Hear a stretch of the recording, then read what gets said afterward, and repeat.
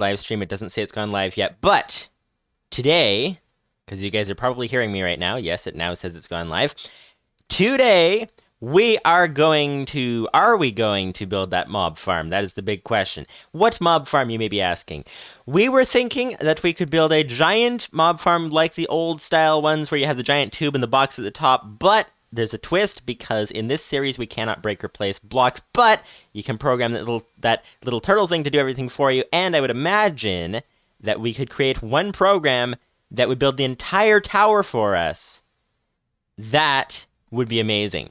That would be amazing. I'm thinking we'll split it into two sections. We'll build the actual tower part first in terms of the shaft that goes up, and then we'll build the box, which has to be built specifically and putting water in different places and that kind of stuff. And that is the idea. Maybe build it in two sections and then put the sections together and in the same program or something. Not entirely sure exactly, but we're going to experiment with that. If you guys do not know what we're playing here today, we are playing Lupus590's ComputerCraft Challenge. We are already on attempt 2, and we better get into it. Lupus590's ComputerCraft Challenge, for those of you guys who do not know, basically you cannot break or place blocks, but you can program that little turtle thing to do everything for you.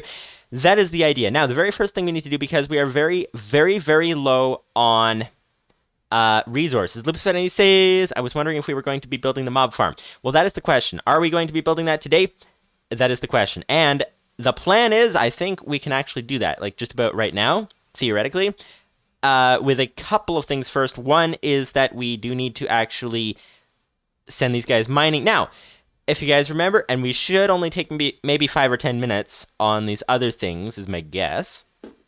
But if you guys remember, I actually didn't remember this until I don't know if I was watching the footage or just walking around in the game or what exactly I was doing, but I was doing something.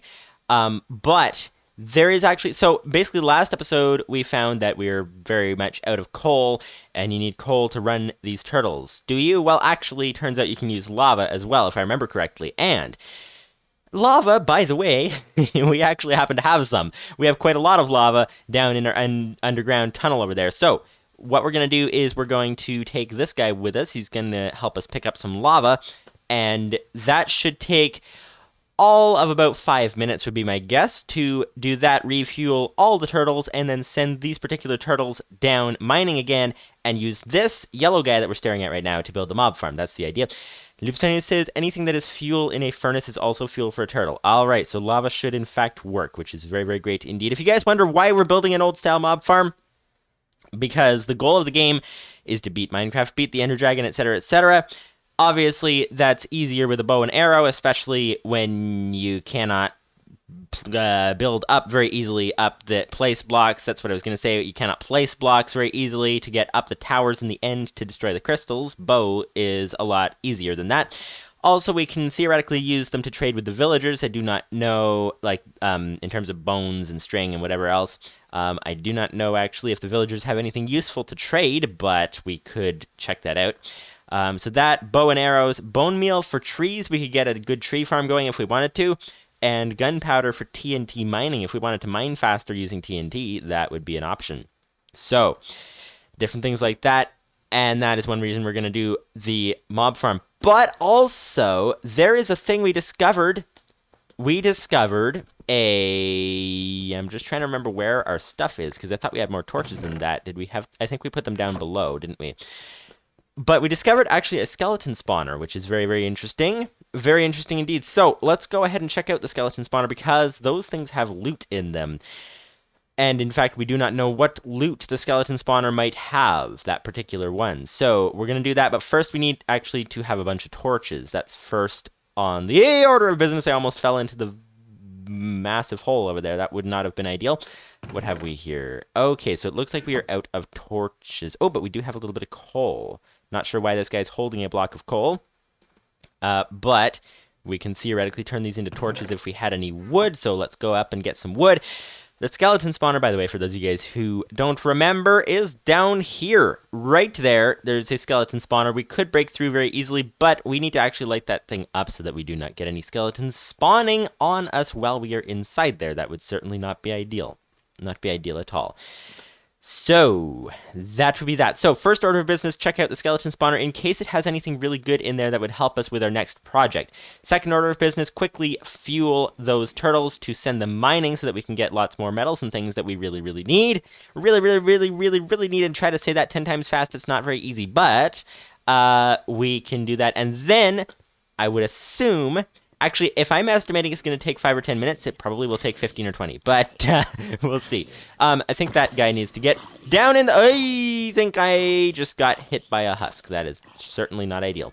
Okay, so we need some wood. That's the first order of business. First order of business is wood. Second order of business is torches.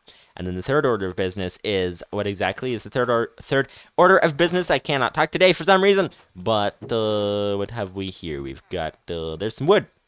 There's some wood. We'll grab that. We'll turn this into planks. Turn this into sticks. That's looking good. And now we have some extra torches, which is even better. That is nice. There we go. 13 torches. That is always what we like to see. Always what we like to see indeed. There's the 5 sticks can go in there. So...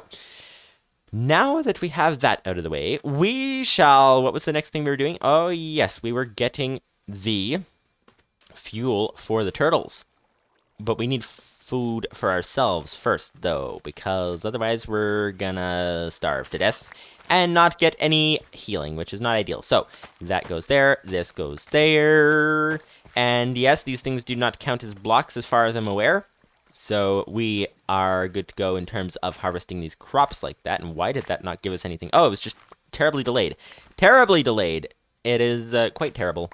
Quite terrible indeed. But that is that. So we should have enough to make a bit of bread now. That is good. So this goes here like that. That's 2 slices of bread. That's certainly not ideal, but it will have to do. And that is actually all that we get, so that's not particularly helpful, but oh well. Oh well indeed. So, now to head down. Now, of course, we do need 3 buckets, though, if we're going to be doing this the way I was thinking of doing it. So basically, do we want to take all 3 turtles down with us? Probably not. Do we want to... Ooh, there's extra wheat in here. That's nice. Do we want to use 1 turtle to grab the lava for all of the turtles? Possibly. We don't have enough iron, really, to justify making a bunch of buckets. So we probably don't want to do it that way by bringing buckets. We could... How much fuel does this guy have? Refuel? 625. So lava is a very, very efficient fuel source. So what we're going to need to do here is we're going to need to actually take this down and then fuel it itself. Where is our bucket? We should have 1 bucket around here somewhere. And that would be ideal. Then we can bring 1 bucket with us. We might have to make 2 trips if we don't want to make 2 buckets. That is possible. Possible indeed, possible indeed. So, let's see. We should have a bucket around here someplace, and then we can get these turtles refueled. Now, I'm thinking we have been trying to mine out the chunk, and we did it in sections of 4 blocks each, so I think what we're going to do this time is send it in an 8x8 to mine. That's probably... the smartest idea. Oh, we have 2 buckets already. Okay. Well, that actually will work very, very nicely. They happen to be water buckets, but they are, in fact, buckets, which is very great indeed. Now, what can we do in terms of, is there a place we can put the water to make an infinite water source that is closer to home? That would be ideal, because then we could actually keep track of water very easily. I think, though, all we're going to have to do is we're just going to have to place them down. Although we might as well put them down here. And water does not count as a block, so that goes there. There we go. And we just caused a flood in the other direction. So then, that's apparently a thing. So we have 2 buckets, so we can go ahead and get some lava downstairs, and then we should theoretically have enough to send those turtles mining. You would think. Now, I don't know if we'd have enough to send them mining very far. So an 8x8, basically, we had them mining in a 4x4 area. But when you multiply it up to an 8x8, that is 4 times as many blocks, if you think about it, because it's basically 4 shafts of 4x4 all beside each other. So that is the thing. So we're going to need quite a lot of extra fuel to make that work. But aha, here, as you can see, is our lava area. So we'll grab a bucket, first of all, and then we shall fuel this turtle. So... refuel. And now the fuel level is 1625. Now, let's just check, because I think the ground level we were at, I don't remember where it was. Let's say it was 64. That's sea level. We're up above sea level, so probably 70 is where we started our mine, probably. So if we started our mine at 70, 70y times 8 times 8. So we'd need about 4,000 fuel for both of the mining turtles. So that is definitely, you don't get that from a single bucket. So, what we're going to need to do is, I guess, just refuel them part of the way, and then see what we get from there. So, if we grab 2 buckets there, then we should actually be good to go. Lupus590's says 8 buckets of lava then. Yes, that is possible, except that we want to keep some lava in reserve, and this doesn't look like a very deep pool, so we might actually lose track of lava. So, Lupus590 says lava gives 1,000. Alright, so I don't know, should we take 2 trips? Maybe we should take 2 trips. We'll do 2 buckets of lava for each turtle, because, like you're saying, 4 buckets of lava for the, like, the full mission of mining. Now, the thing is that I think what you said, if I remember right, is that the excavate program that's built into the turtles, which is a built-in program, by the way, but excavate built into the programs, built into the turtle, is able to use whatever coal and whatever other things it finds along the way to help it refuel. Now, I don't know if that gives it enough fuel, but it gives it something. So that is the wrong way. This is the right way. There we go. We always take that wrong way on the way up, every single time. Every single time we take the wrong way, but we do have a whole bunch of lava, which is great. That is very great indeed. And let's see what we have now. We have got okay, we're getting to the first turtle. We'll get the first one going with these 2 buckets of lava, and then we will we'll do the second one after that. So first order of business is to get the turtles. That's the first thing, and I guess the first one will run there. Let's if you press F3G, then you see the chunk boundaries. There's always a certain number of diamonds in a chunk, unless the chunk has been unless they've been overwritten by caves and things. Now, the thing is, there are a bunch of caves down in this chunk, but we might as well mine this chunk anyway. So that goes across 8, so we'll set the turtle up here next and do an 8x8 this way. And that should theoretically be good. And then we'll do the next 8x8 in that direction, I think might be a good idea. So we're going to have to actually go down and get the turtles. That's the only thing at this point. So, what do we have here? Is this where the turtle was? I can't remember. This is... Yes, this is where the turtle was. Okay, so that is great. We got some stuff down here. That is always great. We have a little bit of coal there and a little bit of iron ore. So that's nice. This guy is hanging over the precipice, so we'll need to pull him back so that when we break it, it doesn't fall down far and then we can't get it. So let's see. Go up, back, back, back. There we are. All right, all right, all right. So what have we here? What have we here? We have a turtle here. That is what we like to hear. Do you like to hear a turtle? Can you hear a turtle? That's the question. What does a turtle even sound like? It doesn't really sound like anything unless it interacts with things. That's kind of the thing. If it breaks a block, then it sounds like a block breaking sound effect. If it does something else, it sounds like something else. But either way, in any circumstances, it is in fact a turtle. So that is great. So turtle goes over here. This button, this is the turtle right there. We can have it run an 8x8 refuel, 48 fuel currently. So we'll need to refuel this, refuel all, and now it has 2,000. So that's enough to get it a long distance. Now we do need some chest behind it.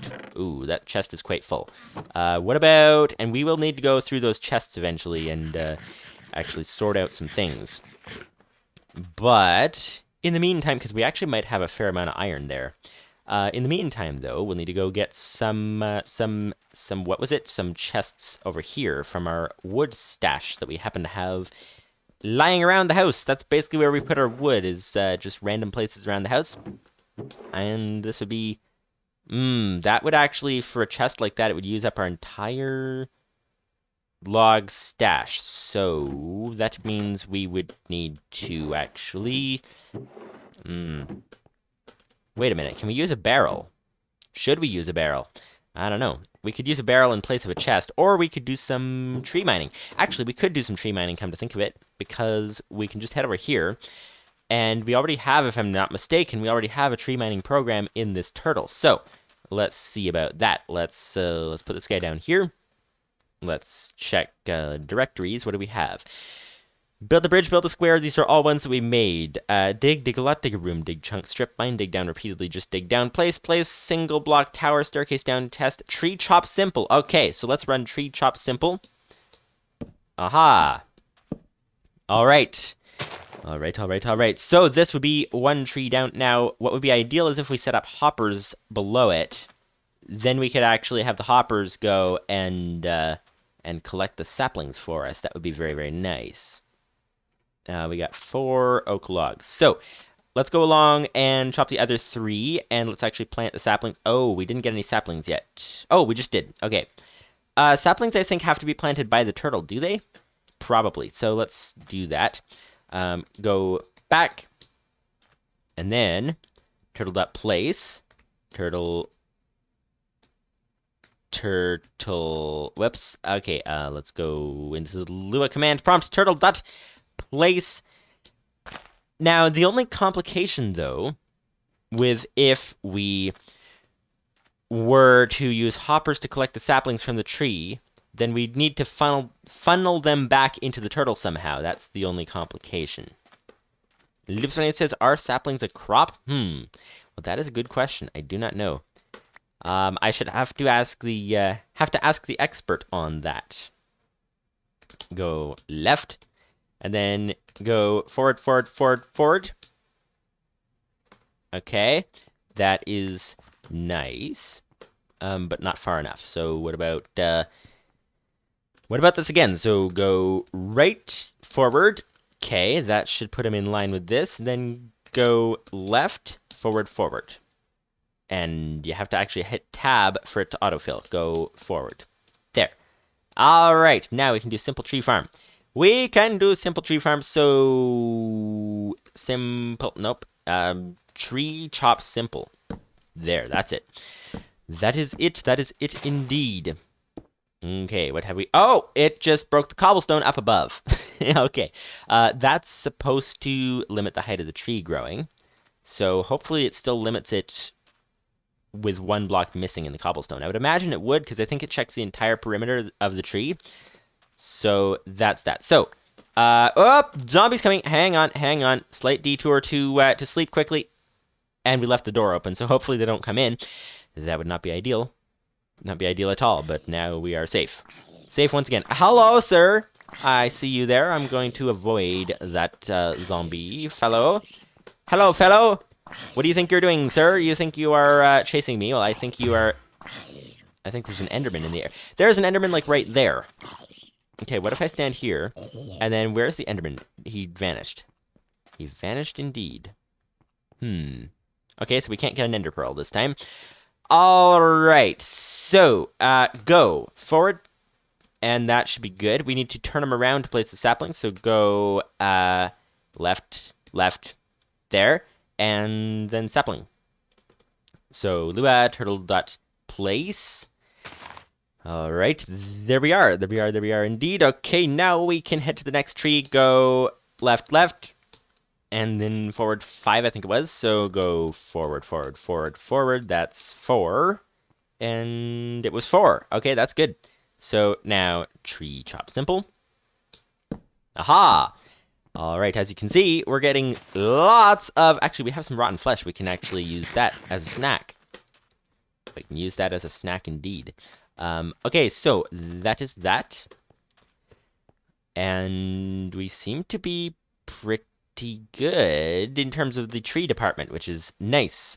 Go back, and then turtle.place, and then we're good to go. So, we now, as you can see, have chopped all of the trees, and we now have a lot more wood, which is great. That would be good if it were Good, which it is. That is great. So, we'll need to hang around and grab the extra saplings. Although, actually, we have quite a few extra saplings. So I suppose, actually, these are oak trees. They can drop apples, which actually could be very, very helpful for us. So, what shall we do? We shall get a chest.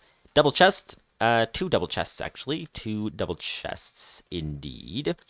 And 1, 2, 3, 4 single chests. This is great. Now 2 double chests. That is even better. And now we can actually set up that guy to mine. And we'll be good to go. And then we can head on to that mob farm as soon as we get all this set up to go. So I guess we'll walk back here sooner or later, see if there's any saplings for us. But at the moment, we just have a chest. A singular chest. Singular chest indeed. That would be 2 single chests. Let's try to turn this into a double chest because the chest placing mechanics apparently have changed. There we go. Okay, so now that this guy has how much? 2,000 fuel. Let's go ahead and run this guy. So excavate, and you need to tell it a diameter, so that would be 8. Excavate 8. Now, will we run into any trouble due to the fact that there's sand above the guy who's excavating? That's the first question. We shall see. And hopefully not. Hopefully not indeed. Okay, so far so good. So far so good. Yes, it looks like he's actually handling the sand that drops down below. Very well. That is great. So, we'll let this guy do his 8x8 mining, which is great. And we can do the next guy, send the next turtle to do another 8x8 section up ahead there. That would be ideal. And what do we have here? Do we have any saplings here? We have, a stick. Oh, dude, the trees drop sticks now. Like, is that a thing, or did the stick come from somewhere else? I mean, it's literally underneath the tree, and I'm like, did the stick come from somewhere else, or did it come from the tree? That's a mystery. That's quite a mystery. I'd imagine it's the tree, but they didn't used to drop sticks, so that is interesting. That's a new development. New development indeed. All right. So, let's put a lot of stuff away, and then head down. There's some more sticks. And we'll keep the apple, we'll put the saplings away, we will keep the rotten flesh. Oh, actually, we have a lot of rotten flesh over there. That might be helpful as a food source. We have a bucket. We have 2 extra chests. Ooh, we don't really want to lose 2 extra chests. We'll put the wood away. We'll keep the 2 extra chests with us. It's a bit of a risk going down when we have extra materials on us like the chests. We could always lose them, but hopefully not. Hopefully not. We'll see. We will see. Now, is it even worth getting bread? Like making a bread farm? That's the question. Because, obviously, the goal of the series is to beat the Ender Dragon. We do need a fair amount of food, rather. Well, actually, fuel, too. We need fuel and we need food to do that whole beating the Ender Dragon thing. But, if we get a fast tree farm going, if we use the bone meal, pump that into a tree farm, and then get a fast-ish tree farm going and get apples, then how many apples would we get? Is apples a good enough food source that we could actually make use of them like that as our primary food source? That is the first question. And that is 2 lava buckets, which is great. Actually, speaking of which, we should probably, because this guy's going to be going up quite a bit, so refuel, what does he have? 1,500. Let's actually give him 2 extra buckets. Refuel all, because we don't know how far he's going to go. 3,500, so that is nice. That is nice. He should be good to go a long distance now, so that is great. We now have, yeah, and see, that area is all 1 block deep, so I don't know if there are areas in here that actually give you like a deeper area, but if the whole lava pit is just 1 block deep, then this isn't a lot of lava. Lupus590's says, quote, fuel and food. Turtles get hungry too. That is true. Turtles apparently get hungry. That's one way to put it. One way to put it indeed. And you know what? Let's not sprint on the staircase. That just seems like a waste of food because we can't actually go that fast anyway. So there we go. There we go. That should save some food. Food is the thing that we don't typically do anything with, so I don't know if you guys have any tips for how to manage food, because I'm not particularly skilled at the food department. That is kind of the thing. So, what have we here now? We have got... Okay, we could actually get some more food from here if we wanted to. Let's leave that off for now, although we do want to... Oop, let's not eat the chest. I was trying to eat the chest, but you know what? Let's not eat at all right now. Let's just head up to the top. And, oops, that's the quickest way off the side of the mountain there. So, all right. All right. We should be able to send the second turtle along its way. Lupus590's says, I helped someone make a baking turtle on the ComputerCraft Discord once. Oh, wow. That's neat. That's neat. Baking turtle, you mean like baking bread? Is that kind of the idea? Oh, wow. Okay, so this guy's going down already. There's a bunch of sandstone there, and as you can see, we lined it up just perfectly. Our staircase is just outside of the area he's mining, which means we kind of want to be careful going down the staircase, especially as he starts going down even farther, than we could find ourselves falling to our death. But at the moment, we're safe. So that is great. That is great indeed. We do need to get down and get that extra turtle down there, though. And actually, do we want to... Wait, we have a bunch of torches now. Okay, let's take a slight detour before we set this guy up here. And let's take a slight detour just to... Let's put our valuables in here, since turtles are explosion-proof. That is ideal. And there we are. There we are indeed. Okay, so let's try to check out that skeleton spawner if we can. That would be ideal. Now, torches are... Oops. Lot of mouse lag. The computer is slowing down, I think. It looks like. Judging by the usage of the system, it seems like it's thermal throttling like usual. And for some reason, whenever this computer does that, it slows everything down. I'm literally like moving the mouse, and a second later it moves. So that is not ideal at all. Okay, let's try getting back into the game. Maybe it'll work better in here. Lupus590's says it somehow still has problems, so I helped them make it so that the turtle detects when there is a problem and performs a self-reset. Ooh, that sounds fancy. Also sounds effective. Sounds effective and fancy.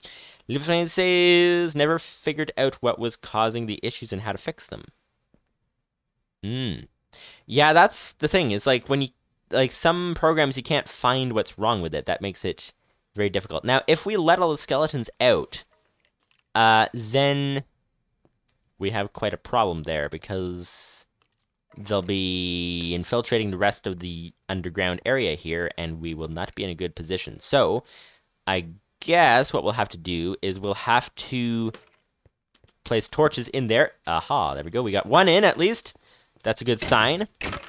And let's just keep punching.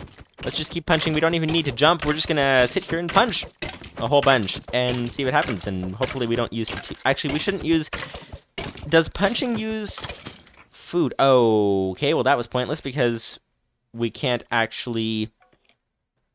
We didn't actually place the torch on the spawner. So that was kind of pointless. So, what if we... Ouch. What if we... Because as soon as we break this block, they can get out, and we can't fix it very easily. So can we send our turtle in without us? That's the first question. Or can we get the skeletons fighting each other? Aha! There, we got two of them fighting each other. So they'll kill each other off, but the thing is, they're going to spawn more. So how far away is that thing? That's the first question. I can't tell. What if... Should we go around the other side? Is that a good idea? Because we need to actually get the turtle on that spawner, and I can't tell how far away it is. It looks like it's between it and the wall. There's a block of mossy cobble, a block of regular cobble. That's 2. And then, oh, and they shot each other off, and I got an arrow. Nice! Okay, so that's at least 2. It looks like 3 before that cobblestone wall. So then it's 4, 5. So what I don't know is if... I think the turtle will get out of range, so we'll have to either plan this very, very well, or wait a minute, actually, we could set up, we could go in from above, create a jump down place where the skeletons cannot jump out, but we can jump down. That's possible. Lupus590 says you could write a movement stack thing and have your turtle go towards the chest and then unwind the movement stack to come back. Well, maybe you could write that. I'm not sure if I could write that. That's a question. Let's have them shoot each other. Thank you. Thank you.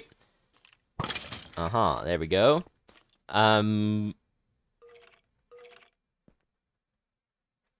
You know what? Maybe we should do that, actually. Let's try that. Let's try just simply sending it in. It can go in straight here. So if we put it down here, then we should be able to send it in how far?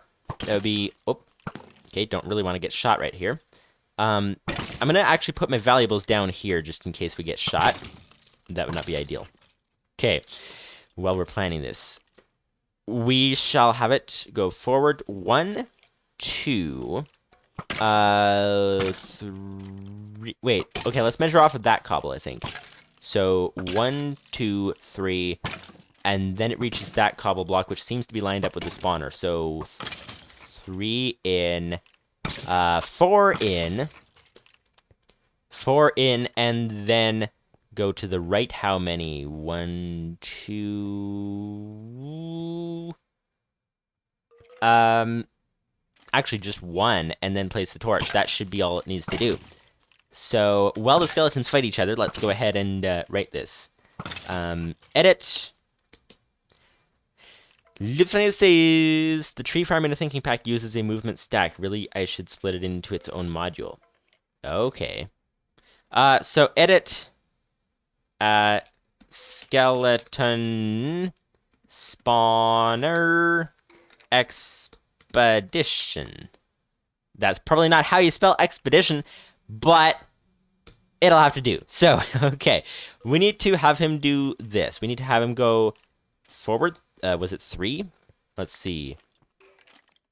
So that would be 1, 2, 3, 4. So have him go forward 4. So, turtle dot forward, and then we'll just type this in manually. So turtle dot forward, that's 3, turtle dot forward, that's 4. Then we want him to turn right, so turtle dot turn right. Then, when he can turn right, I'm dead. Good thing we put our stuff down. Lupus590 says, that's not too bad. It basically is a module already. A module of what? Wait, why am I being shot? Hey, you're not supposed to be here. You're not supposed... Whoa, there's a lot of skeletons. Let's close the door, and we may not rest now. There are monsters nearby. I see there's monsters nearby. I know there's monsters nearby. But where can we go that there are not monsters nearby? If we go fast enough over this way, do you think we can get to our bed before monsters approach? That's the question, because we have a second bed over here, which is nice. And yes, we made it. We made it indeed. Aha, I see. Lupus590 sent me a thing. Single tree farm lines. Which lines was that? We'll let the skeletons die and all the nighttime mobs while we are here. Okay, so, whoa, that's a lot. Line 299 to 387. Okay. Yeah, this I do not understand, but I see a lot of stuff talking about movement stack. That sounds like quite something. You'll have to explain to me how a movement stack works. I don't think I'll be able to actually program it this time, but maybe we'll learn some things. That might be actually quite good. Quite good indeed. Movement stacks sound quite neat, also quite complicated. Also, is there a water thing that we can jump down into here? Yes, no? Make that a no. So I guess we will proceed down the staircase. Hello, spider. Hello, spider, indeed. Alright. So now we have some coal, we have some more staircase, we have lots more staircase, and we are now good to go. So, let's see. So, if we can, let's have them fight each other. Aha, there we go, that is much appreciated. So if we line the turtle up, it will be beside... Hello, we need you to shoot this guy, please. Thank you. The turtle will be beside that... Oh, ouch. Okay, he'll be beside that block. Then we want him to turn right, go forward 1. So turtle dot forward 1, and then place the torch. So turtle dot place. That should place it in the right place, I think. And then, of course, we'll need to undo this to get out. Lupus590 says the gist of a movement stack, which is what I call it, there might be other names, is that when the turtle moves, you can record the movement so that you can easily reverse them later. Whoa, okay. That sounds Like, how does that work? That definitely sounds interesting. Very interesting. Okay. Well, we're at it. Did we actually... hang on. Wait, that guy has gold armor. Okay, that looks actually like something we might want to get. If we can get that! That's the first question. I don't even know if we can get that. Come on, fight each other, please. Fight each other. That would be much appreciated. I didn't mean to break that torch. That goes over here. Hello, sir. Oh, and somehow I broke another torch. Or they broke a torch. Somebody broke a torch. There's a torch back there. Oh, and it looks like... Do they spawn faster when they don't have enough torches? Oh, and I'm dead. Okay. That is not ideal. Not ideal at all. So, time to get back downstairs. Also set a respawn point to here so that it's closer. Done. Alright. Alright. So, we should theoretically be able to get in. Now, what happens if it runs into a skeleton along the way? That's the big question. Now, we do actually happen to have a turtle close by down below, so he should be able to help us out if we happen to lose this guy, which is great. We also do have that backup turtle, which is even better. Why did I hear a zombie? That's not great. Not great at all. This torch can actually go on this wall over here. There. All right. The golden armor zombie's still there. So, what if we, now, because I don't know how a movement stack works. I'm trying to understand the file example that you have there, but I'm rather confused indeed. But, let's go reverse. And then this would be turtle dot back. Let's just take all the lines from before and then undo them. Turtle dot back. Turtle dot turn left this time. And then back 4 times. So turtle dot back. Nope, that would be forward. This is back. Turtle dot back. Turtle dot back. And then turtle dot back.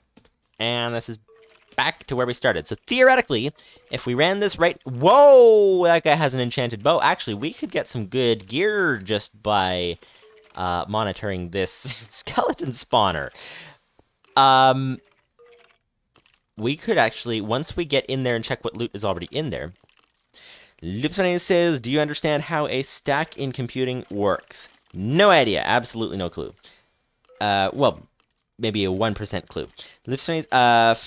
Movement stack is basically a stack, but for turtle movements. See, I think this is a thing that we could talk about for half an hour, which we should probably do. But I think at the moment, we need to keep talking about it, but I think I need to run this even without a movement stack at the moment. We'll see if we can get anything valuable out of there. So, did I save the program before I broke the turtle? Let's check.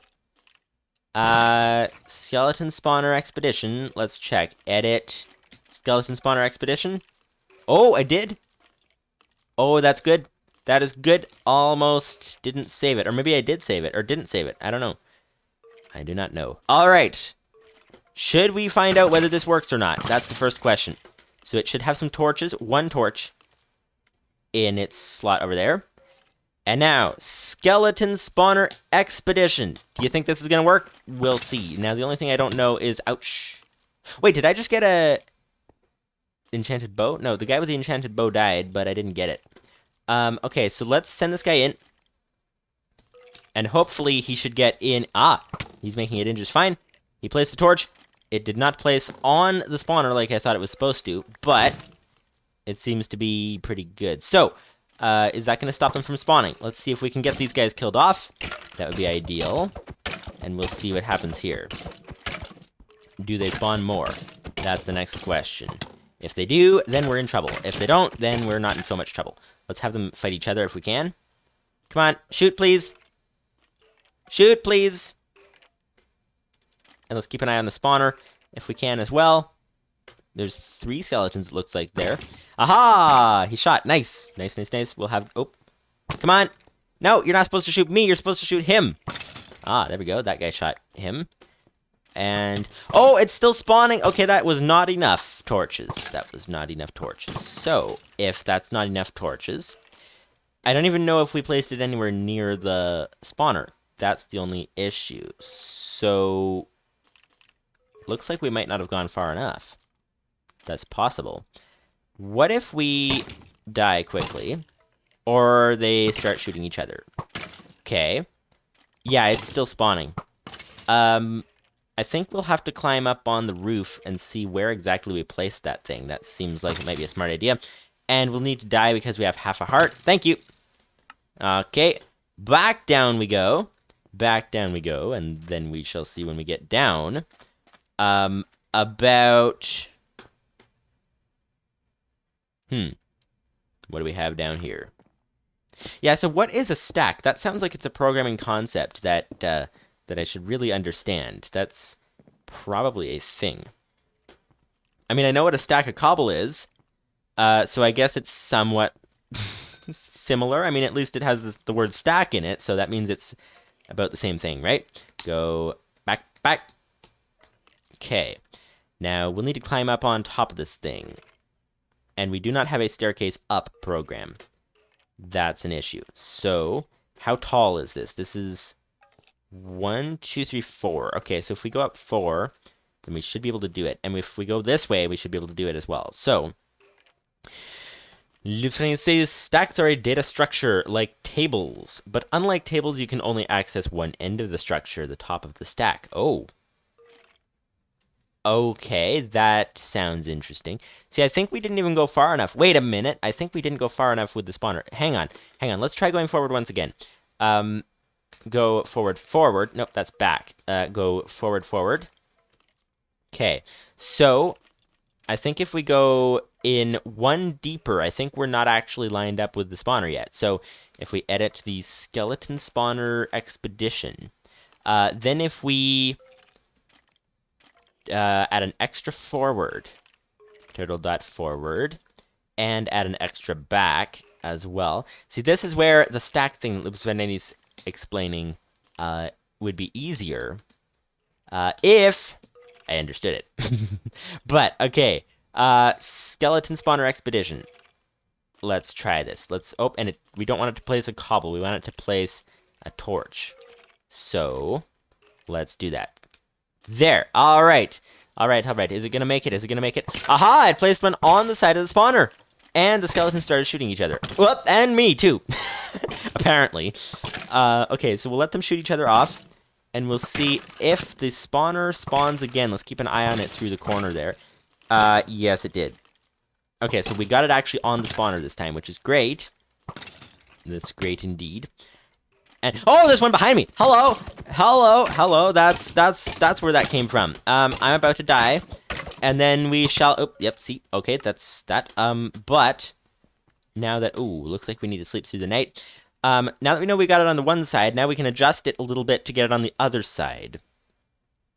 Because if we have 2 torches around the spawner, that might be enough to stop it from spawning. We'll have to see. We'll have to see. And this is a staircase. So we have a stack and a staircase and a bunch of things. So that's actually great. How many torches? Do you guys know how many torches it takes to? This guy's still here. This guy is still here. Where did he spawn? That's the next question. That is my next question for this guy, if he were able to talk instead of just shoot. That's the thing with the skeletons. Shoot first, answer questions later. So, probably right from here, because this looks like a pretty dark area. Oh, yep, see, goodbye. I'm dead, once again. So, actually, while we're up here, let's see if this guy, he's back. He is back. Oh, and he's going back down. Did he grab anything useful? 1 piece of coal. He might have used some to refuel already. Iron, 2 pieces of iron, a whole bunch of sand and sandstone, andesite, diorite, cobblestone, dirt, granite, some iron, 1 flint, and andesite. Okay, we can get lots of flint, actually, if we have lots of gravel. We just have a turtle place it and break it. Place, break, place, break, place, break, like that. Lupus590's says stacks are a first in, last out, or last in, first out, compared to queues, which are extremely similar, which are first in, first out, last in, last out. Wait, what? First in, last out, last in, first out, versus first in, first out, last in, last out. So it's like it can only be taken out in reverse kind of idea.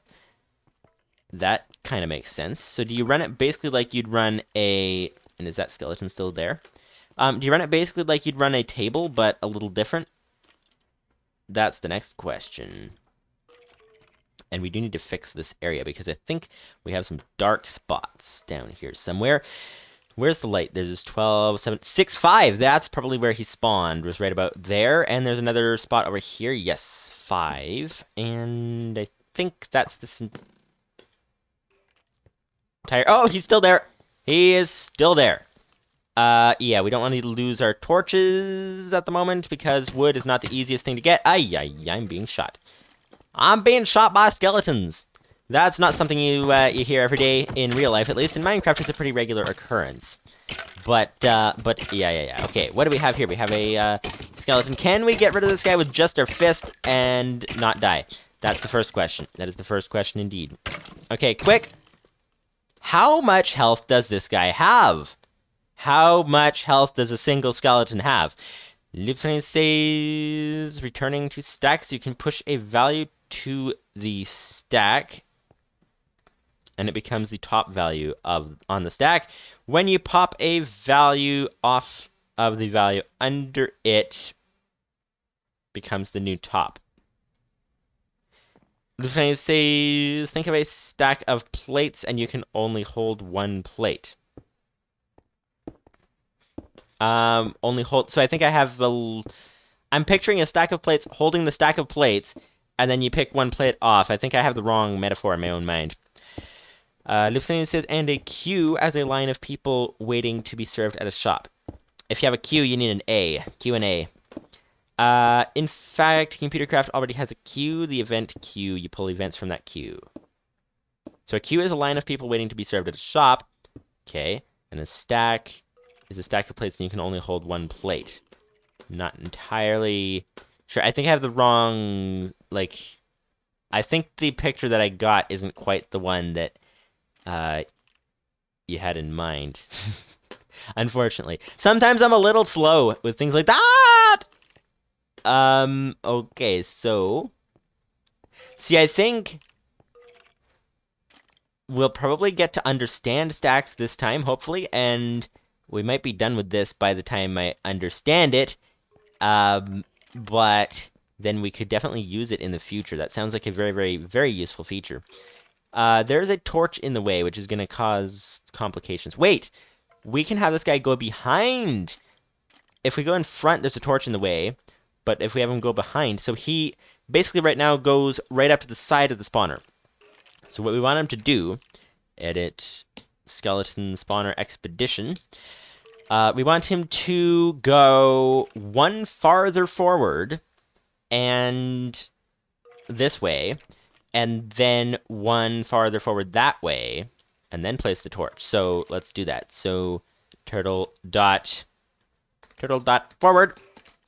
So that's one farther forward, and then turn right, and then go one farther forward that way. Turtle dot forward again.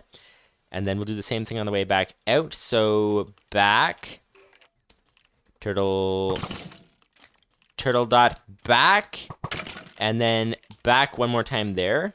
Turtle dot back. Lupus590's says, you are a dishwasher. Washing plates. Okay. Apparently I'm a dishwasher. I've been called lots of things, but I've never been called a dishwasher before.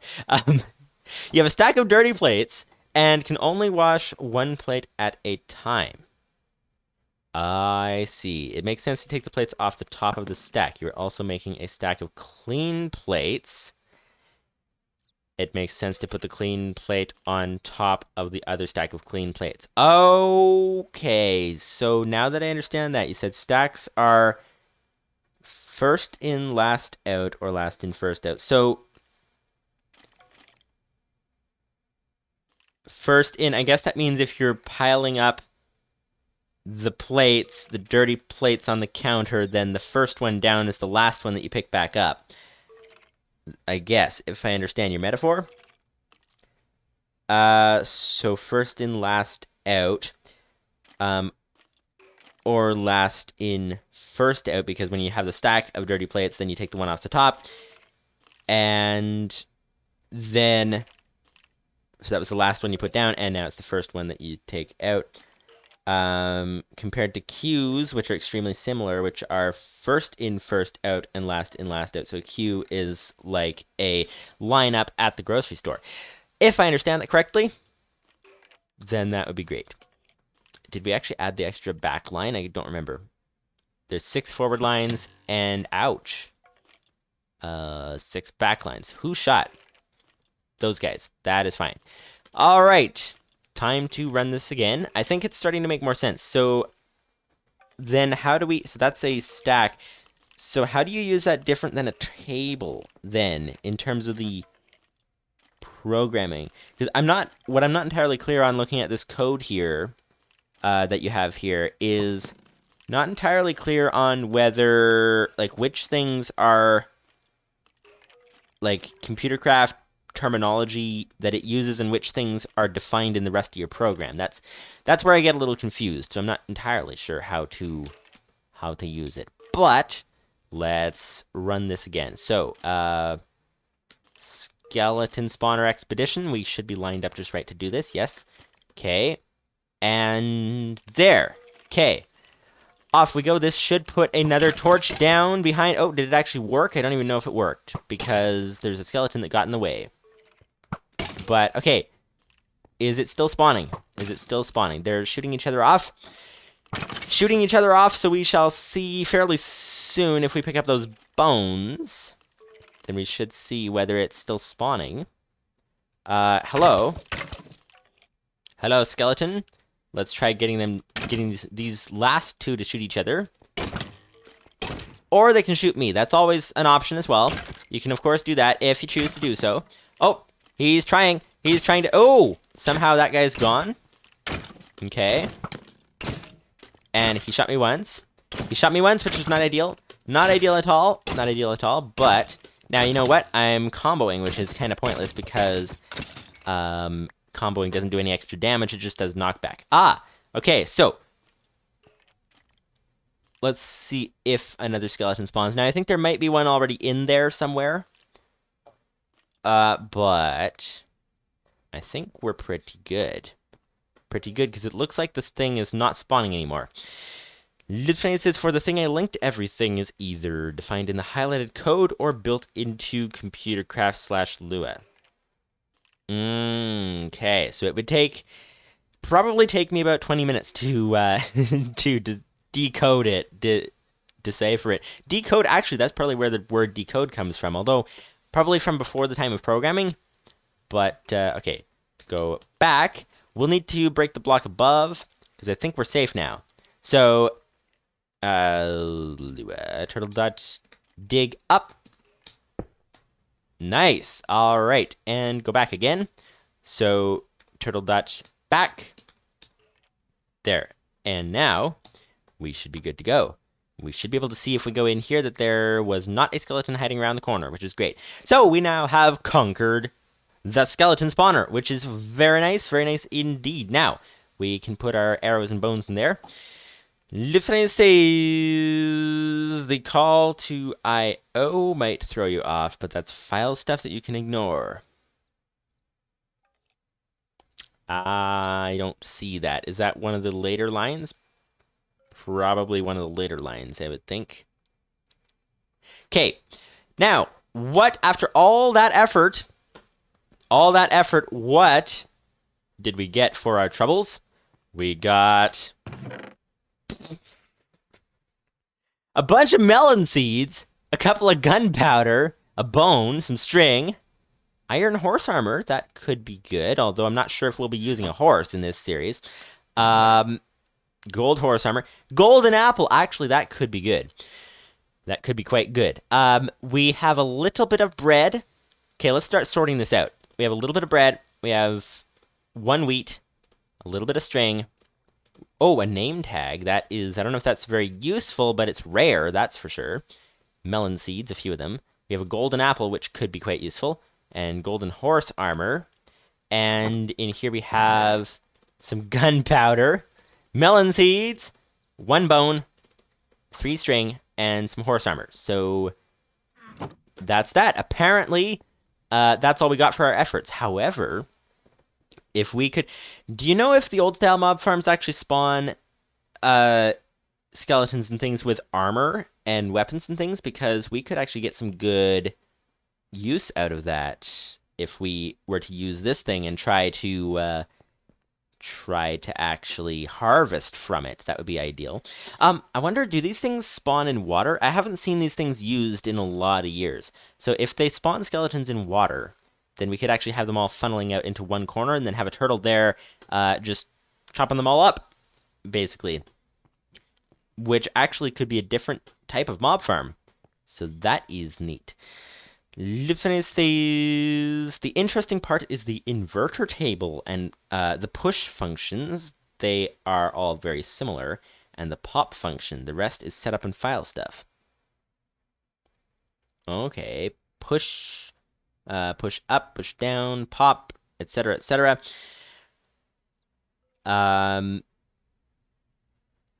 Line 320 is the I/O thing. 320. 320. Ah, okay.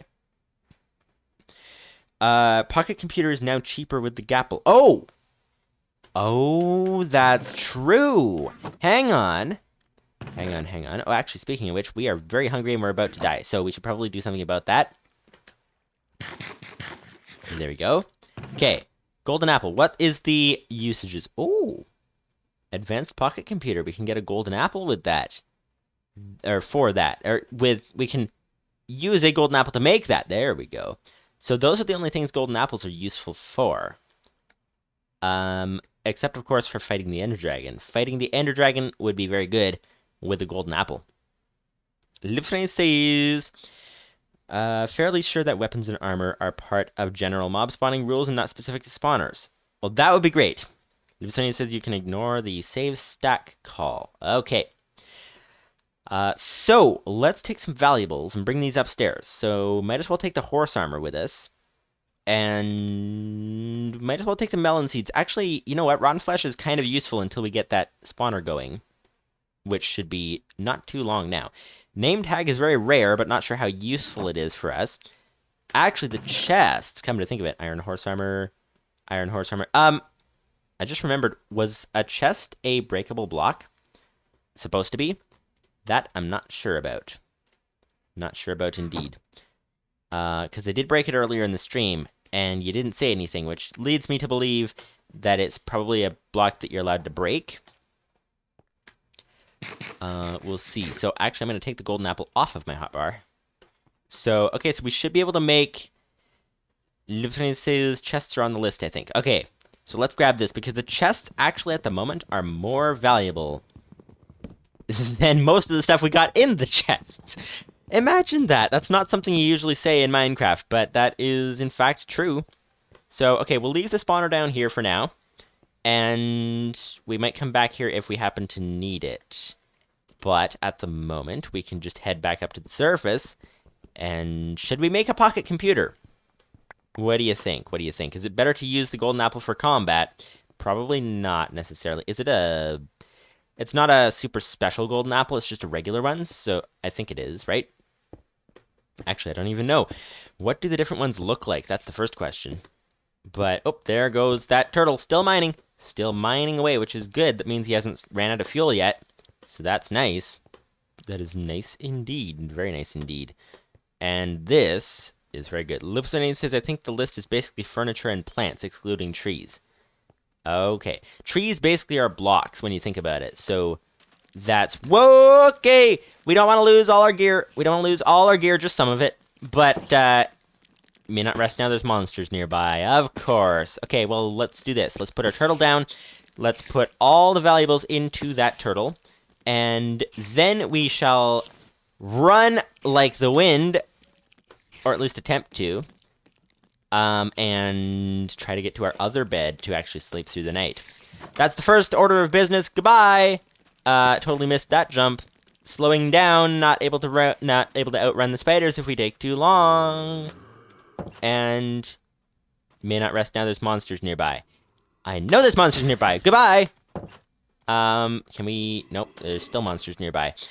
Lupus590's. Oh, furniture and plants and redstone. Okay. Whoa! That door is the wrong way around. Was doors on the list? I can't remember if doors were on the list or not. Okay, well, this is not going to be easy.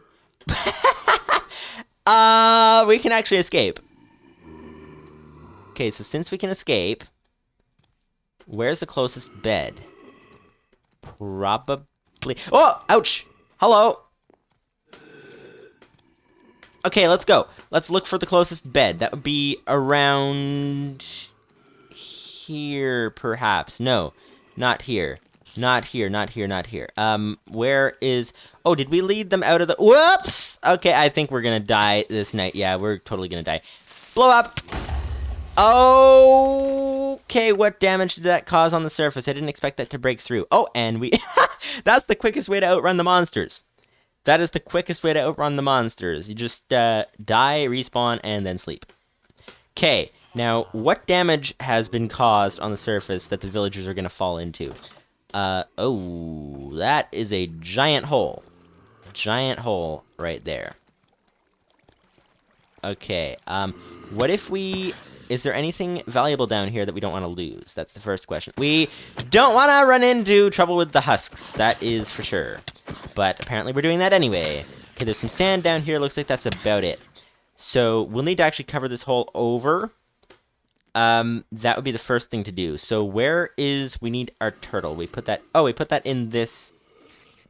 Not this house. Nope, not that house. Oh, lag! Lag. Lupus590 says, do you want me to make a... No! No, no, no, don't blow up. Don't blow up. It blew up already, but, yeah, that's not ideal. Lupus590 says, do you want me to make a stack for you? And you can add the movement part. I guess. Sure. Like a simple stack kind of thing. Might, at least then I can read how it works. Okay. This zombie. Get out of here, sir. Remove yourself, please. You're not much wanted around here. Or anywhere, really.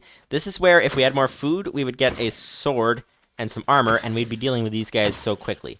Let's do some critical hits, then. Ah, there's a critical hit. That is nice. That is nice.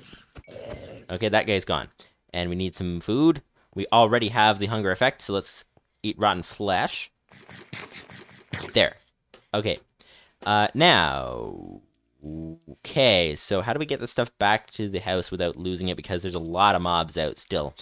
A lot of husks. There's some spiders, but I think the spiders are not a risk at the moment.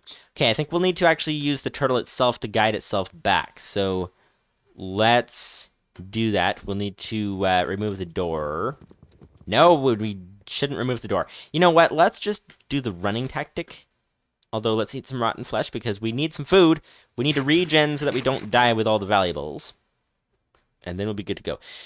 Lupus590 says, movement should be very easy. You can copy the inverter in the version that I linked. Okay.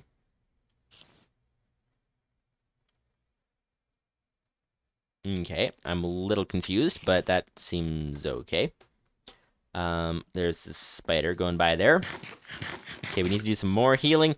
More healing, more healing, more healing. Respawn point set here. Once again. Okay, that's... You know what?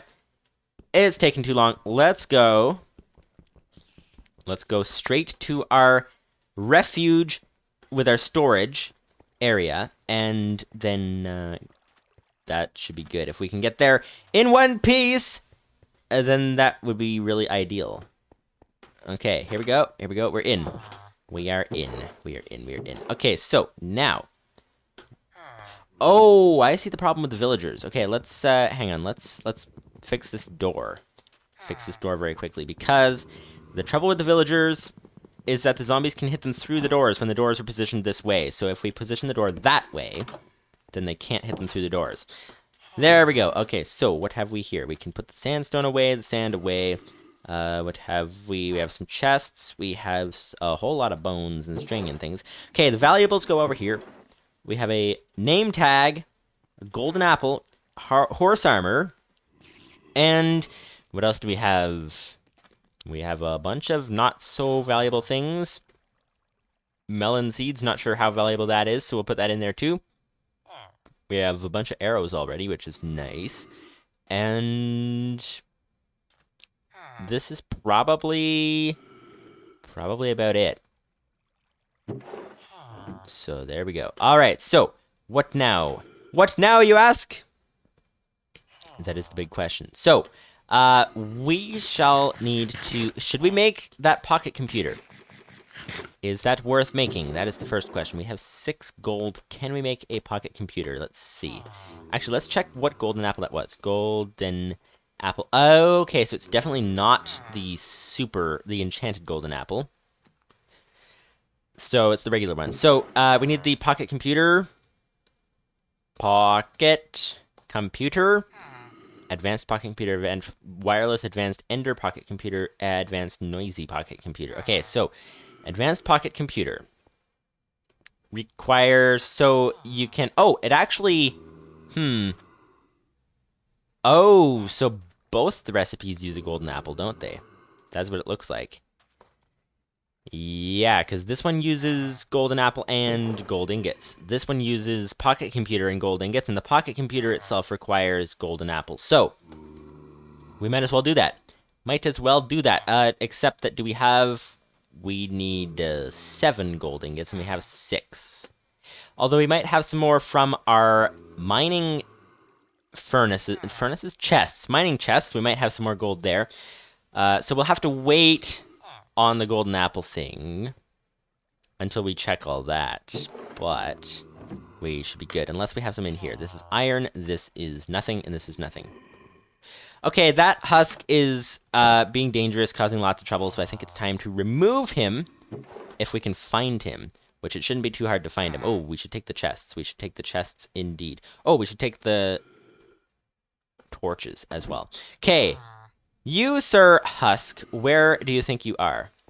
Where do you think you are? He's down there. Oh, yes, because we need to fill in this area so the villagers do not fall in and die. That's the ideal scenario to avoid. What do we have? We have... Build a bridge is probably the best one. So, yeah, okay. Build a bridge. 4 limit must be a number. Build a bridge, let's say 4. There, okay, that closes that off. That's great. And go right, forward, right. And now forward 4 again. Build a bridge 4. Okay. One more. Build a bridge 1. Make that again. Okay. Now go the other way. Go left, forward, left. Go left. You have to actually hit tab to autofill it. Okay, so now this is probably 6. Probably 6. So let's say 6. And then that closes that off. And then go left, forward. Nope. Go right, forward, right. And you know what? Come to think of it, this is an open cave here, which means that that's going to be spawning mobs down below us there, whether we like it or not. We're going to have to seal off this area to actually make it safe, which is going to be a bit of an adventure because it goes quite a ways around, unless we just simply build a bit of a wall there. That might be possible. Hello, sir! Can we get rid of this husk? Apparently not. Yeah, if we just simply seal off that layer, then we can leave the rest of this open, and that would be okay. But that's going to be difficult to do, so, let's do it anyway. Let's do it anyway! All right. So this guy goes here. This guy goes down here. No, donut fall. Donut fall. That actually would be very neat if we had a donut place in Minecraft. But okay. So build a wall, sir. Thank you. Okay. Build a wall. Oh, no, that would be wall building. Wait, what? For limit must be a number. Wall building, let's say 3. Okay. Oh, and we accidentally did the other thing that we needed to do, which is that we now have a way for villagers to be able to get in and out if they happen to get trapped in here. No! You're not supposed to hit me. You're not supposed to hit me. Although the husks don't seem to be getting out very easily, even though they could, so I'm not sure what's going wrong with their pathfinding. Oh, we're going to lose this chest here. Let's not do that. Let's just start punching the husks. If we can get rid of these guys, that would be ideal. Does the turtle without a sword do combat? Because he might be more effective at it than I'm being. Possibly. Not entirely sure. So here we are. What if we just drop all these sand blocks that are suspended in the air? I think we already did most of them, actually. We'll need to open that area, that's for sure. So we'll need to drop these sand blocks. So let's go left, forward, forward. And go down. Go down. There. Aha, that's some more sand fallen. What about that sand there? Go left, forward. And you know what we're doing? We are getting completely distracted. Completely distracted. Go right, forward, because we were going to build that mob farm. And we're getting distracted. Lupus590's says turtles can use swords. That's true, but we don't have a sword. Can turtles that don't have swords be effective at, like, can they actually do combat? Or do you need a special turtle that has a sword to do that? Oh, we didn't actually close this off. That is not ideal. Okay, then. So we'll have to close that cave there. Yeah, we're really getting distracted here. Really getting distracted indeed. And it's also almost nighttime, so we'll need to sleep for sure. That is not the way to a bed. This is the way to a bed. Over here, and in here, and quick before night falls. There we go. Okay. So, that should be good. We, once again, are low on health and about to die. What else is new? What else is new? Lupus590 says any tool can attack. Okay, that's good. That is good. So we may have to use the turtle to our advantage in situations such as these. This would be a place. Let's build a bridge here. Build a bridge. And let's go 3. That seals that off. And then turn around. So go back, left. There, and then go forward 1. Build a bridge 1. And he didn't place anything, so do it again. And that should be good. Yes, it looks like we have sealed off this part of the cave. So now no villagers will fall into that part of the cave, but this part is a little bit dangerous still. So if we can actually fix that, that would be ideal. Okay. Lupus590 says, be right back, need to swap my internet. Swapped. Alright. Well, glad you swapped your internet. That apparently is a good thing. So, let's see. Should we actually, we should repair this pathway. You know what? What if we just simply build all on this level? Let's just build a giant area. Although, you know what? Maybe we should actually just... Actually, I don't know what to do about that section of the cave, so let's just leave it like that. But let's just leave a couple pathways out. So, turtle.dig down there. Now that's one pathway out. That's nice. Okay. And that, this should probably be fixed. There's a bush, and this will place a block.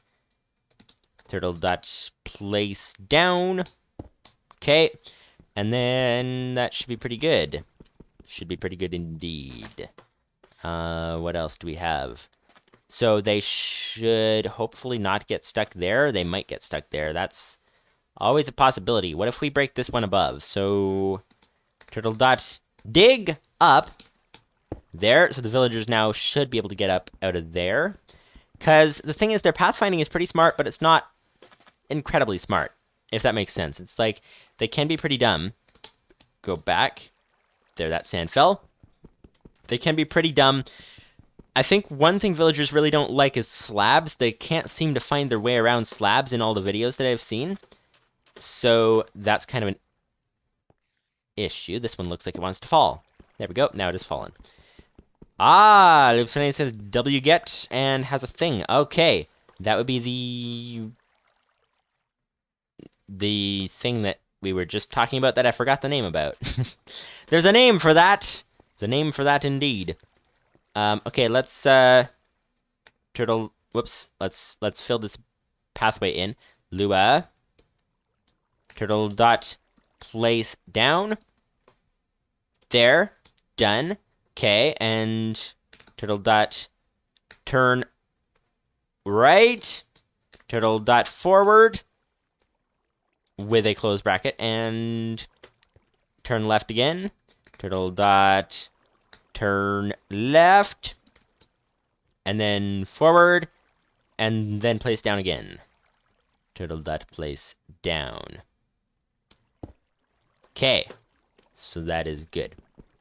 That is good. Okay, so we'll take a look at that wget momentarily. Momentarily. What is that doing there? That's interesting. I guess we'll just leave that there. It's probably not useful for anything. But, alright. Looks like we now have ways out for all of the trapped villagers that get themselves trapped in here, although this should probably be removed. So, turtle dot dig. No, that's detect. Dig. Done. Okay, nice. Nice. Lupus590 says, just found a bug in it. Oh, okay, well, maybe I won't wget that one then. That particular one, at least. We shall see what we have here. We have the need for more food. That's for sure. Okay, let's use our temporary chest storage. Let's get some more food very quickly, like this. Done. Okay, and we fixed that issue last time, so the mining is still going on, even though we just died, which is great. So, now that we're good to go, now we can send, after all that... Oh, whoa, okay! As we said at the beginning of the stream, talked about starting doing the thing, the mob farm, and guess what? I'm like, it'll take maybe 10 minutes or something to get everything set up with these previous things, and guess what? We're like an hour 17 into the stream. Okay, that's the way every project goes that I try to do. I do projects, and every single project seems to take that long. Like, just a ridiculous amount of time for no apparent reason. So, alright, now that we have gotten so ridiculously sidetracked, now we shall actually grab this second turtle, send this guy... Ooh, what's down there? Oh yeah, that's our cave that was down there that we blocked off. Okay. So now is the time to grab this turtle and bring him back up to the top and then send him on an 8x8 expedition. And then we'll be good to go. So we might as well grab this stuff while we can as well. So that's looking good. And then this guy, ooh, he has apple, block of coal, chest, lava bucket, ooh. Oh, we didn't actually refuel this guy. Okay. So refuel 0. How much does he have right now? 1240. Okay, so let's actually put the block of coal in here, I guess. Refuel all. Oh, he has 4,000. He should have enough to actually do the whole length, whereas the other guy looked like he might not have enough. So we'll need to pick this guy up. So go up, back, done. Okay, and then grab this. And grab this. All right, that was easier than might have been expected. Looks like a mob died down there. Oh, there's a lot of redstone that we can see coming. That's nice. That is nice indeed. They should be mining this gold sooner or later as well. Actually, this guy should be mining this gold as soon as we set him up. We shall set him up. and he should be good to go. We'll see. We'll see, but theoretically. Lupus590's says, okay, now that link should work. Oh, nice. All right. All right, all right. So, whoops, that's not supposed to go there. Okay, so I'll set this guy going. Now that he has enough fuel, we'll send him mining, and we'll see what that link is all about. Lupus590 says, and you are getting a queue for free. The stack is also free, but whatever. All right. Well, free stuff is always good.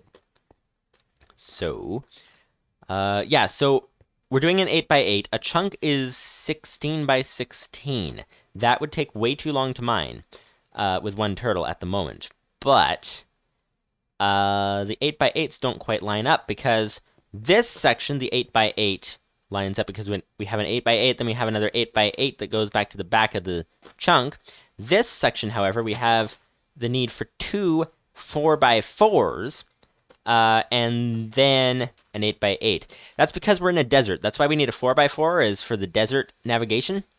But, so we'll have some stuff to mine in the back corner once we're done with this, that's for sure. But if we can set this guy up and then send him on his way, that would be great. So let's see, let's do it from the side there. So 1, 2, 3, 4, 5, 6, 7, 8. Okay, so right about here. So where's that other turtle? He should be there. Nice. Okay. Mining turtle, please. There. Okay, so this should do an 8x8 that should mine all the way to this area. And we should be able to... He'll be doing a lot of extra traveling because he's up like 3 different levels. So if we can send him down a bit, actually, that would be ideal to start with. So let's dig down. So Lua, did I just hear a cat? It sounded like a cat. It does sound like a cat. Wait, what? Hello, there's a cat. There's also zombie noises, but that's an ocelot. We could have a cat as a pet if we wanted. I think. I don't know what you do to actually tame them. But the thing is, if we have a cat as a pet, we'll probably end up killing it by accident. So that's not ideal. Although we could actually sit it in the house. But I don't know what you do to tame them, so I guess we'll just leave that for now. That's outside of our chunk anyways, so we shouldn't have any issues with that. Okay, so let's send him down 3. So dig down so that he doesn't have as far to go. Dig down. Actually, maybe not down 3, but down 2 because there's sand up above. Turtle dot down. And then down again. So turtle dot... actually, we already have that. You can hit the up arrow to go to previous commands that you've put in. So down. There we go. That should be good. Let's dig... Oops, that's apparently the drop button. There we are. Let's dig a lot this way to get to the turtle. Here we go. Dig a lot. What's it? 5, maybe. 5. There we go. Now we should be able to put a chest behind him. Nice. Nice, nice, nice. Okay. Okay, chest. Here we are. 1 chest. 2 chests. That is good. Lupus590's says it should also be easier to read what a queue and stack are doing. Okay. You'll have to figure out the movement part of the movement stack, however. What I've given you is generic. You know what? A movement stack could be useful, very useful, for the giant mob farm thing that we're trying to build so that we don't lose the turtle up above. Because if you can just reverse the stack, then that would be great. Lupus590 says also untested code, but I think I only had the one bug due to being too used to object-oriented programming. The last time I wrote a generic stack and queue was in uni, and we used C++. What? Ah! Spider! Spider, spider, goodbye! Goodbye! Apparently, this is nighttime. You never know when nighttime's gonna fall upon you, and then you get crushed by a spider, because the nighttime fell upon you. And spider. Spider. Ah! Okay, you must need to remove yourself. Get out of here, sir. Whoa, just broke a torch off the wall. That was not ideal. Not ideal at all. There, that'll have to do. Okay, can we just get out of here? That would be smart. If we just run, and then we should be good to go. We'll need to put some stuff in this turtle so we don't lose it when we fight the spider. Oh, there's a lot of stuff that we need to put away. Okay, yep, we're gonna die for sure. We're gonna die for sure. Die for sure. Yep, there we go. See, exactly. At least we can predict it. That's the good part. That is the good part indeed. So, first step is predicting it. Second step is preventing it. That cat, the poor cat sounds so lonely. I'd imagine if Sleepy Sheepy were here, she'd be going after to rescue the cat. Okay, so let's excavate 8 by 8. So excavate 8 by 8, and he should have enough fuel. So let's go. Excavating. Nice! All right. We'll send this guy off. He'll do a whole bunch of mining, excavation, that kind of thing. The spider's now ignoring us, which is nice. That is very nice.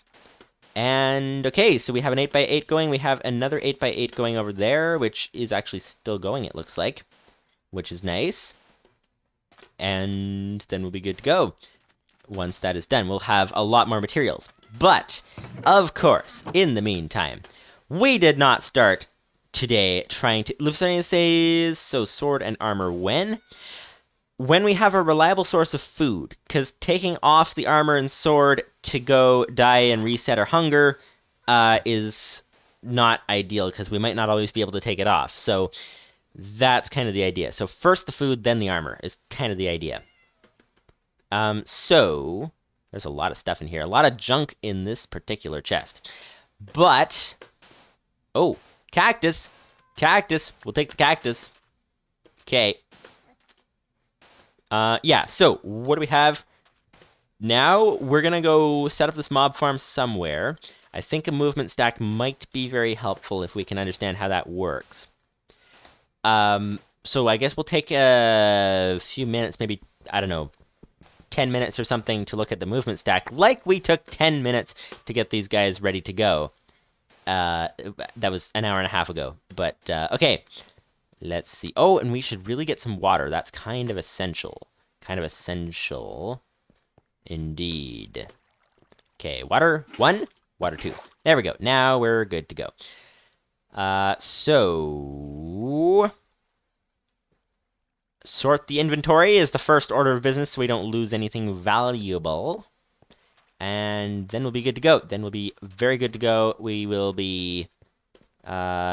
finding villagers. Speaking of villagers, we should probably fix this door so it's facing the right way so that the villagers do not die at night. That's for sure. That is for sure. Okay. Jungle door goes this way. Nice. Because if you're standing in the block that the door is in, you can hit through it, which means that the zombies can hit into this house. But if you are standing outside of the door, like this, we're not standing in the block the door is in, then you can't hit into it at least as easily. I don't think you can at all. So that is great. So what do we have here? We now have cut sandstone. What is that? What is that? Have not heard of that before. There's some cactus, though. Water bucket. 1 water bucket is in there. Some sticks can go in here. Rotten flesh. 1 apple. And some more chests can actually go next to the wood, probably, would be smart. And then granite can go in there. Cobble can go inside. And actually, we will need a lot of cobble, so we'll keep the cobble, but the gravel we don't need. We don't need the andesite. We do not need the... We'll keep 1 rotten flesh. We'll keep a water bucket just in case. Just in case. Actually, we won't. We won't, come to think of it. Because, there we go. Okay, let's put these in the valuable chest. But, yeah, we won't keep it with us because water bucket is too valuable to keep with us. If we ever get into a difficult situation, we'll have to go run and get it. Which is certainly not ideal, but it's okay. There goes the flint. Okay, now, where to? over here somewhere. So let's take a look at this this whole movement stack thing first. There's our mining area over there. So let's set this up for the mob farm. It has to be within range, actually. So should we set it up close to the trees? We could do that, although it'll cast a massive shadow. Massive shadows on everything below it. We could actually, it's about the size of that hut there, so we could actually just simply extend the hut upwards. That would be an interesting use of a hut. Or we could, you know what? What if we build it over here, right beside the hut? That sounds like an idea. Maybe not a good idea, but an idea nonetheless. So I guess we can do that since there's already a hole in the ground. So that's nice. So, okay, what we're doing first thing is looking at the movement stack thing, trying to understand that. So, let's do this. Why did I open that? Okay, so where was the thing? So you said W get, okay, I have to remember how to get things from one computer to the other. A file. Let's do this. A file. That would be a new folder. Let's not do that. Let's do a file, transfer it back and forth, and that would be great. Okay. Oops, I just disconnected the file sharing. That was not ideal. Not ideal at all. See, this is the thing that would be simple if I had been slightly smart. There we go. Now we're good to go. So, where is... right folder. There we go. This is the folder here. So, text edit.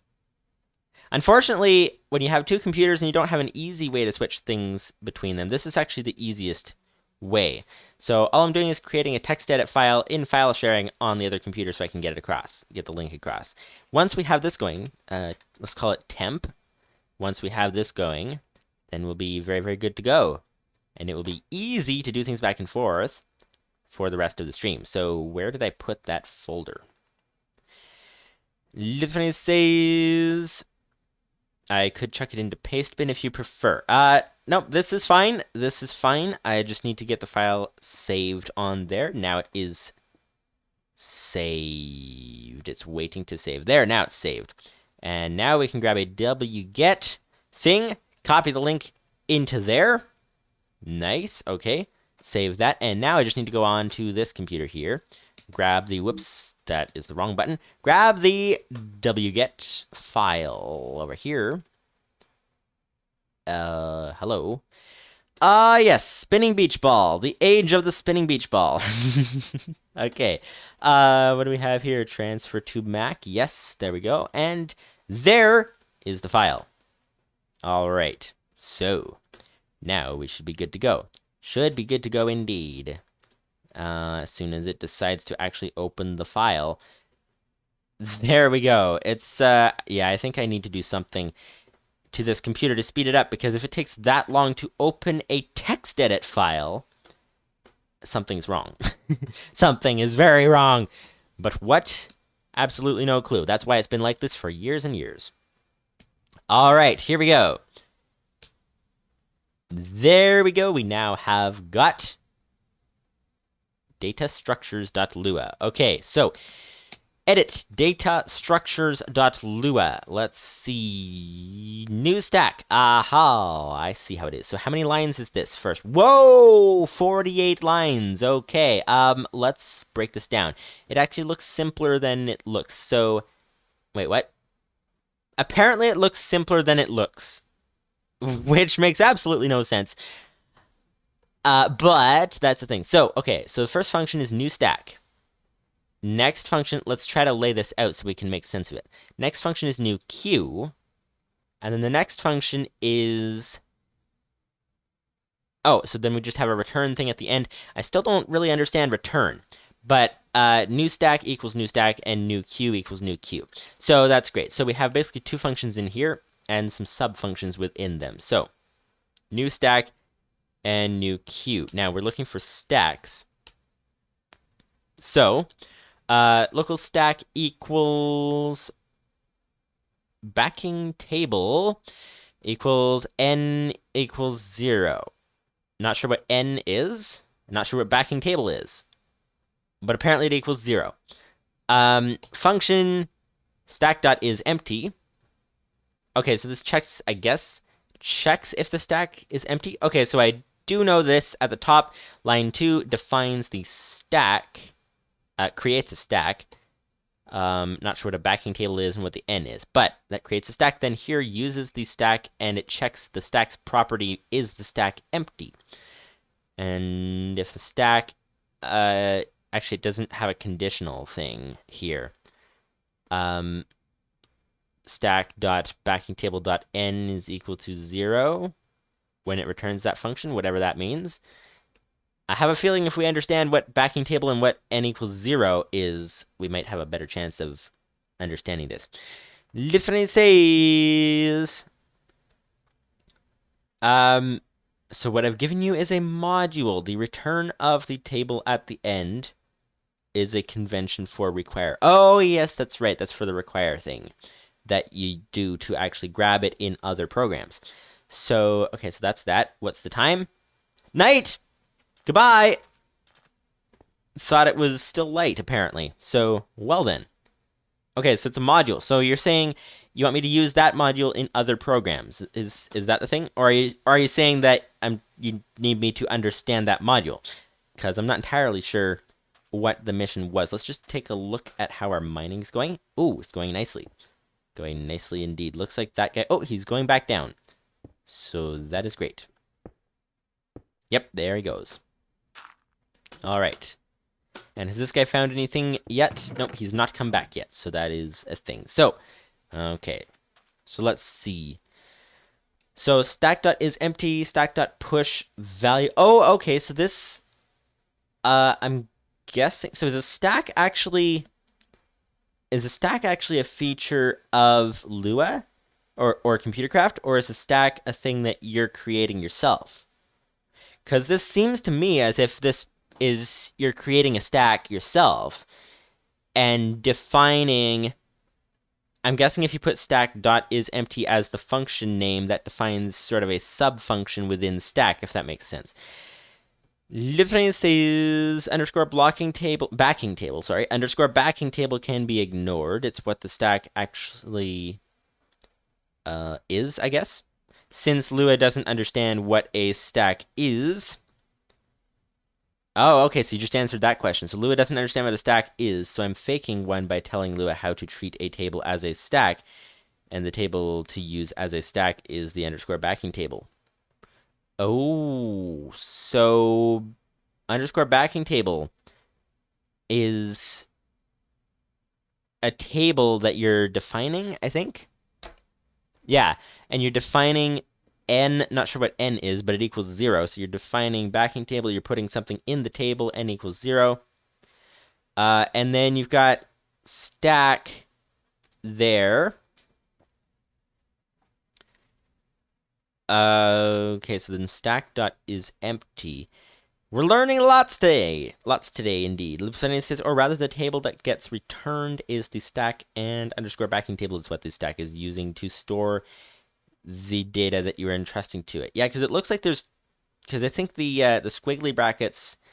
squiggly brackets define a table, I think. So the stack itself here is a table, but then the backing table is a table within a table for some reason. Function stack.isEmpty. So I'm guessing the .isEmpty defines... I think I'm throwing so many questions at you at once that it's difficult to respond, but we'll see. Stack.isEmpty, so I think this is... If you put a dot after it as the function name, it probably defines a sub-function of the function before or something. So then it returns stack.backingTable, so backing table is within the stack. So then here, function stack.push, so that defines a push value for the stack, I think. And then stack, the backing table dot n equals stack.backing table. Oh, so when you have a dot in a function, because it's dot n there, this is a side note, but when you have a dot in a function, it means that it goes to a sub-table within the table. Is that what that means? That seems to be what that means.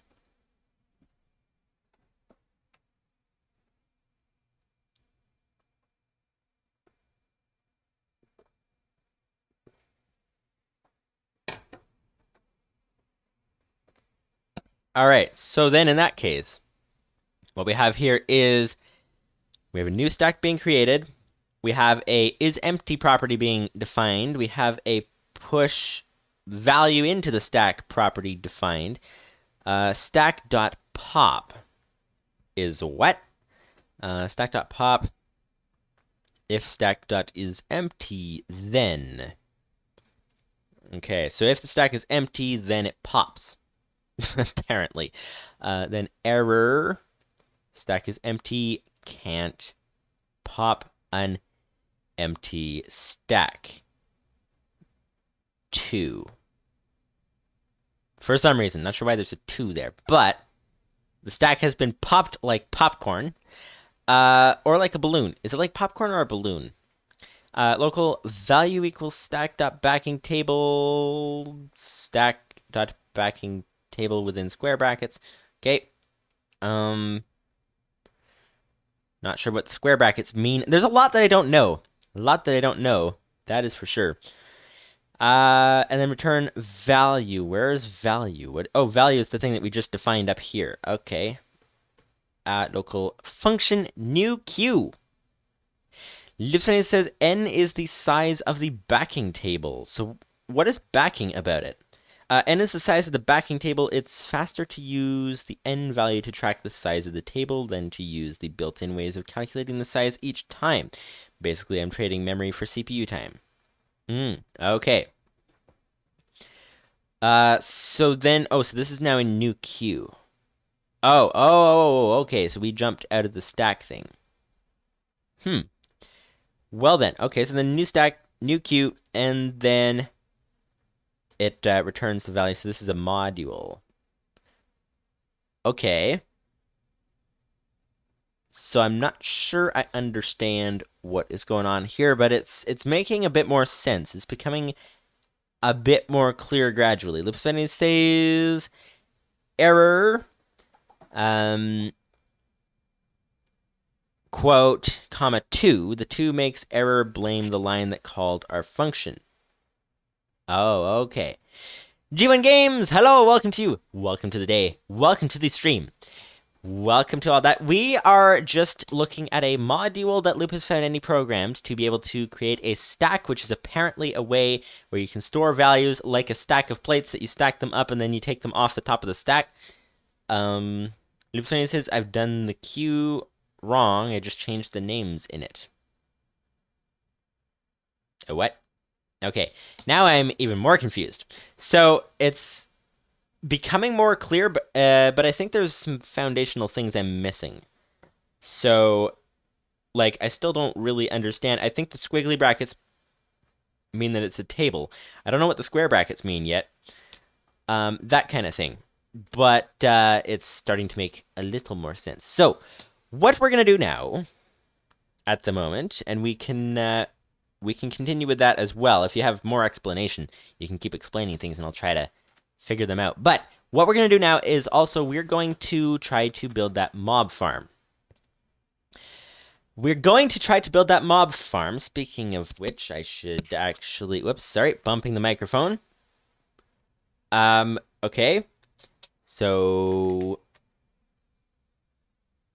Hang on. There. Okay, so... yes, so what we're going to do is we're going to build that. So basically what we're going to try to do is build it in 2 sections.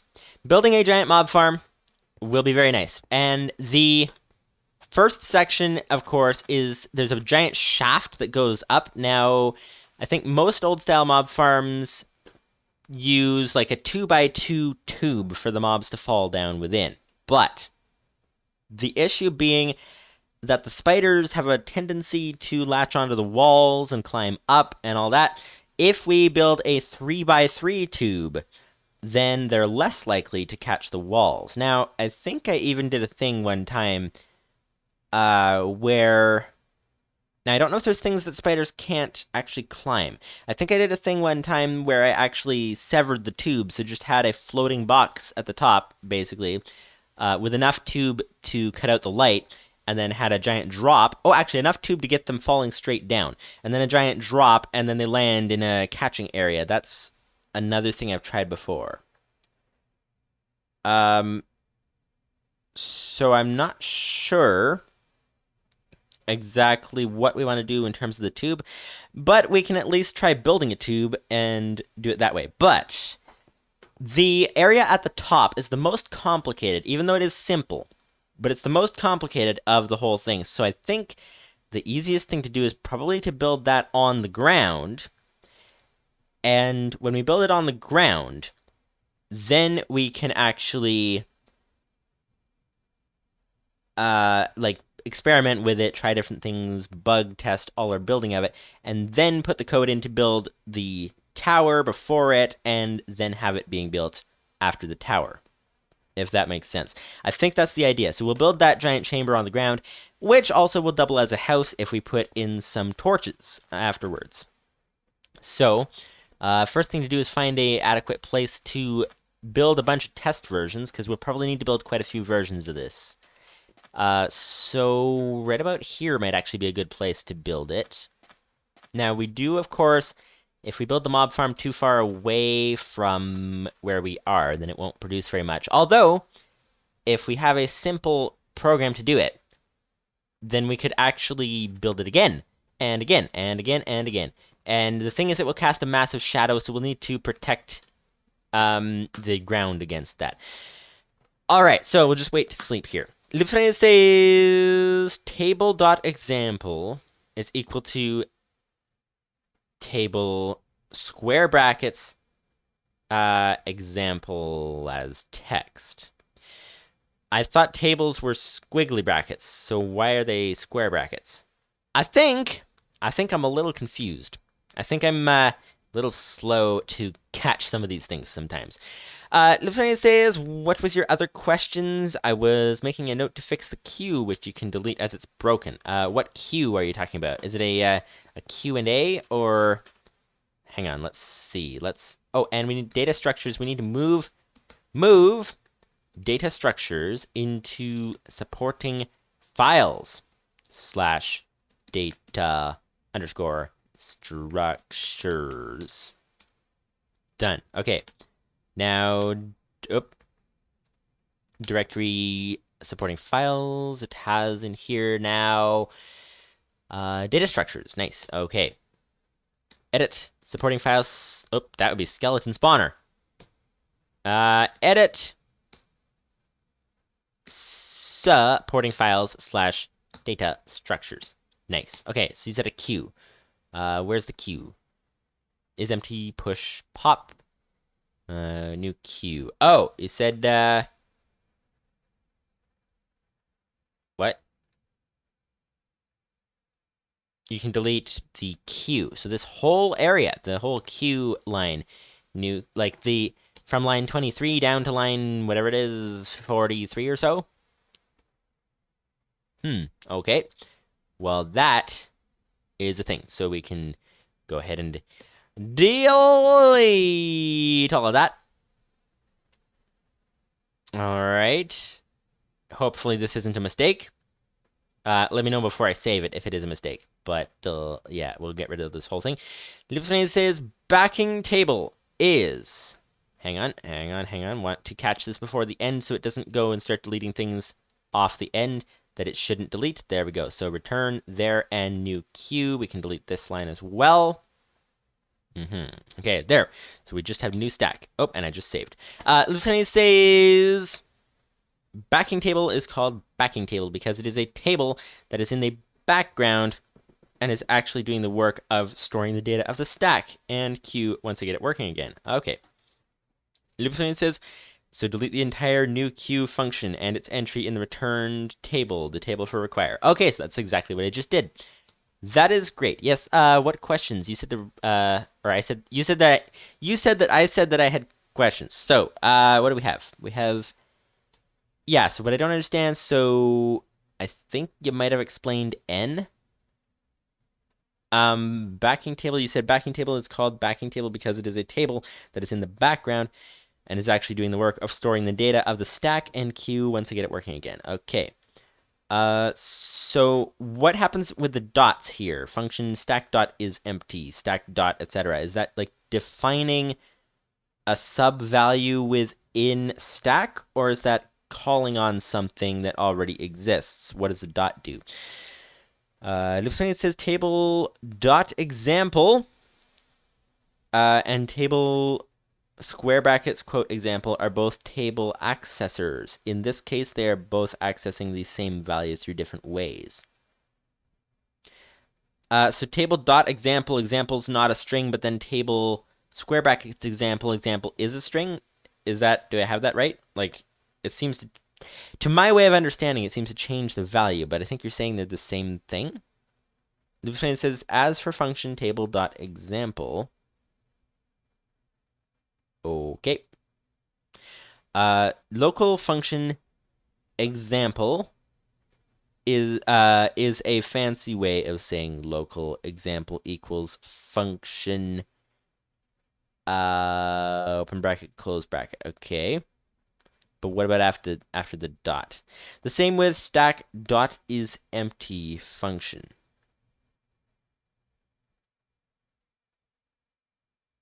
I'm not sure that I followed that.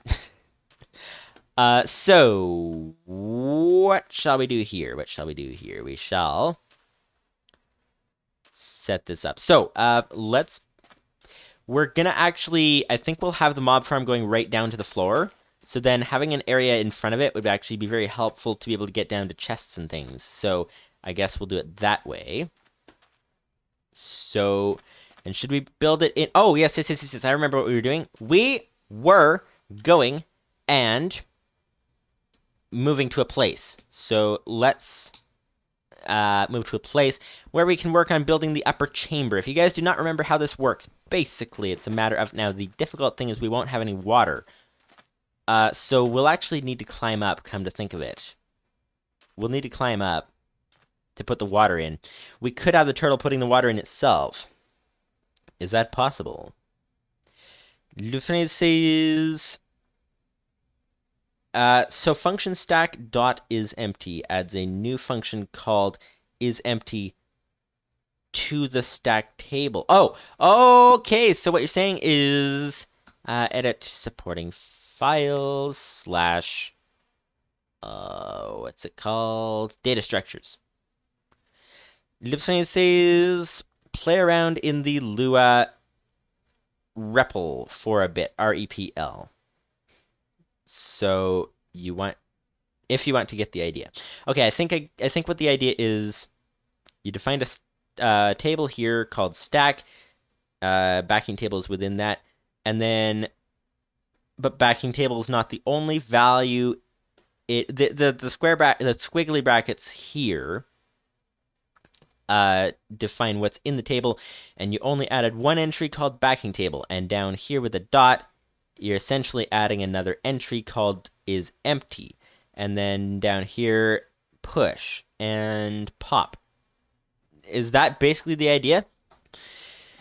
Lupus590 says, also to any viewers who want to try and follow along, Copycat is a convenient way to try out ComputerCraft code. Oh yeah? copy-cat.squiddev.cc. Huh. Well then.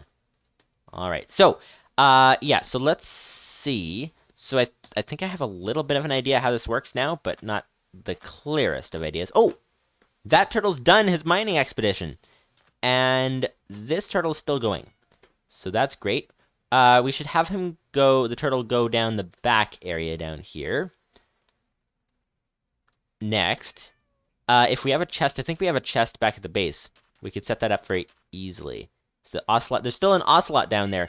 Not sure if we can do anything with that. Not sure how to tame an ocelot. That's a big question. But we have a turtle. We have tamed a turtle. Imagine that. Oh!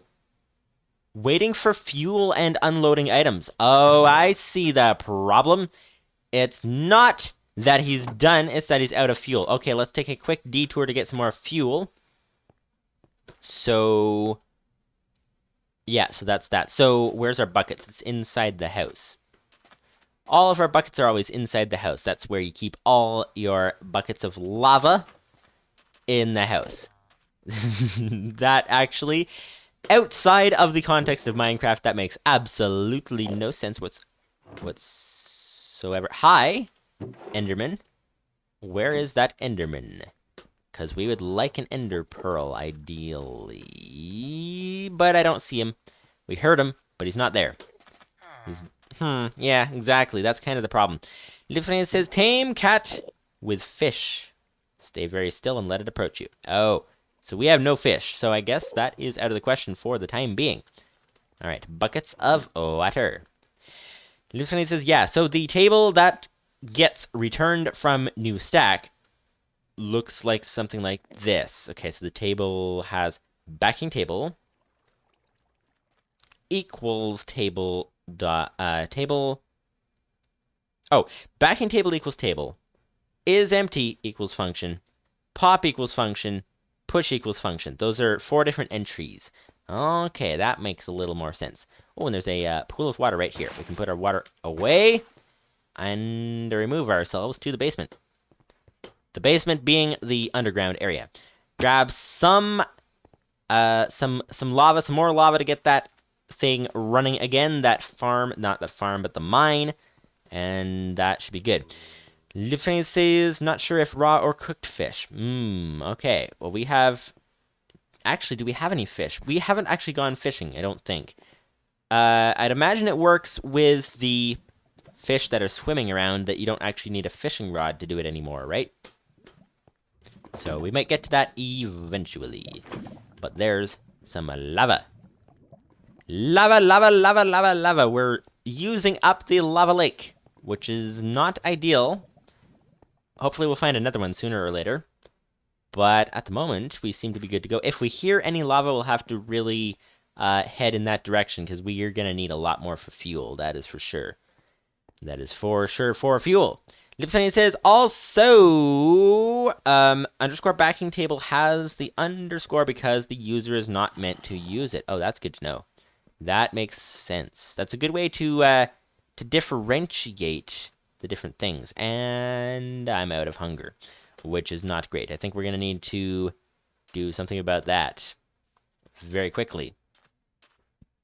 Actually, we're also going to need another chest too. So, okay, so let's, where's the closest chest? There's probably not a chest in there. There might be a chest in here. Oh, this is full already. This might have a chest in here. Nope, no chest in here, but there is a bed, so that's great. We can save the villagers for another day. Lupus590 says, but I like to have it attached to the object in case people really want to mess around or add a debugger or something. Okay, well, I'm not sure what an object is, but apparently it's attached to it. I do understand debugger. That much I understand. Okay, so this rotten flesh can go in here. And let's see, lava buckets, where do we put that? There's still an Enderman in the area. Oh, is he in that underground cave that we sealed off? Oh, that's quite possible. Quite possible. Okay, let's put this in here for now. Yeah, he's coming from the direction of the cave. So that's most likely what's happening. Most likely indeed. Okay, we need some more health, more hunger, more everything. So let's quickly just do this. There, that's a bunch of health gone. And do this again. Our death count is going to be so high in this series. Okay, one more. Lupus590 says, underscore var name is basically my convention for that. If it starts with an underscore, then it's not intended to be used directly. Okay, that makes sense. Aha, here we are. Okay, now we're at the other end of the village, I think. Right? No, we're not. Actually, we're right close to our area, so we can grab our stuff immediately and head back out. Yep, the Enderman agrees. That is great. All right, so now we're good to go. So we have 2 buckets of lava. Send this guy running, and then we'll start trying to program that upper section of the mob farm. That's the idea. Now, I'm not sure what to do about the water. That gets a little more complicated because you have to have enough buckets. Specifically, Probably 3, 6, 9, 12 buckets, I think. Probably 12 buckets is what we're going to need. And that's a lot for the turtle to carry. I don't think he'll be able to carry everything, so that's an issue. Oh, we need a chest. I forgot about that. Where's our chests? We kind of missed an important step. Missed an important step. Lupus590's says, be right back. Alright, Lupus590's says, oh, a bunch more things, but I will read that momentarily. When you arrive on the scene. Okay, so... let's see. Huh?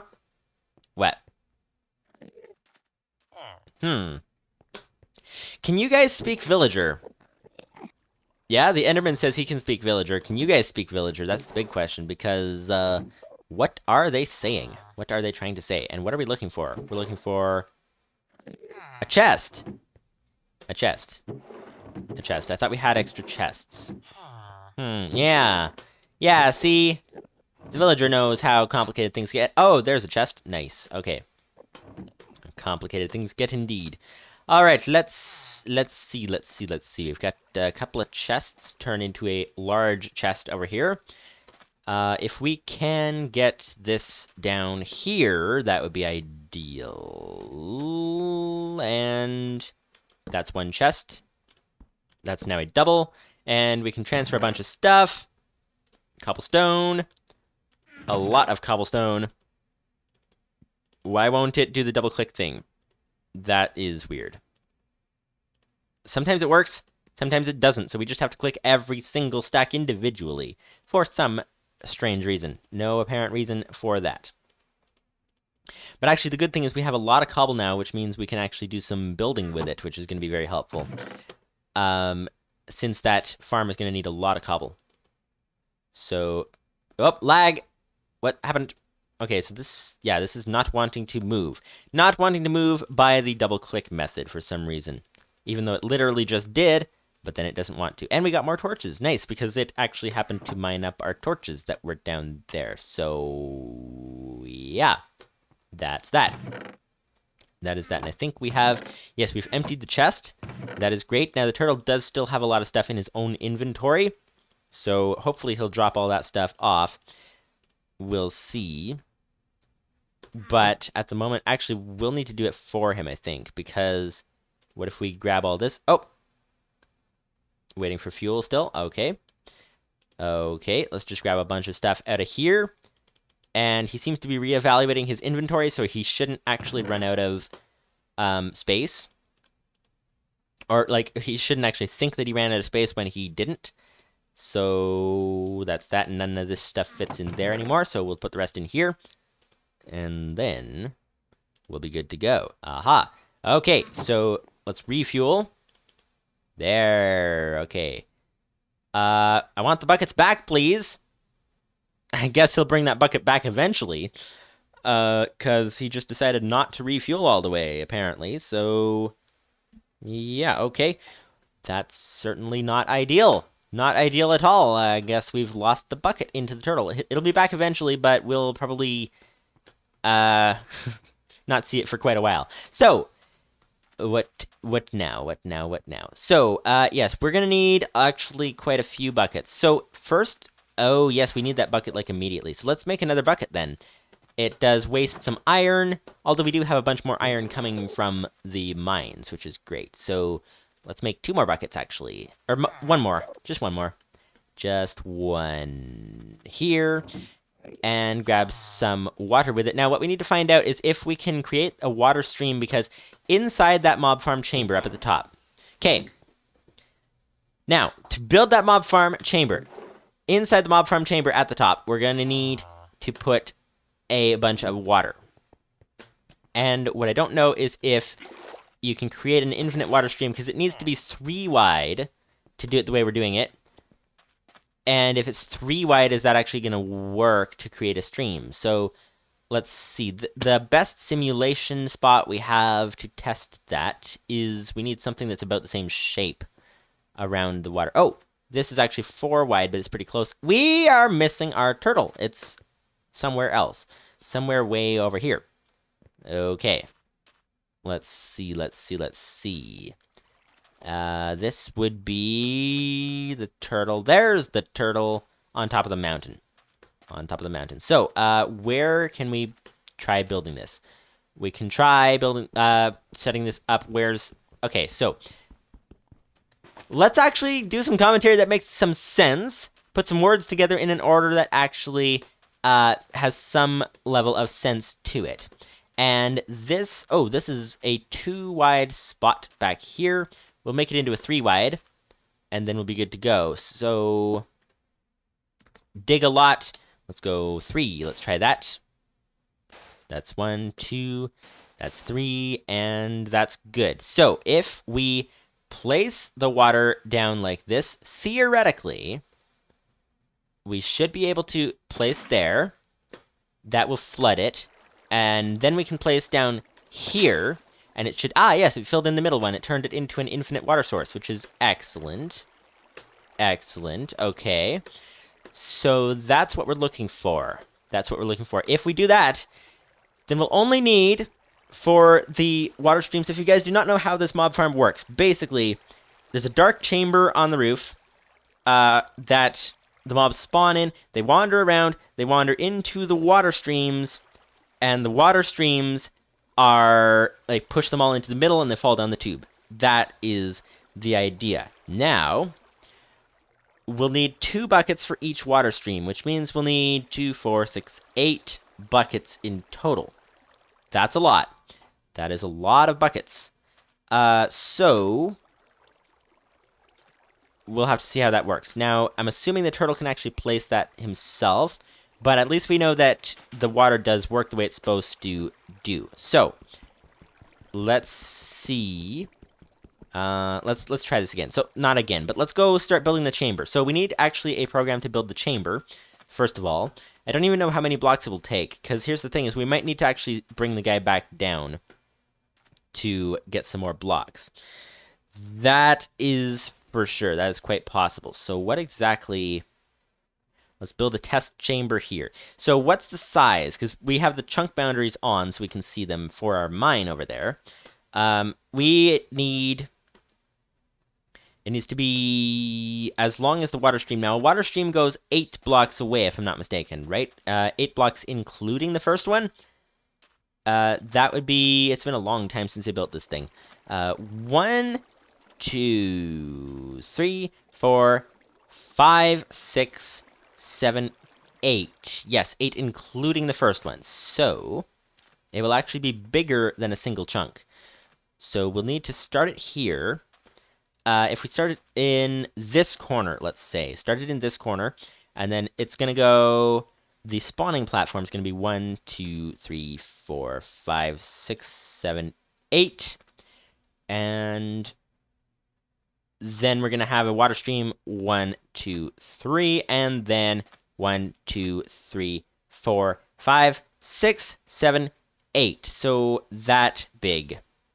That is pretty big indeed. So I just have to consider, how do we want to break this down and actually build it? Probably build the floor first, and then the walls, I guess, when we're building the chamber, and we'll get to the big tube after. But that would be the next order of business.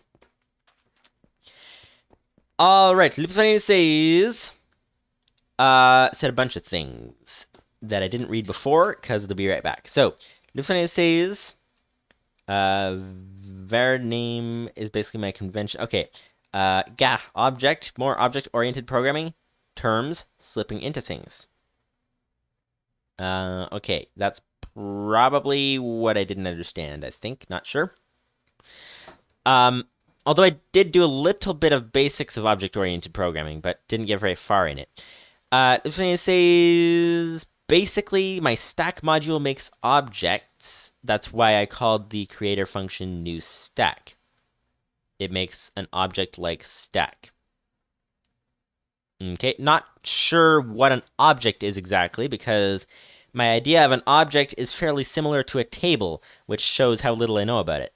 So, Lupus590 says, right, let's try to fix this queue thing. When I did this in C++, I used a linked list as the backing data structure. Linked list. Like a hyperlink? Or... Lupus590's says I'm going to have to explain linked lists now, aren't I? Good prediction. Yes, that is quite true.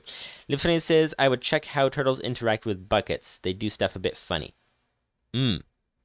Okay, well, we'll look at that in a second. So... Oh, I think I know how to do this. Possibly. Possibly.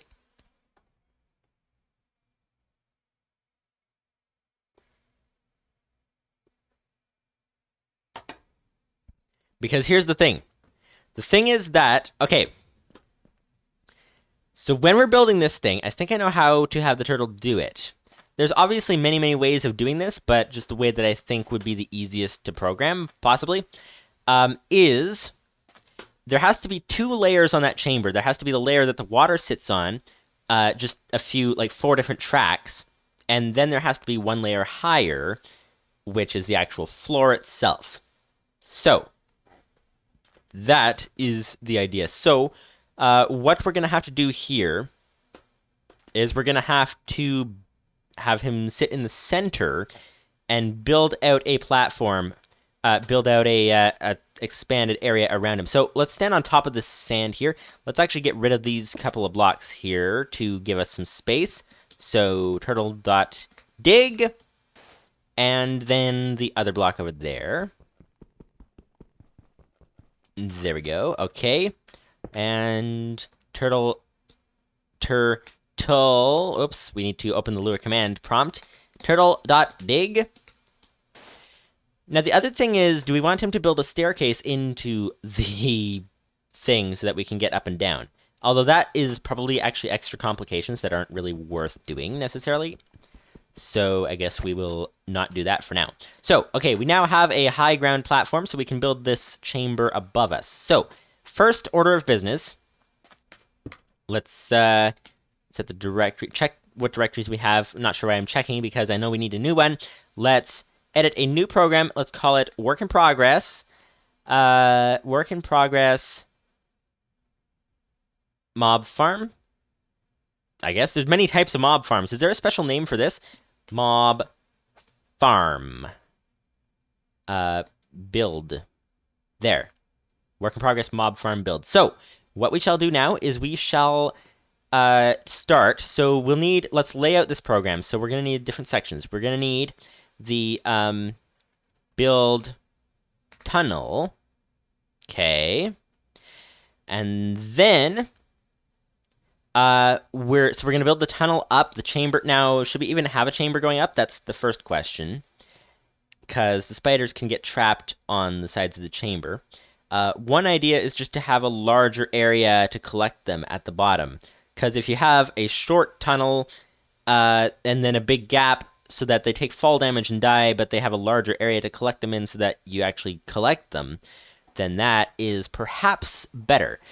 The thing is, because this uses water, it doesn't work with Enderman. That's the only trouble. So anyway, we'll do this one at a time. So build tunnel. Whether we do a full tunnel or not, we need to build some sort of a tunnel. So build tunnel, and then we get to the chamber. Build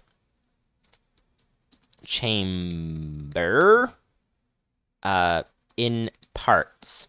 And the first part is, that would be build water platform, if you guys remember how these things work.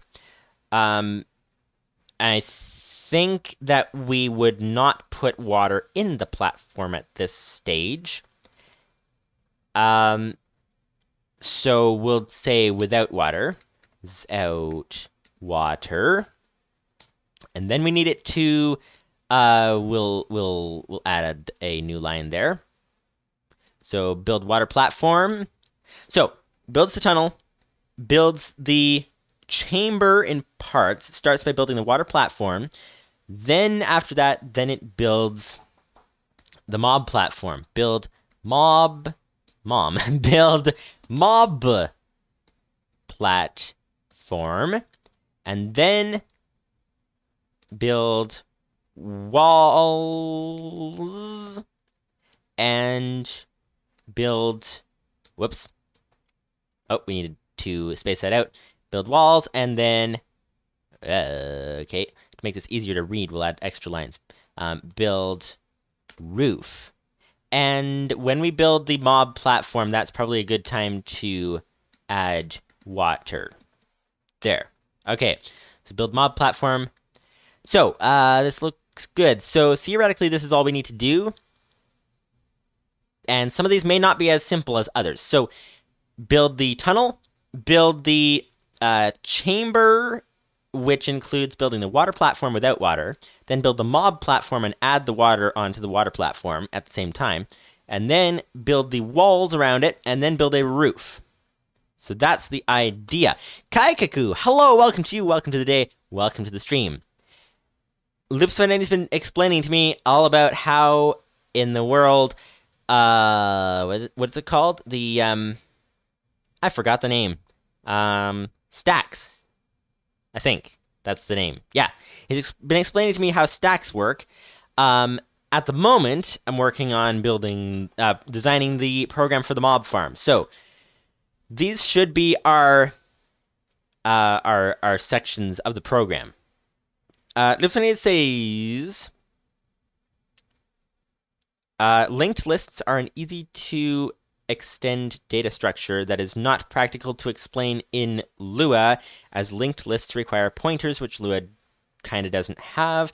Tables, functions, and coroutines have to be annoying. Okay. So it's something that Lua doesn't have. It extends a data structure, and I have a vague idea what that means. And okay. Lupus590 says a linked list basically is a sequence of nodes. Each node has a value. Okay, a linked list basically is a sequence of nodes. So what is a node? Each node has a value. One of the values that are being stored in the list. I feel like I'm making you back up, like, you're like, oh, I'm going to explain this thing that's going to be simple. And I'm like, I don't understand what's this term. And then you explain that term, and I'm like, oh, that term makes sense, except what's that term? So, like, now I know what a linked list is. It has something to do with nodes. What is a node? Each node has a value, one of the values that are being stored in the list. So is a node like a variable? Or... and a pointer to the next node in the list. Lupus590 says, linked lists are nice because pointers are very cheap to... Wait, linked lists? Okay, we're talking about linked lists. I almost, missed that step. I don't know if you guys ever do that. You read a paragraph, and you read everything except the point. Like, you read the point, but you don't pay attention to the point. The point is linked lists are nice because pointers are very cheap. And what's a pointer? Pointers are very cheap to change, and thus you can add and remove entries in the list very easily. Okay, so all that language stuff that I don't understand means that you can add and remove entries in the list very easily. That sounds good. Lupus590 says linked lists are nasty because pointers are also evil things. That when handled badly can create some hard to stack bugs. Hard to track bugs. Okay. Well then. We are going over various data structures. Yes, various data structures. That's true. Lupus590 says, and I'm relieving some of my... reliving, I think. Reliving? Or relieving? I don't actually know the spelling on that. I think it's reliving. Some of my early university year one. Oh, okay. Well. I'm making things complicated for you. Lupus590 says nodes in a linked list are what makes the list. A linked list without the nodes is just a pointer to nothing. So like a node is like a variable or a function or a table or something. Pointers, ... I'm going to have to refill my water for this. Oh, okay then. All right, so first thing actually is to sleep so we don't get any dead villagers. That is the first order of business. Once again.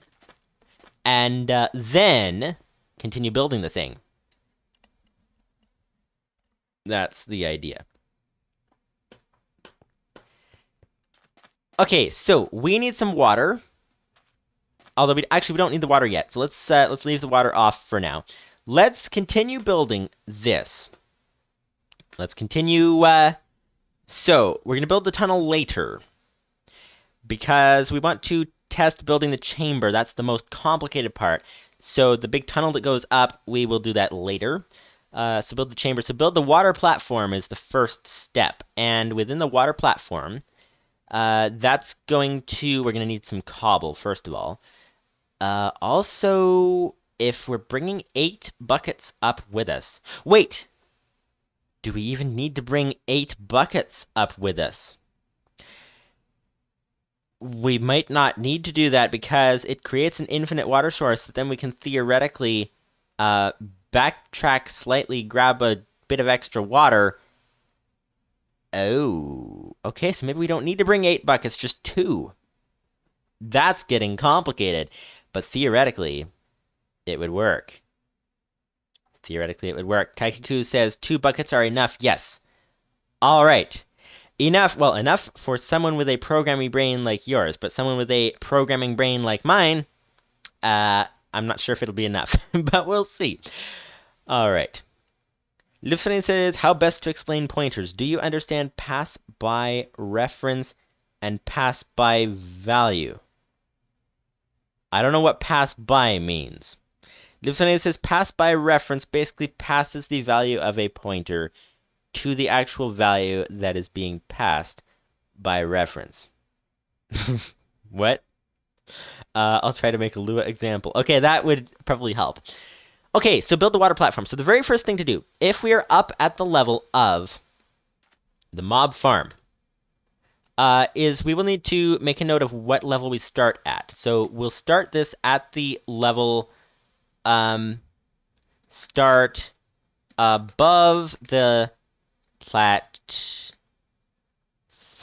level, so that we'll remember to fit this in, set this up when we're building the tunnel, maybe at a transition phase, or maybe build it into the tunnel. Okay, so start above the platform level, then let's delete the "the" so that we can actually see this commented out line. There we go. Start above platform level, then, and we'll do what exactly? We shall so go up is the first thing we need to do with this guy. So go up. There. So this should be where it'll start when it starts. So it needs to start in the... Okay, what corner does it need to start in? It needs to start in a corner. In the... How do we notate this? Because there's 4 different platforms it needs to build. So start in the back left corner of one platform. I think. Lupus590 says, so like values and all that.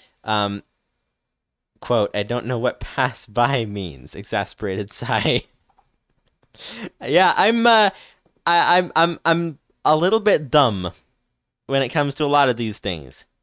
But you guys have taught me so much stuff about how programming works that it's slowly beginning to make sense. Very slowly, but it's slowly beginning to make sense. Okay, start above platform level. We also need to start... What is it? Start in back left corner of let's drop the of for first platform. This is too long. Okay, so is there any way to shorten this? Start, let's delete the in. That's the only way to shorten it.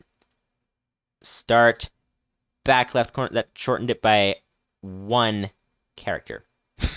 Okay, so start back left corner, first platform. Start above platform level. Then do this. Do what? Do this. Build a platform this way. So it needs to go needs to go 8 forward. Needs to build 8 by 3. So let's put this in here. I guess we'll need to put a, not really a module, but a function at the beginning. Let's add a thing here, main code. Main code here. And that's that. Now, here would be the supporting functions up here. Supporting functions. There. Okay.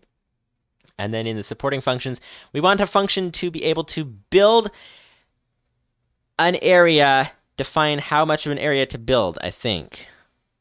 I don't know. As you guys can tell, I'm not used to building a program that's this complicated. That is for sure. Oh, supporting function. We need to use the supporting function that is basically our build a bridge program. That's basically what we need to do. Yes, Kaikaku says you could use your build a bridge. Yes, that is a good question. Okay. Yeah, so I guess we don't need anything in the supporting functions section. So I guess if we just do, how do you grab a, I forget how to actually use another program in here. So let's edit build a bridge just so that we can see what it does. It's actually a very simple program. Oh, we should actually just include this, shouldn't we? Yeah, so this is just simply a for loop, and then has turtle dot place down, and turtle dot forward as well. We should make place down a variable, I guess, for if we want it to place down, and then go forward, because the distance would be the forward. Okay, so that should be, okay, so if we can do this. Kaikaku says shell.run build a bridge 8. Okay, yeah, that would be the easiest thing to do. So if we edit our work in progress mob farm build, let's not redo the build a bridge. Shell.run, and this would be build bridge. I think I had it capitalized. Not sure. Build a bridge. No. If I put the 8 here, no, putting an 8 there wouldn't work because the 8 needs to change depending on what it's doing. Is it because I'm putting it in the supporting functions section that's the problem? This is surprisingly complicated. It's surprisingly complicated. Just trying to understand some basic things here. So shell.run build a bridge. Wait, why am I doing a shell.run build a bridge within the supporting function? I don't even know. You know what? Let's delete that. Let's rebuild build a bridge here.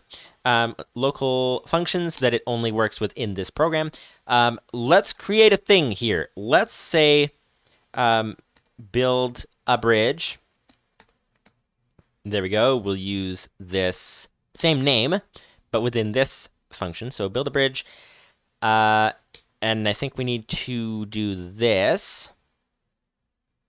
And okay, so this is taking a lot of the new programming knowledge and putting it into things here. So I think what we need to do for the variables is we need to put them inside the function call area, if I'm not mistaken. But we'll see. So build a bridge. We want it to do something very simple. We need a for loop to start with. For I is equal to 1 to distance. So distance will be one variable. Then do this, end the for loop here. And we want it to turtle.forward. That is the distance to move forward. And it will keep cycling up. So distance will be a number. And it will keep cycling up every iteration of that for loop, adding 1 to the number 1 that we start with until it reaches the distance value. So that is great. So turtle.forward, we need to do something with the building. So turtle.place down. Should we have it? Okay, so it moves forward first, then places down, I guess. Right? So down here, turtle.place down. And we want it to only place down, however, if something happens then. And we'll add an end at the end of there so we don't forget to do that. And here we go. So, oops, what's happening? There. Okay. So if what? So we have a distance variable, and we have a... What's this other thing here? This would be placed down. Oh, we need to sleep. Need to sleep. All right. Lupus590's says, why do I always find... Oh, posted a link. What is that link to? Lupus590's says, why do I always find bugs after I post the link? Right, bugs fixed. So what is that link? That is a question. That is a question indeed. And I have no food. Once again, no food anywhere. No food at all. So we're going to starve pretty soon. Pretty soon indeed. So let's actually just quickly grab some buckets of water. Put them in the turtle. And that would be great. That's 1 bucket. That's 2 buckets. So since we only need 2 buckets, we can head up. We can send the turtle up with the buckets. So we'll put them in to start, just like that. There. Okay. So we want him to place down only if we want him to place down. This is a supporting function. So we have the main code down there. We have the supporting function. We want it to be able to use this thing differently at different times. And I'm not sure how exactly to do that. So if we do place down if we tell, let's create a variable. So we need, so we need a variable. We need 2 variables actually. So up here, before we do the for thing, we need to create a variable. Actually, what happens when you put it inside here? Does it create a variable up in, like if we create a variable up here, does it create the variable there? Or do we have to create it in here? We probably have to create it in here, I think, if I understand correctly. So local variable, this would be variable what? This would be distance. Actually, I don't think we need to define it there. Kaikaku says you need to put distance in the brackets up there. Okay, so let's do that. Let's put this here. So distance is 1 thing. And then, so what this means basically is that anytime we run this build a bridge function, we'll need to supply 2 pieces of data to it. 1 is the distance, and then 2 is the, what do we want to call it? If build. Okay. And so we'll say build up here. But this needs to be a yes or no. I don't know if you define that somewhere else. That's kind of a question. So distance and build. Build is a very confusing name, but we'll have to go with that. Is build or do build. That makes a little more sense. And this should be what's called a Boolean value. A Boolean value is basically a true or false. So, okay, so we have distance defined up at the top there, and we have do build defined. I think if I understand correctly, I think that's what it is. So do build must be true or false. So down here, if do build is true, then turtle.place down. So, okay, so that's great. So now down here, we'll need to build the water platform here. And what we'll need to do here is build a bridge to start with, build a bridge. And in here we will put two values. One will be the distance, which will be 8 in this case. Wait a second. Because we'll be start back left corner, first platform. Okay, so yeah, 8 forward to build the water stream, and true because we want it to build. There, okay. So that should be good. So if we run this right now, theoretically, and we better test this before we add extra complications, theoretically what it should do right now is it should go and, do we need to select the right slot? We should probably do that. Probably select the slot first in case we ever get the wrong slot selected. So turtle.select slot 1. That's a whole nother level of complication that I'd rather not have to deal with, but I think we will have to deal with. Okay, so this should build a 8 long pathway. All right, so Lupus590's says the part of my brain that wants descriptive function / variable names is screaming at build a bridge having a no build option, or having a do build option. Yeah, build a bridge has the option whether to build it or not. That makes sense somehow. Okay, so let's see. If we do this, if we run this right now, it should theoretically work in progress mob farm build should theoretically build a 8 block long bridge right now. What? Close bracket expected near comma on line 2. What? Edit line 2. Close bracket expected near comma. What? I'm confused because there is a close bracket on line 2 near comma. What did I do wrong? What did I do wrong now? What is going on? What is going on indeed? Kahiku says, function is missing. Duh. Yeah, okay. Need to tell it that we're defining a function here. Function. There, this is now a function. A function is a bit of code that does nothing where it is, but you can call it later in your code, which we did. So now we should see it build an 8 long pathway. Theoretically, that's 1, 2, 3, 4, 5, 6, 7, 8. Aha! That worked. Now, does it do it again? Does it work without building? That's the question. That is the question indeed. Okay. Lupus590 says, also surely nil should default to building the bridge, so no build makes more sense.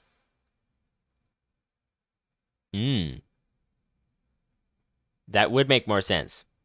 Okay, hang on. Let's modify this slightly. Edit. Work in progress mob farm build. And let's change this. So let's change it from do build. Let's change it to no build so that we specify if there's going to be no building here. And, okay, so distance and no build. So if no build is, wait. If no build is true, then place down. We'll need to add a not here. If not. Now that we're all tied in knots, now we can, so if not no build, then place down. Okay, so if no build equals anything at all, then it will place down. Or then it will, wait, if no build equals anything at all, then it will not build. I think, if we did this properly. That's the first question. So let's see. Now that it's no build, so this line, if we delete this, that should be good. That makes it a lot simpler, because chances are if we're calling build a bridge, it's because we want it to actually build a bridge. But it does have the option to not build the bridge. So we'll see. So let's see what we have here now. We'll send it around the corner, and then we will try building another row to see. So we'll send it around the corner manually.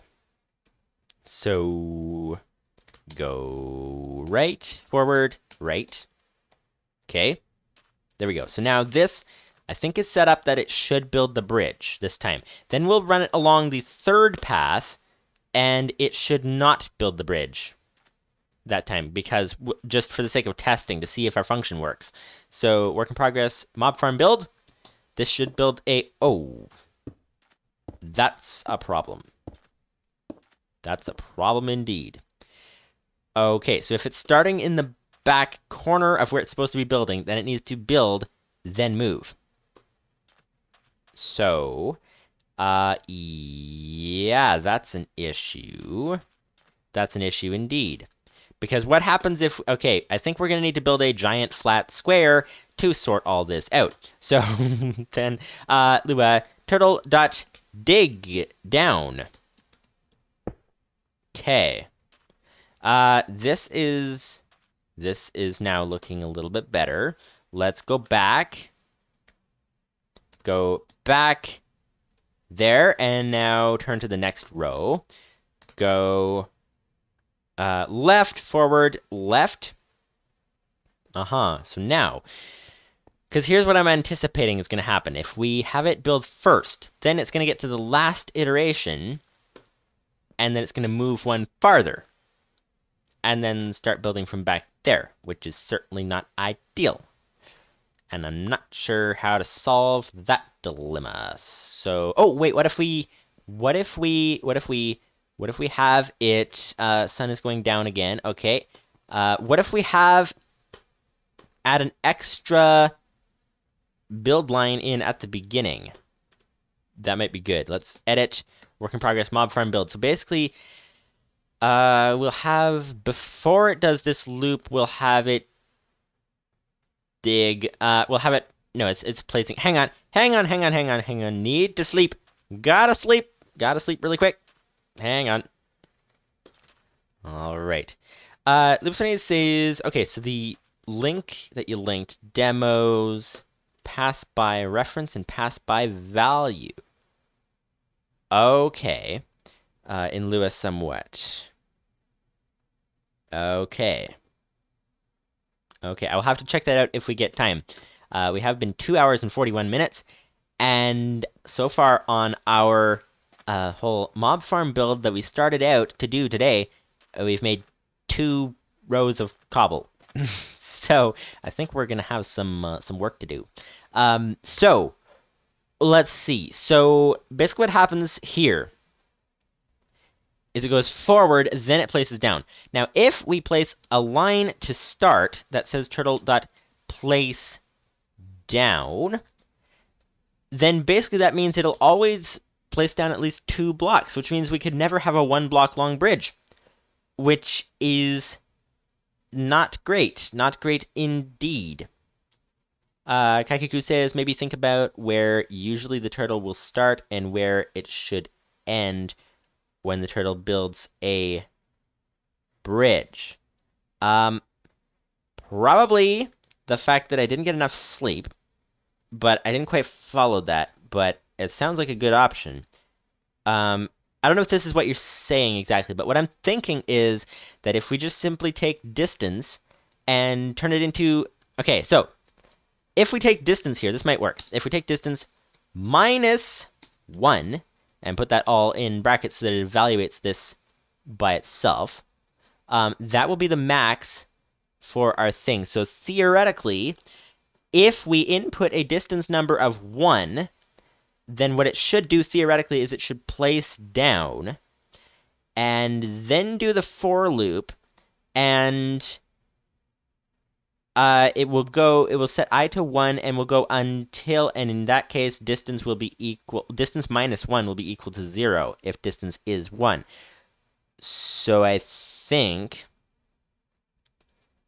that might work. I'm not sure.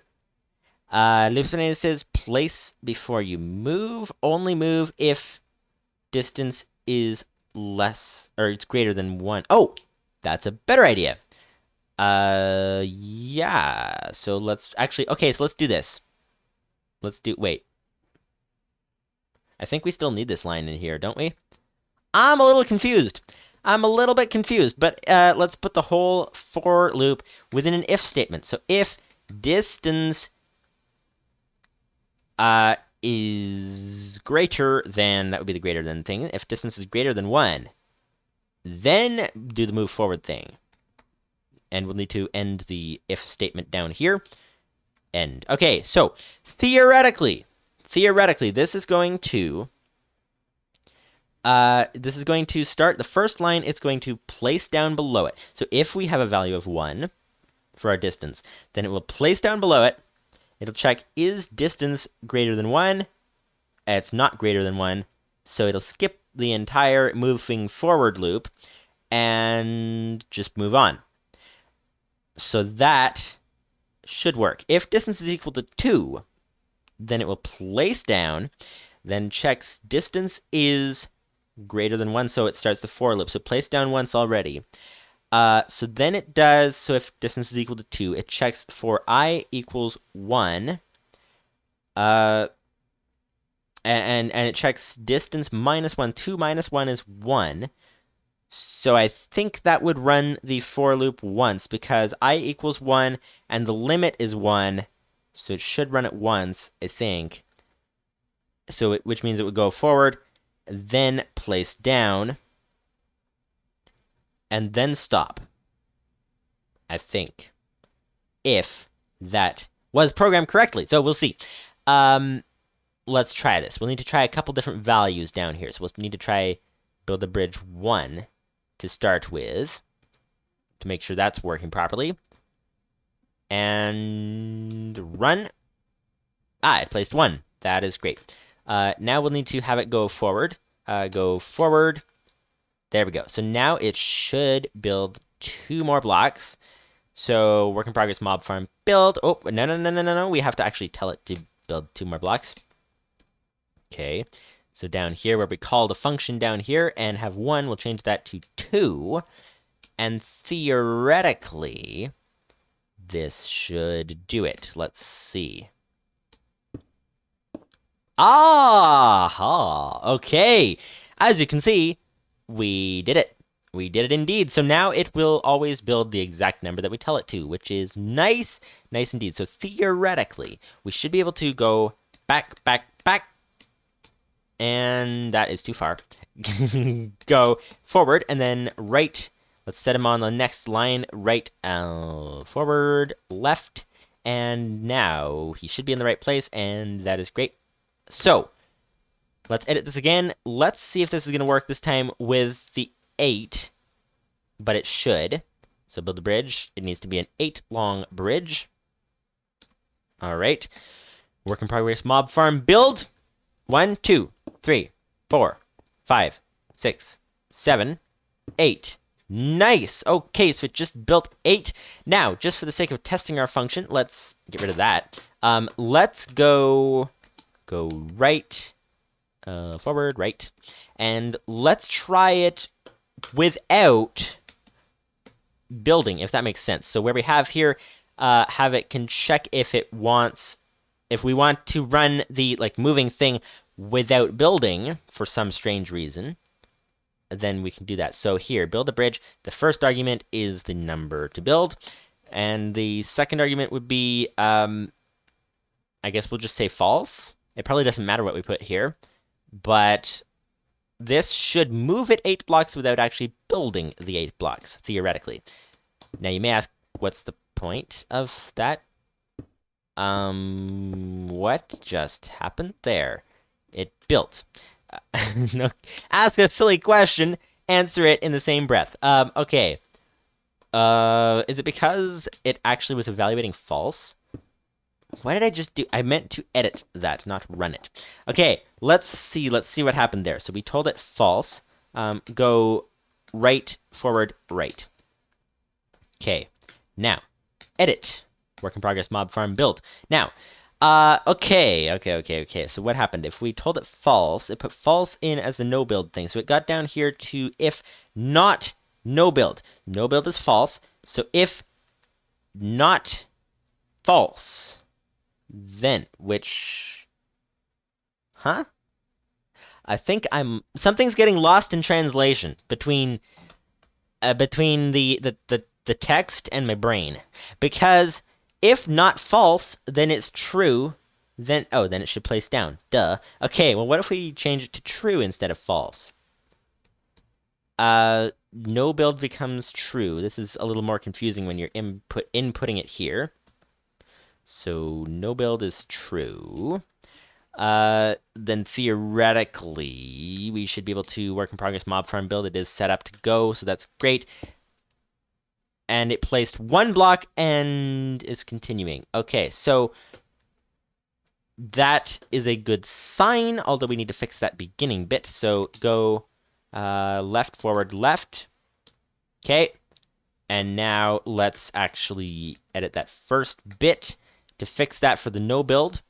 So if not no build, then turtle.place down. And I don't know if you can do that all in one line, so I'm going to do it in 2 lines.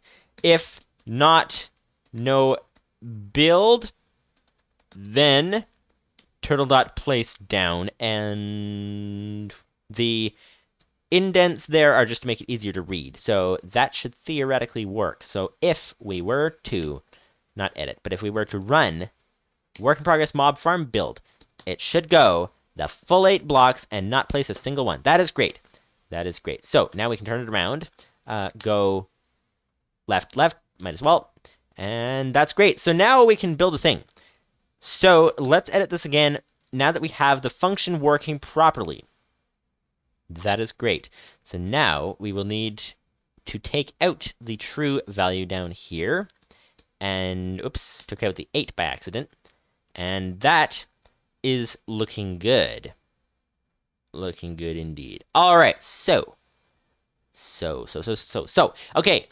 Select slot 1 to start. So what we're doing here is building the water platform. So what we're going to need to do is we're going to have it build, it's going to be a 3 wide, 8 long platform. So build the bridge 8 long, and then we need it to move, I guess we'll call it move around to the right. Kaikaku says, not exactly nice, but it works. That is true. I'm guessing that a more skilled programmer is able to do it in a lot less than 13 lines. That's my guess. But at least it works. That's a good sign. So do we want to script in here how to move around every time, like turn around? Might as well. Okay, so build a bridge 8. Then we want it to... sun's going down. Sun's going down. We're going to need to save the villagers. Save the villagers. Actually, we should put our torches in here, shouldn't we? So that we don't lose the torches. And we don't need the sand, so let's just hold on to that for now. We have lots of sand. Lots of sand. So, first thing to do is save the villagers. Second thing to do is to reset our health. Hunger, rather. Reset our hunger, since we don't have rotten flesh as a food source yet, which is a bit of an issue. Bit of an issue indeed. Alright. So, time to get reset hunger bar. This is ridiculously slow. This guy is back. Is he completely done? Mined 12,000 items total. Nice. And it looks like he is completely done. He's got... Oh, there's our lava bucket back. Okay. Thank you, sir. Oh, let's actually leave that in there for now, so that we don't lose it. Because... Whoa! There's a lot of lava down there. Here's a question. If you land in lava, does it break your fall? That's a question. Let's find out. And also, where's that other turtle at? Is he done as well? Let's see. Okay. What do we have here? We have... This is looking pretty dangerous. Is this guy done as well? He mined 3,791 items total. Oh, did he not... Why did that guy mine 12,000, this guy mine 3,000? Unless there were more caves here, that's always possible. Okay, let's see if lava breaks your fall, out of curiosity. Although you probably will die in... Yes, it does! It does! But then, of course, you die in the lava. But, there we go. Okay, so now our hunger bar, rather, is reset. That is great. So, now... Well, let's see what we have over here. So we've got a turtle that now is getting set up to be able to build this thing. We are going to be turning around, so so much. Now, turn around, I would think that would be turn around on the spot is like this. Move around would be where you move to next row. Maybe, oh, we'll just call it next row left and next row right. That sounds good. So we have build a bridge. Let's add some more functions. So down here we want next row. So local function next row. Come on, next row right there. End. Kakaku says make U-turn. Turn right. Ooh, that's actually a better name. That is a better name. I think. No, actually, make U-turn. Actually, no, you don't. In a car, you don't make a U-turn on the spot. That's okay. Yeah, make a U-turn. I like that better. Make U-turn. Actually, that's the thing with the what is it? The module I forget the mod that we use in a thinking pack too. It's called something plethora peripherals or something with the neural implant, and I think you can control the player's movements, so it could make you turn, and then we will program how to do the U-turn. Now, there's a bunch of chat that I missed, I think, because there are two different things going on at once here. So, all right. Lupus590's says, well, Lua doesn't let users have pointers. It still has them behind the scenes, and we can make use of that. Okay. All right. Also, surely nil should default to building the bridge, so no build makes more sense. Yeah, that's right. I read that. All right. Since local var equals function is just as valid as local function var. Okay. I thought I missed some chat. Maybe I didn't. I don't even know. Lupus590 says, might have just found another bug in my stack module that I linked to you. Well then. New stack never returns the stack. Well then, that is the problem. Queues are complicated. Apparently queues are complicated. That's why they have Q&A sections everywhere. That is the thing indeed. All right, let's continue.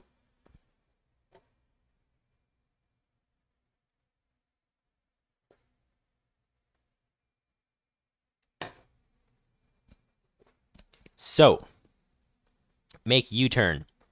Oh.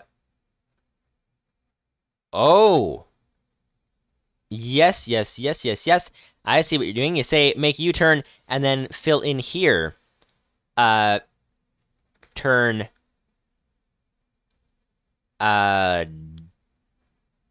direction, I guess, might work. Direction, I think, might be a good idea. Lupus590 says, I have the basic queue working, but it's slowly going to use more and more memory as it never cleans up the backing table. But how much memory does ComputerCraft actually use? Like, I wouldn't think it would be a lot unless it were doing like several thousand entries or something, right? Okay. Now, you know what? This is going to be easier. I'm not quite sure I understand how to do this, so I think I'm going to actually make U-turn and have this one be right. Make U-turn right, and make U-turn left. So this would be where it's... Okay, make U-turn right. We're going to have the turtle sitting there. It's going to have to turn to the right, go forward to get to the next line, and then turn right again. So turtle dot turn right, turtle dot forward, turtle dot turn not left, turn right again. That should, so if it were sitting here like this, then it should turn right, go forward, turn right, and then it's ready for the next line. Okay, so that's a U-turn.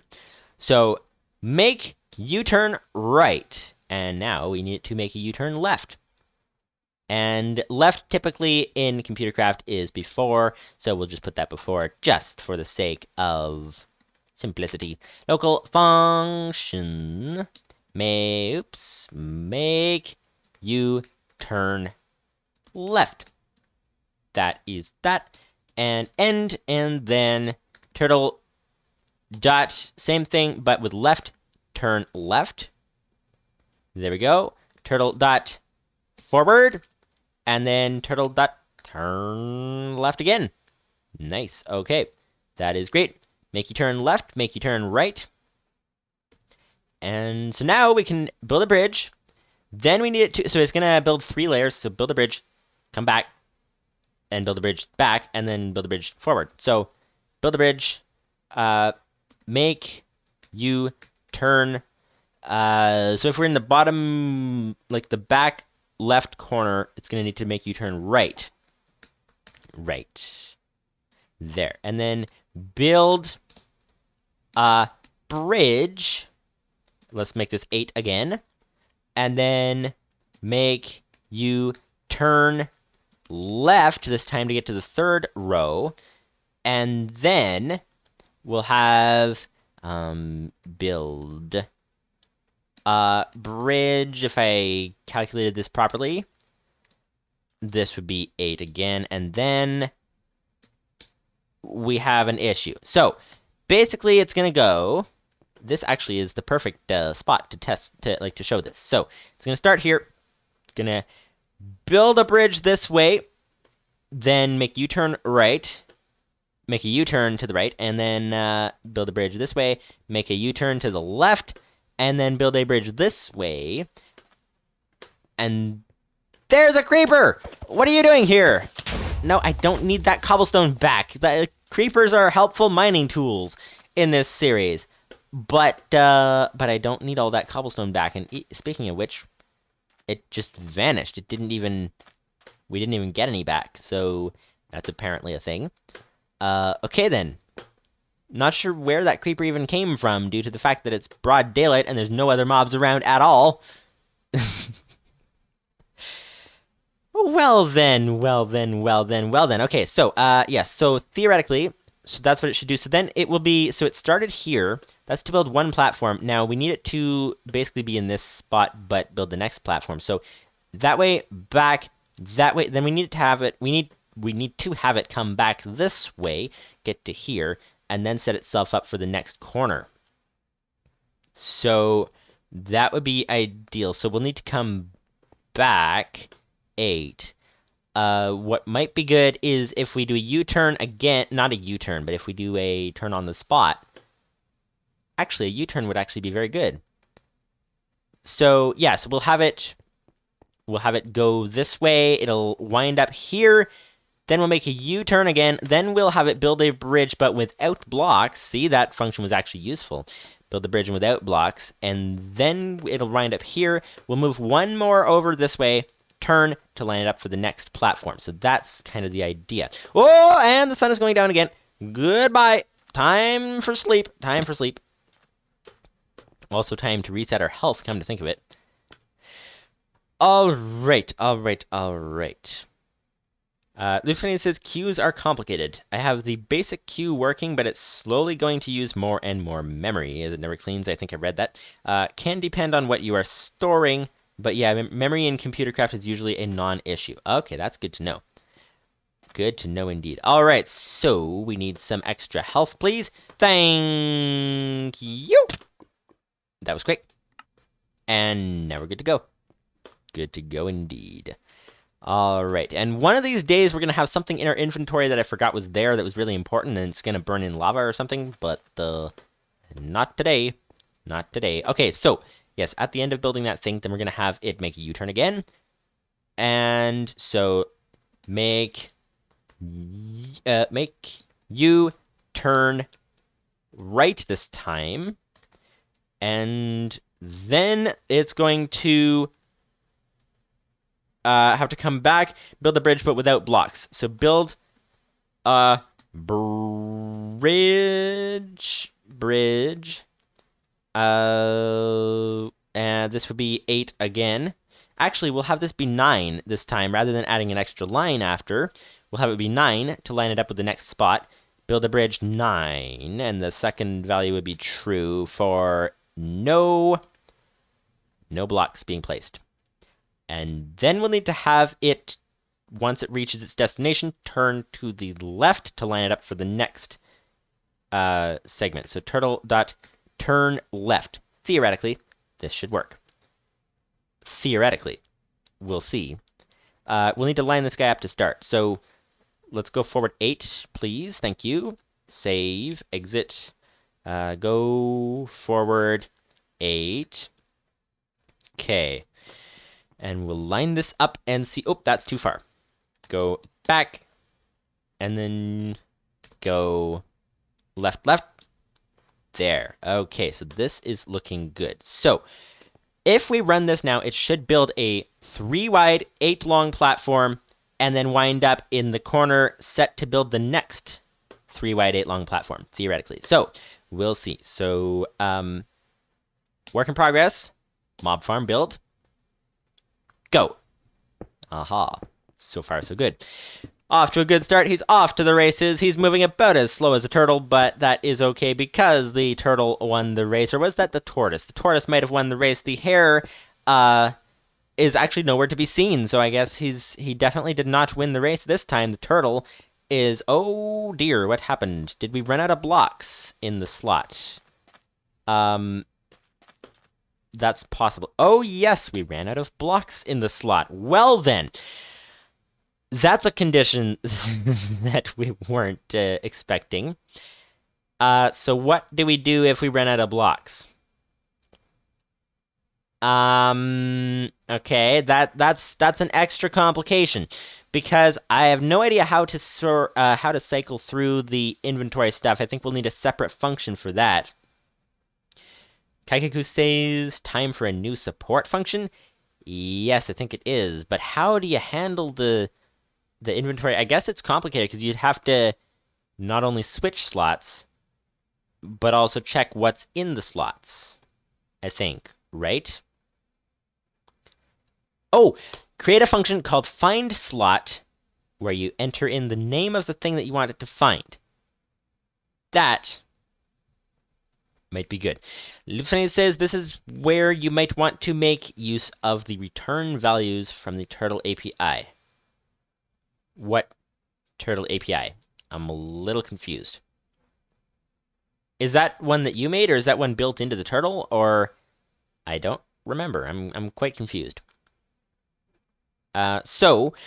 Okay, so what we shall do, I guess, is we shall edit the work in progress mob farm build. We shall add another supporting function before build a bridge, and this function will be Kaikaku says turtle dot is the API. Okay, so we'll want it to find... I'm trying to think what's the best way to run this. Lupus590 says turtle.forward returns false if the turtle can't move. Likewise, turtle.place does if it failed to place. Okay. Yeah, so we're going to need to find a slot that has cobblestone in it.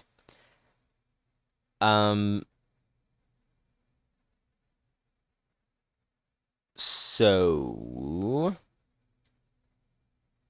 Kaikaku has the, looks like the wiki, I think. The turtle module on the wiki. Let's see. Okay. So, let's see what we have now. We have got... Okay, so what did I say we were going to call this? I don't remember. Let's call it slot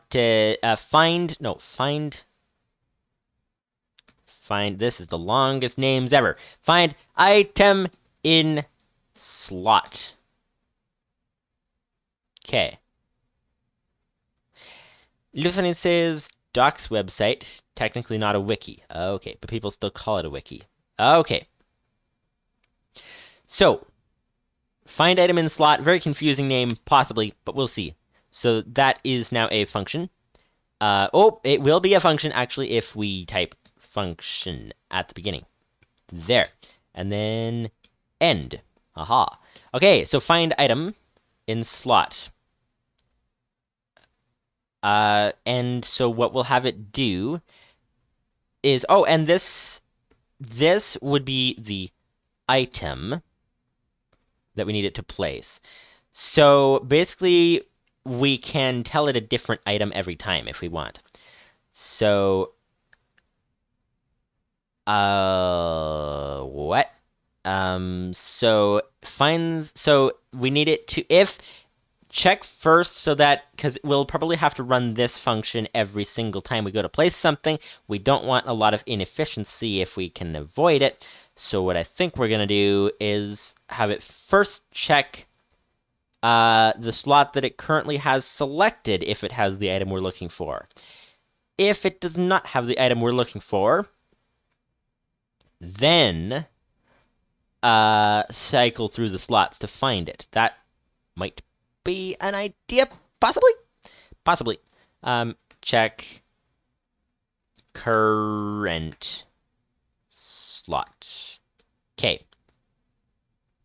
And then check other slots. Check, and I'm not sure why I did that as if I were writing a variable name. Other slots. Okay. So, current slot and other slots. So, the current slot, what is the command for that? Turtle.iForget. Turtle.iForget. That should be a command. That really should be a command when you think about it. Turtle.iForget. What do we have here? Turtle. Get item space, get item count. Turtle.select is helpful for selecting a new slot. Turtle.get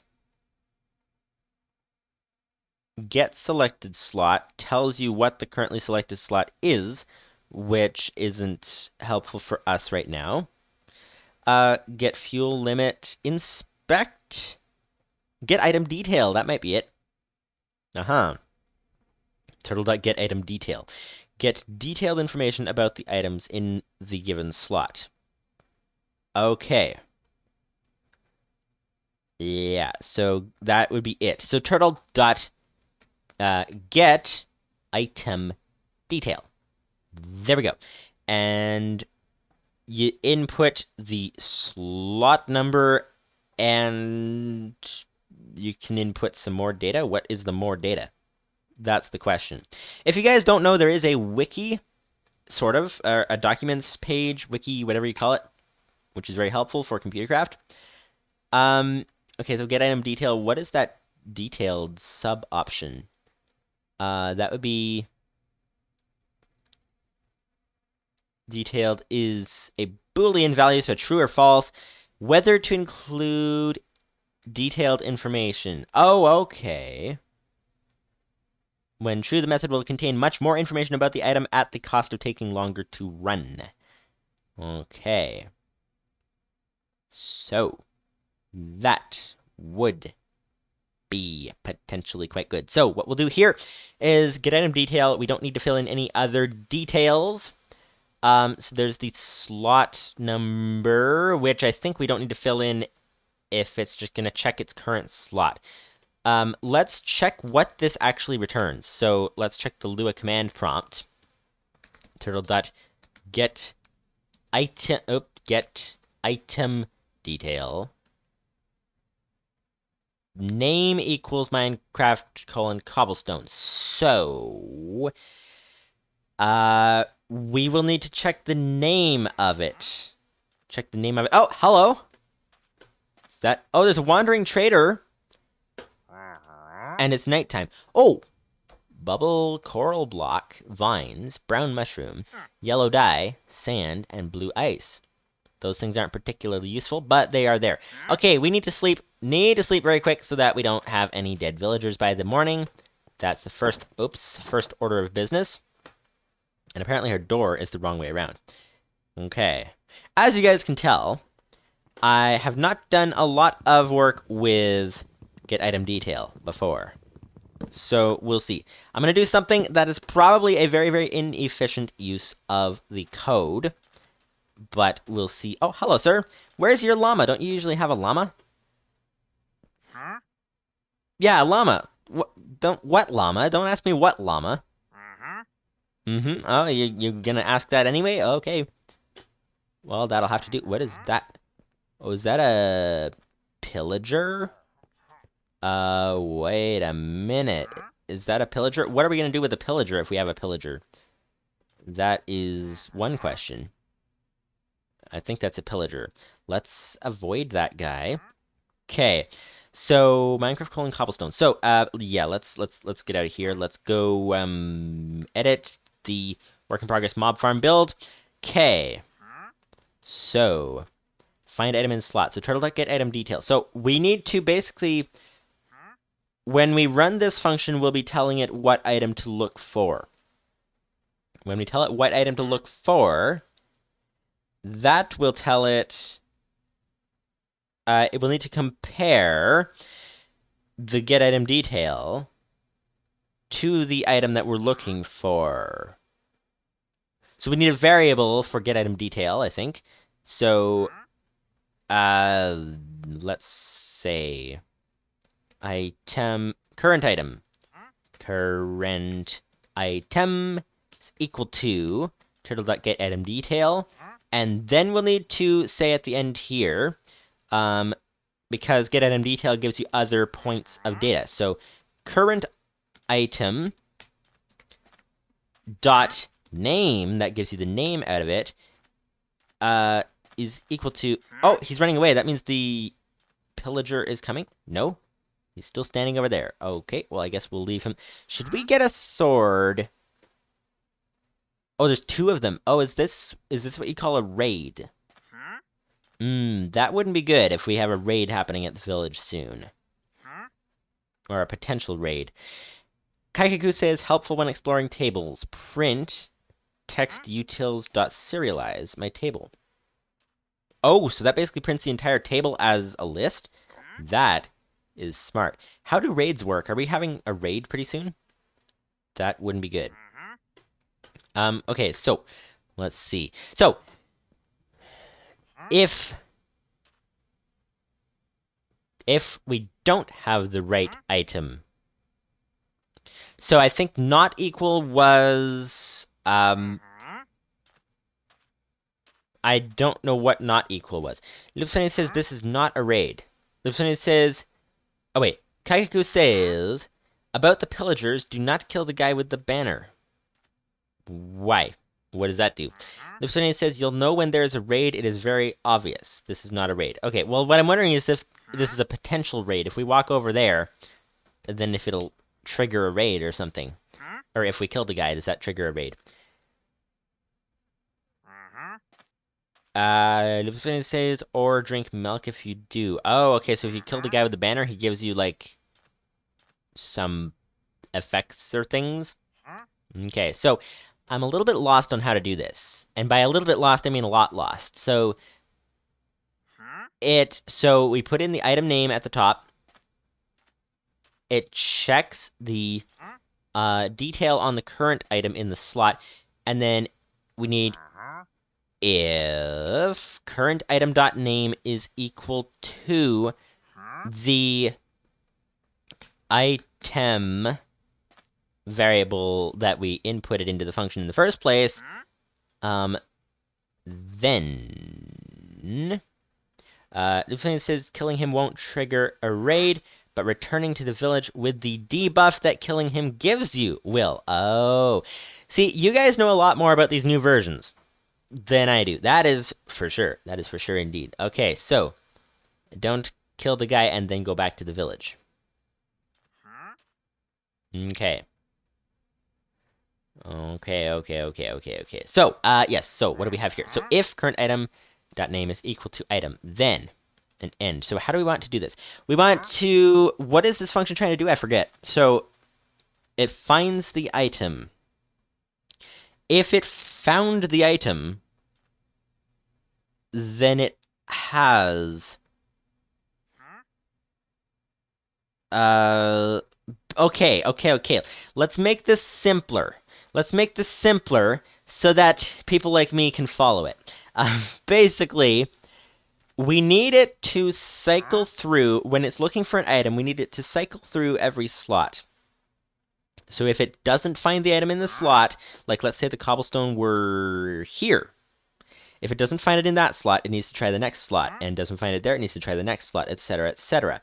But it needs to only do that after it checks whatever slot it currently has selected, if there's any items in there.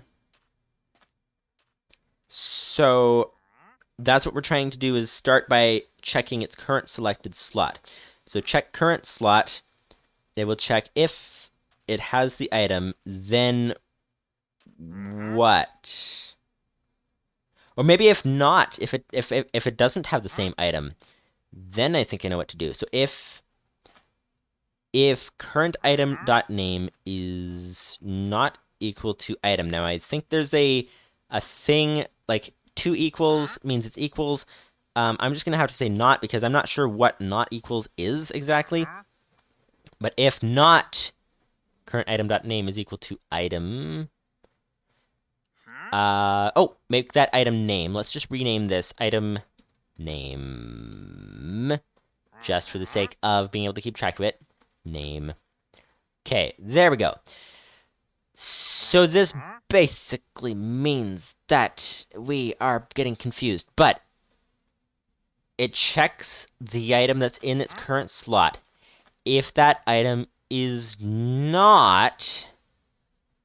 Oh, Kaikaku says squiggly thing equals. Okay, so if current item dot name is, in this case, I thought it was an exclamation point, unless that's a different language. Is that a different language? Okay, squiggly thing. Squiggly thing equals. So if it's not equal, Lupus590's says x squiggly thing equals y is the same as not x is equal to y. Okay. Kaikaku says different language, yes. Okay, I have no idea which language that would be, but that's a thing. So, okay, so it's one of the languages I've tried before, that's for sure. So, squiggly, okay, so if current item.name is not equal to the item name. So, okay, so it finds out what item it's looking for, it checks the current slot.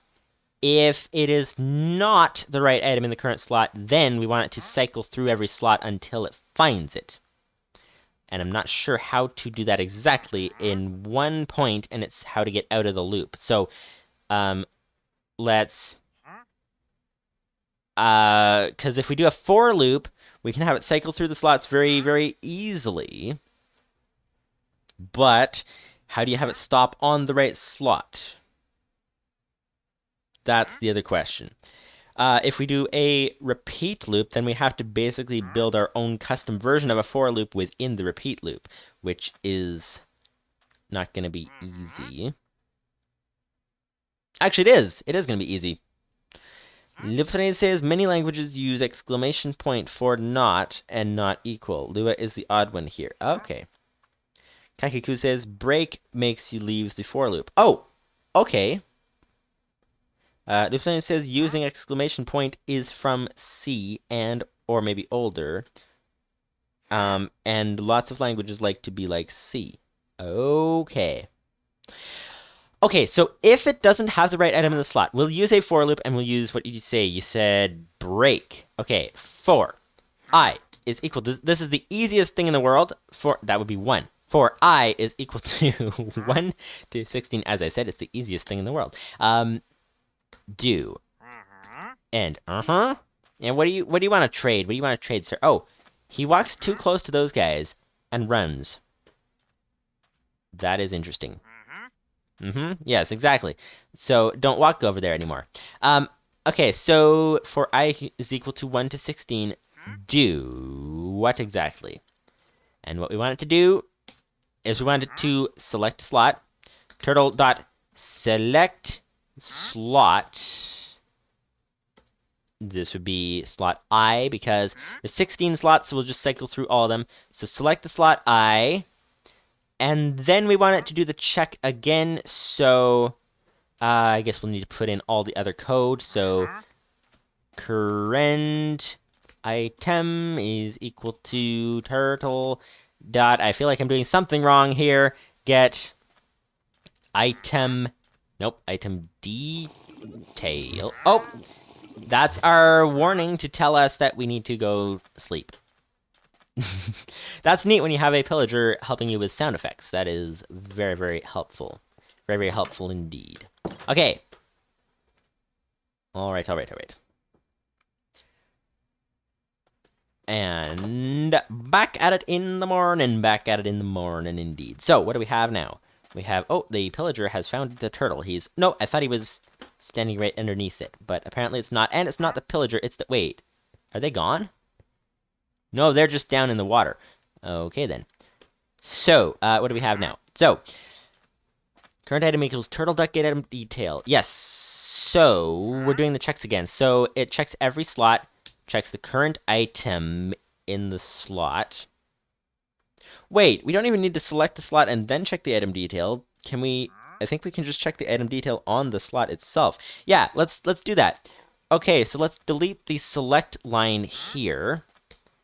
And then, okay, so it checks the item detail on slot I. I think that's the idea. So cycles through all 16 slots, checks the item detail on slot I, and then, theoretically, it should...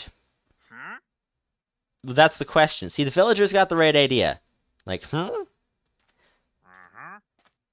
yeah, I'm glad he agrees he has the right idea. So it selects, oh, so then current item, dot name, wait a second. Because I'll put an extra if statement in here. If, but then when we say break, will it break out of this if statement or out of the for loop outside of the if statement? That's the question. So if current item dot name is equal to item name that we asked for, if it's equal to item name, then break. Now, I don't know, is that just going to break out of the if statement or break out of the for loop around it? That is the biggest question. The biggest question indeed. But I guess we'll see if it worked. Now, how do we check find item in slot? How do we test this thing without running all of the rest of our code? That's the other question, because we have them calling a lot of code down here. I guess we'll just have to comment out every single line of code. Is that the way this has to work? Lupus590's says break only breaks the innermost loop. So loop, not if statements. Wait, did we have multiple loops? Hang on. Let's just double check that. We have one loop. Okay. Wait, we need to select the slot. So if current item.name is equal to item name, then because I'm not sure if the slot will be selected. So then turtle.select slot I, and then break. All right, Lupus590's. Sorry, I read something different apparently.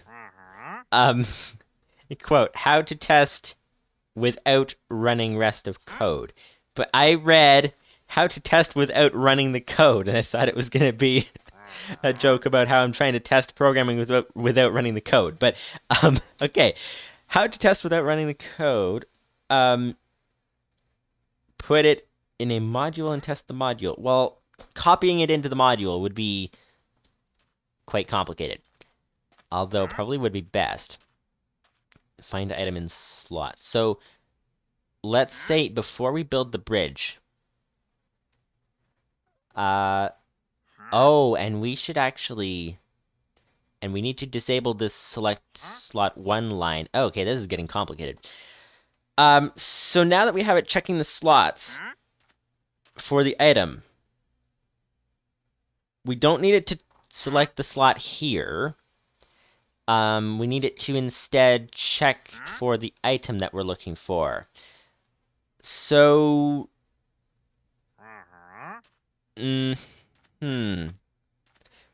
Because the way that I'm thinking of doing this basically puts in a checking line every single time we run the Build a Bridge program. But it doesn't check if there's enough to complete the bridge. It just checks if there's if it has the right item in the first place.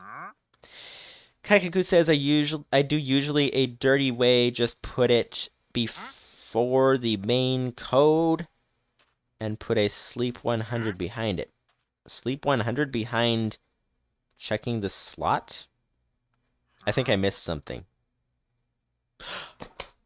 Oh, I see what you're saying. I see what you're saying. You're saying to have the function up here, find item in slot, and then in order to bug test it, and we don't need this check other slots line here, that is, we already did check other slots up above, then put in debug section here, and have it run the thing. So what is it called? It's called find item in slot. Okay, so find item in slot. Okay, and that will run the thing we want it to look for. Minecraft colon cobblestone.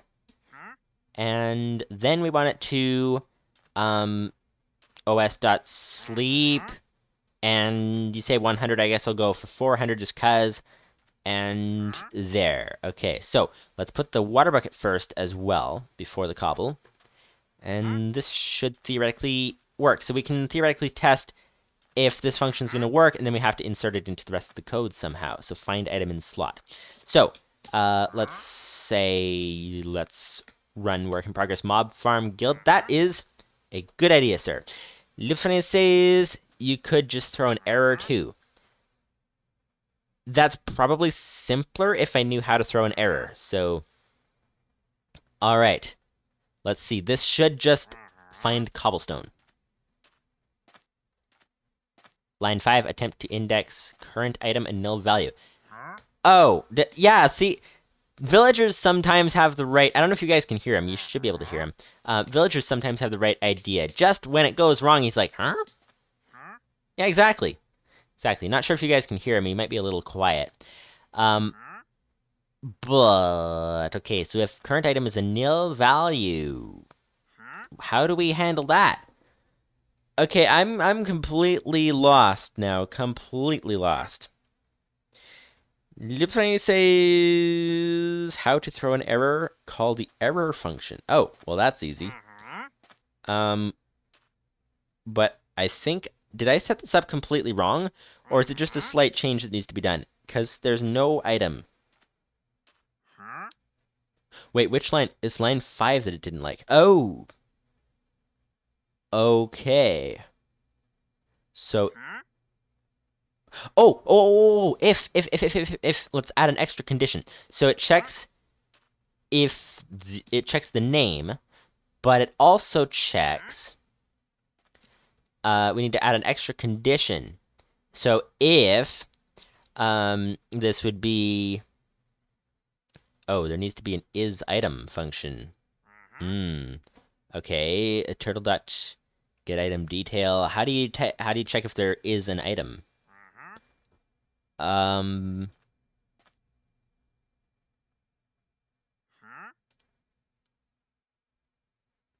I know how to do it with turtle dot detect in the front of it. But what if we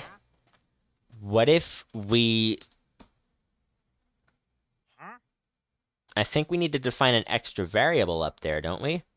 Or, no, current...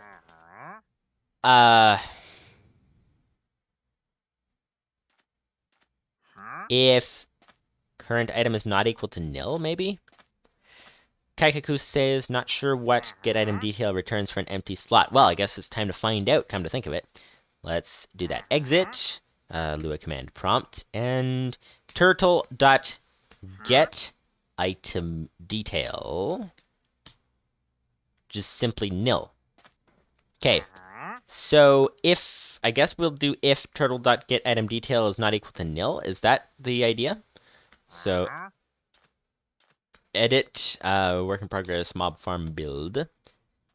If current item, okay, so if current item dot, if current item is not equal to nil,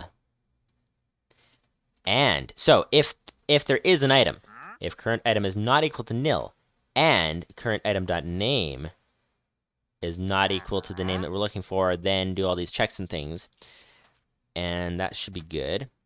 Lupus590's nil is falsy. What's that mean? So you don't need equals nil.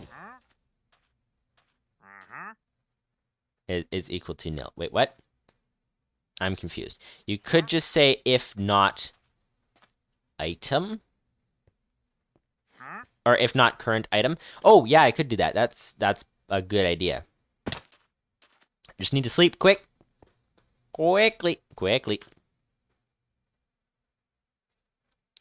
So basically what we're doing right now is we're setting up the basic functions, apparently, that will be what we build the entire program off of. So that actually is pretty good. Pretty good indeed. So let's see. If current item, you could just say if not. So I guess you're saying I could delete this, and I could say if not current item, right? I think, possibly. So if not current item, wait, what? So current item, this is harder to follow.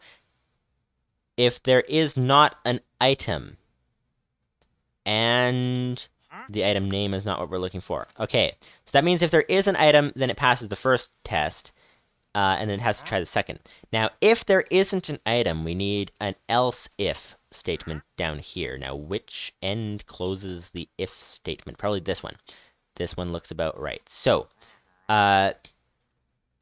else if. And why did we want this? I do not remember. Do not remember indeed. So if not current item. So if there is no current item. Oh, yes, that's right.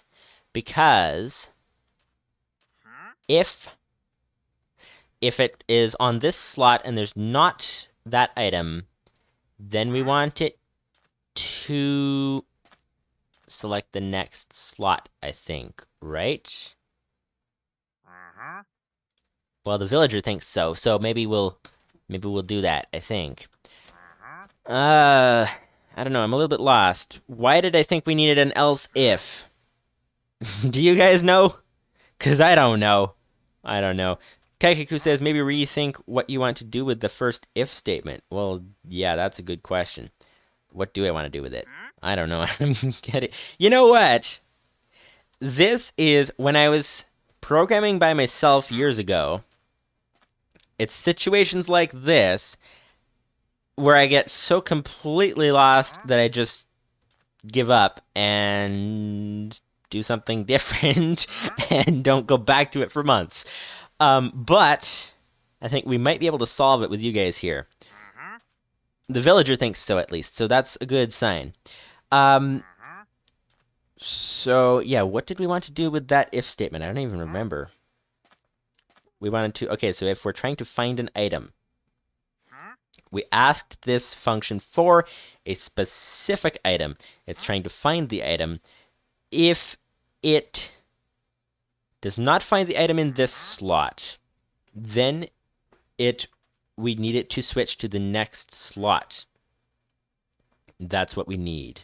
The first if statement there was to check its current slot, come to think of it. So it checks its current slot. If there is no item in the current slot, then we want it to start back at the beginning and start looping. Okay, that's if there is no item in the current slot. So we want it to get into this second for loop, or not the second for loop, the only for loop. We want it to get into the for loop if there is no item and if the item... Wait a minute. I think the and is wrong as well. Because if we're on this slot here, and if there's no item, or maybe that'll work. If there's no item, or if the item doesn't have the right name, then start looping. That might be good. So I guess if we change this to or, that might work. I don't know why I thought we needed an else if down here. Let's delete that. Okay, so if there's not an item in the slot, let's say it's selected slot 6 here. If there's not an item, or if the item that's in it is the wrong one, then start cycling through the slots. And when it starts cycling through the slots, I think we're going to need to do a similar check. Because then it says if current item.name is equal to item.name. So that's basically the same thing again. So we'll need to add in the same checking for item condition again. So if this case is if it finds the right item. So if there is a current item, so if current item and the name is right, then select that slot and break out of the for loop. I think possibly that's doing the right thing. Possibly. You never know until you try it, which is why we're going to try it right about now. So, work in progress, mob farm build. Oh, it found the cobble. Nice. Let's terminate so that we don't go over the limit there. All right. So it looks as if... And are the pillagers still there? Doesn't look like it, so that's good. Okay, so... Yeah, so it found the cobble that time. That's great, and it checked past all of these slots here, the empty slots and the water bucket slots. Let's have it run past even more slots. Oh, okay, it's on the currently selected slot here. Let's change this to a different one. And now what it should do is it should actually check the 4th slot first. Let's see, work in progress mob farm build. Ah, well, what do you know? Looks like it worked again. It found the right slot again. Now, the only else if we need is if it cannot find anything. If it can't find the item anywhere in the turtle, we need it to print... I guess the simplest solution is print error cannot find item, and then sleep, and then do the whole thing again, like the whole loop again. So...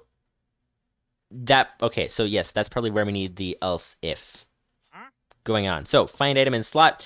So, if it didn't find the item, or if the current item.name is, if it's not the right name, if it can't find the item in, like, if there isn't an item, or if it's not the right name, then it cycles through every slot. And when it cycles through every slot, it will get to the end of it. I think after the end of it might be the idea. So, gets the name, checks is there an item, is it the right name? If it is the right name, then it will select the slot that has the right name. But if it's not the right name, then it will just keep looping. If it gets out of that for loop, might be the best place to put it. If it gets out of the for loop and finds that it still hasn't found it, then what? Gets out of the for loop, else if it gets out of there. Wait, what? Okay, so I don't know if there's a better way to do this, but what I'm gonna try is saying, actually, we don't even need an if here, we just need else.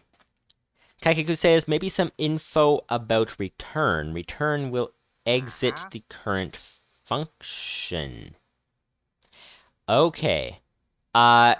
That's an option. That's an option. Although I'm thinking it might be wise to, at least for the sake of simplicity, we can get the turtle stranded in the air, but we do have a backup turtle if we do get our turtle stranded in the air. But, so if it couldn't find any item, if couldn't, could, how do you spell could? C-O-U-L-D. There we go. If couldn't find at all. Then do what? Then we want it to, we have a variable to say, did find. Let's try that. Did find, let's set that to false. And we'll need to put that up at the beginning to set it to true as well. If it finds. So if current item, let's say, yeah, here. So before the break, we shall put did find. Let's set that to true. This will only be useful within this function, which probably means it should be local, although I'm not sure. We have so many nested layers here that is local going to mess this up? Possibly. So I don't know. I'll take out the local thing, and just in case. So okay, did find is equal to true. So did find. So okay, so if it finds the item, then it will select the slot and say did find true. If it doesn't, then did find is false. This is setting up for a repeat loop at the end. So this will be if didn't find at all, then set did find to false, and say print didn't. Whoops, need actually to make that a string of text. Didn't find item.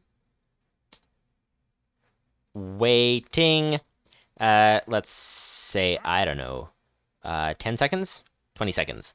Waiting 20 seconds, because it would probably take some time to actually track down the item ourselves. 20 seconds. Okay, that should be good. Didn't find item, waiting 20 seconds. And then it will need to sleep. So os.sleep, and for 20 seconds. And then we'll need, at the end, we'll need to set a repeat loop. Kaikeku says, maybe give it a test run. That is good. I'll need to add the repeat loop first. That should be everything then. So repeat goes at the top, and then until, and we want did find is equal to true. So this way, what it should theoretically do is it should actually, let's change it from 20 down to 10, because 20 seems like a long time to wait. So 10, so waiting 10 seconds. Okay, this is looking good. So repeat until did find is equal to true. Let's put the repeat started at the top. Repeat. Okay, so theoretically this should be good. So it should, first thing it should do, let's actually move this cobble to a different slot this time.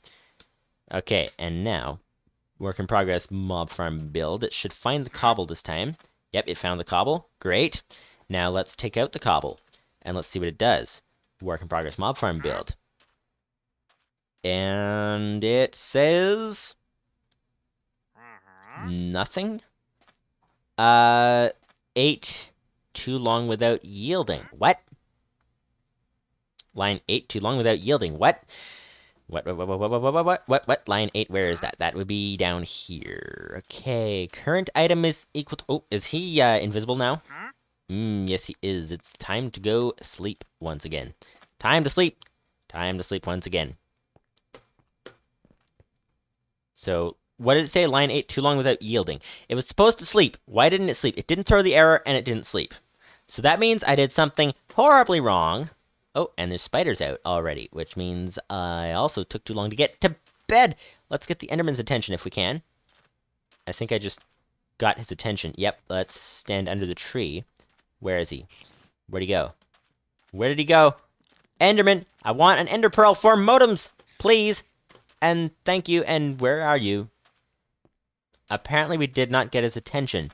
So, I guess that's that. Okay, anyways, back to your regularly scheduled programming, because we have issues here. We do indeed. We do indeed. So, this is... Why did it not... Line 8, it said. Line 8.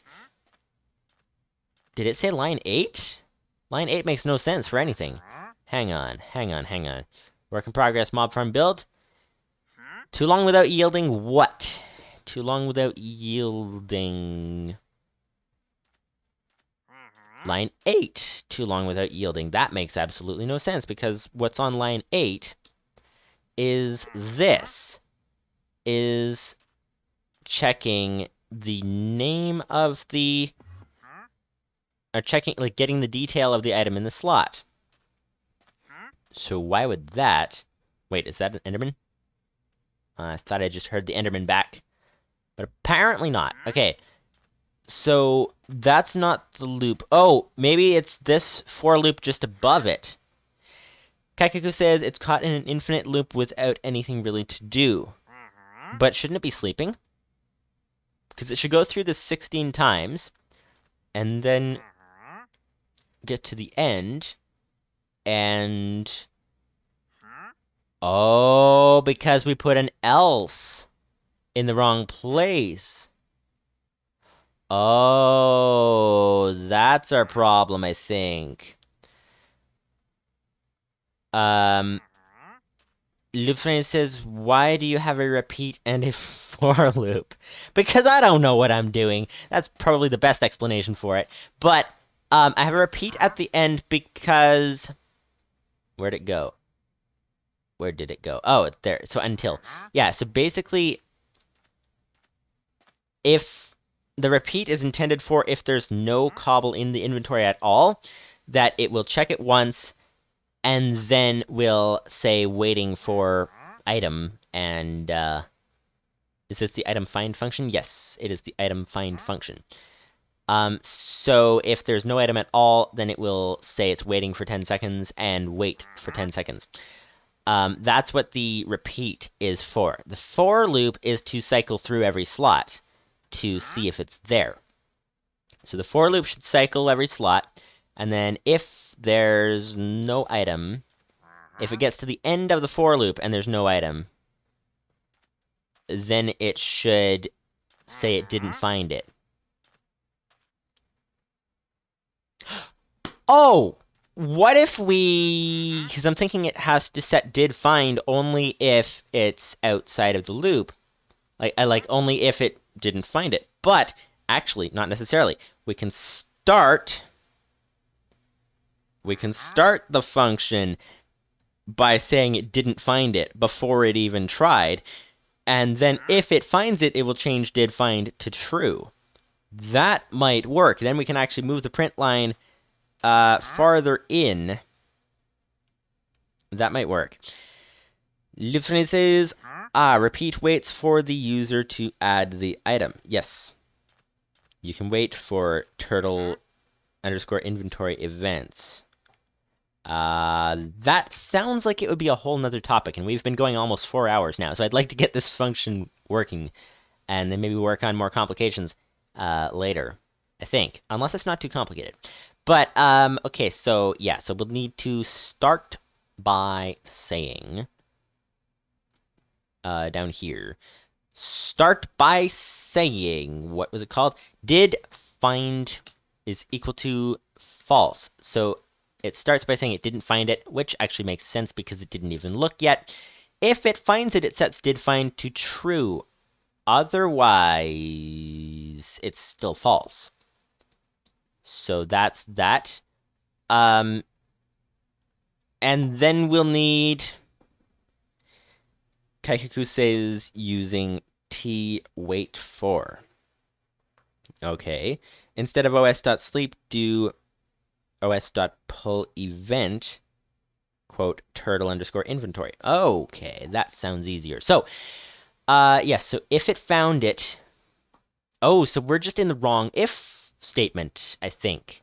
So if there is an item and the item has the right name, then do all this stuff. But if there is not, so else down here, and here's where we print didn't find item waiting. Okay. Didn't find item. Now, we could even, if we wanted to be really complicated, we could change item to the actual item we're looking for. But that's probably actually a smart idea because it'll help us in the future. Didn't find, and we'll split this into two quotes. Didn't find, and then I think it was a ... right? To join text together, two other things. So didn't find, this would be the item it's looking for up here, which is item name. Okay, so didn't find item name. So this is a variable here, which means it'll basically fill it in based on what item it's looking for. Didn't find cobblestone in this case. Waiting. That should work. That's the first line. And then we need down here, we need, what did you say? You said os.pull event. And this would be turtle underscore inventory. That's great. Okay. Whoops, wrong button. Theoretically, that should work. So we can delete this here, delete all that, and delete the else. And if couldn't find anything at all, so this would be, this else becomes if couldn't find anything. If couldn't find at all. Okay. That should work theoretically. Okay. Kaikaku says, hint, check the else. I think that's the else I just checked. I think. I'm not sure. Hopefully. Kaikaku says maybe another test. Yes. Another test is probably very smart. Very smart indeed. Okay, so, exit. Let's try work in progress mob farm build. Didn't find Minecraft cobblestone waiting. And this should theoretically just wait infinitely. That would be great, actually. That would be great, very great, if it waits infinitely. And then if we stick in some cobble, then that will trigger the event to... What? Didn't find.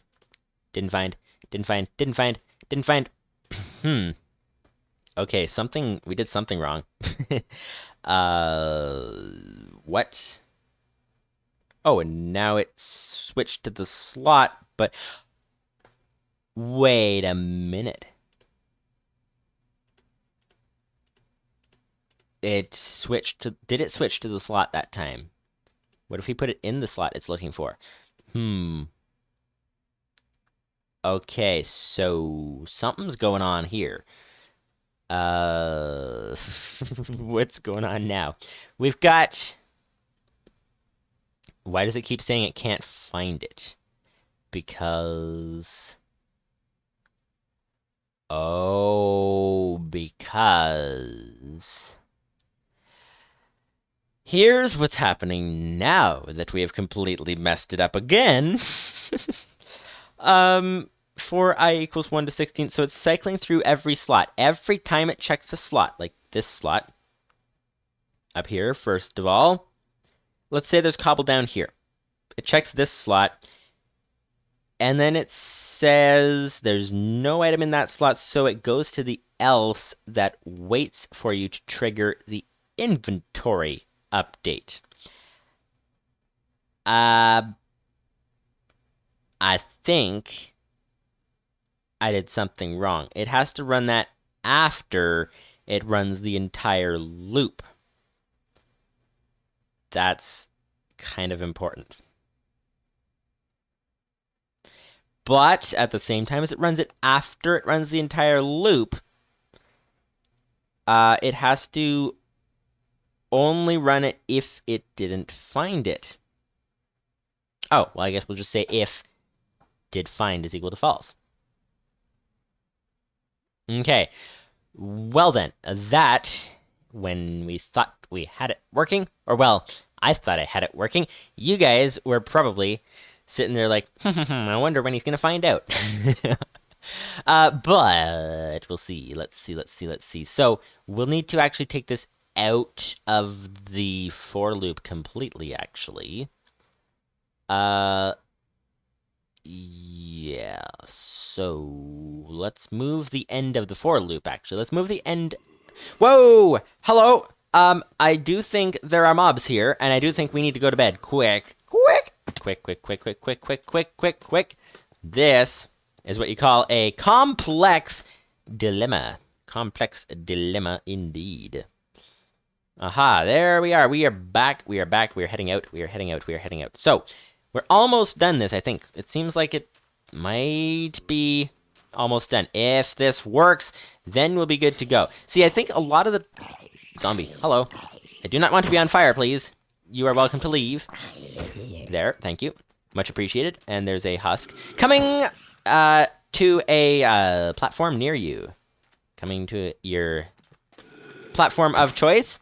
This is our platform of choice. And there's the husk coming. Okay, we need to use the fall damage to our advantage. So, we'll need to knock him off. Oh, he hit us once. That's not ideal. And he didn't really take any fall damage, so that's not ideal either. Is there a better place for fall damage over here? Oh, there's the pillagers over there. Oh, okay, we almost got hit by the husk a second time. What if we did this? I think, okay, we need to do the critical hits then, if that's the case. Because this guy is never going to stop bothering us until we actually remove him from the premises. Now, why am I not getting a critical hit on this guy? That's a big question. Oh, and I'm dead already. Okay, well, that's certainly not ideal. Certainly not ideal at all. Yeah, slight little detour while we're trying to sort this all out, but that is great. That is great indeed. Okay, oh! They're gonna start shooting, aren't they? Which means that I'm gonna need to kill them, which means that I'm gonna start a raid on the village, which means that, this is not going well. Just when we thought we had things working out smoothly, we find out that, whoops, not at all. And I better not hold blocks in my hand or I'll accidentally place them. Can we get the pillager trapped in a hole? Is there a random hole in the desert like there are sometimes? That's the first question. No. No holes in the desert. No random holes in the desert. What if we can drop him off this cliff? It's not really a cliff. He can climb back up. What if we... How do you get rid of a pillager without attacking him? Although he doesn't have a banner, but I do not have a weapon. Kakiku says you can burn the banner guy with a flint and steel.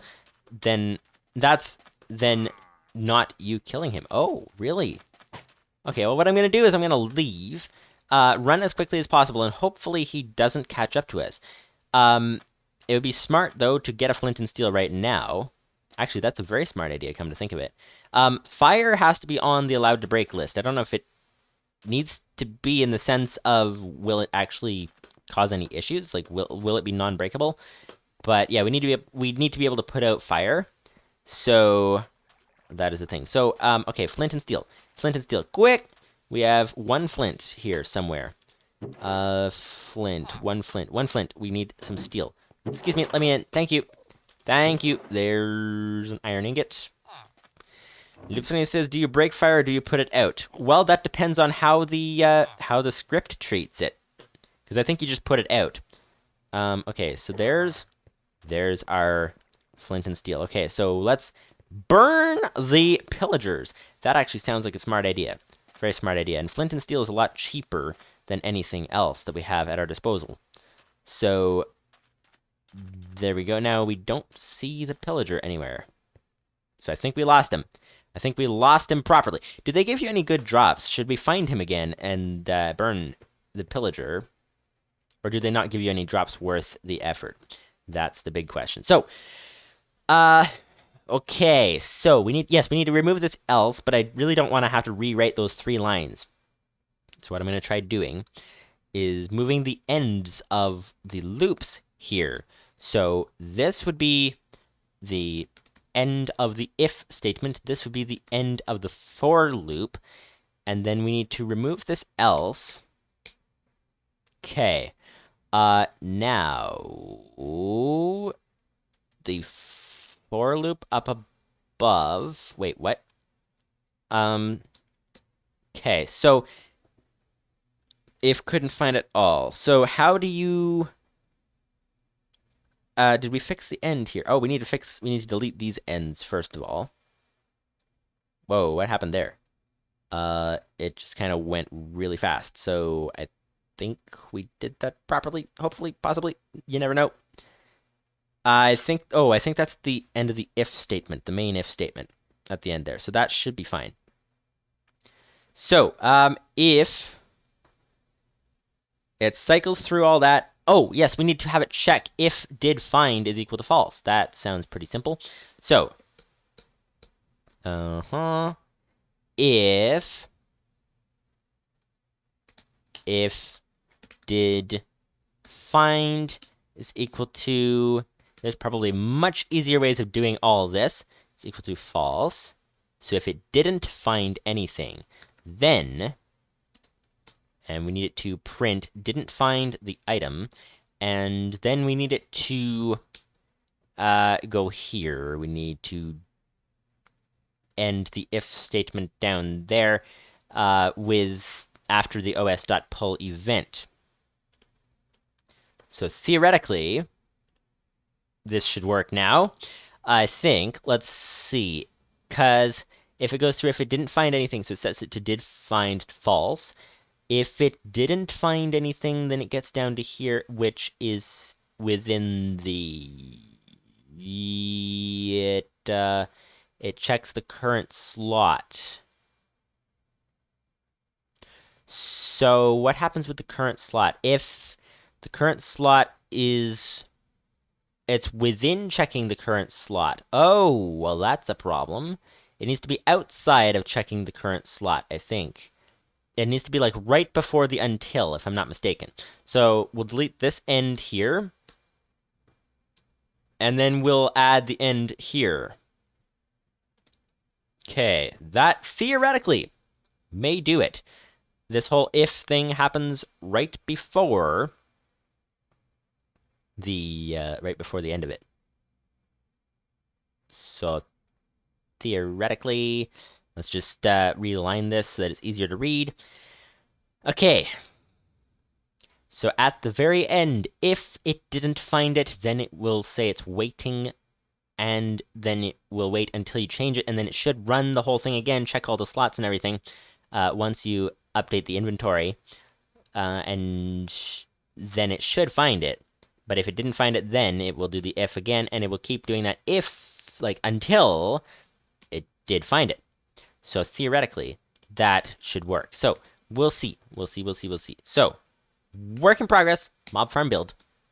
Didn't find Minecraft colon cobblestone, waiting.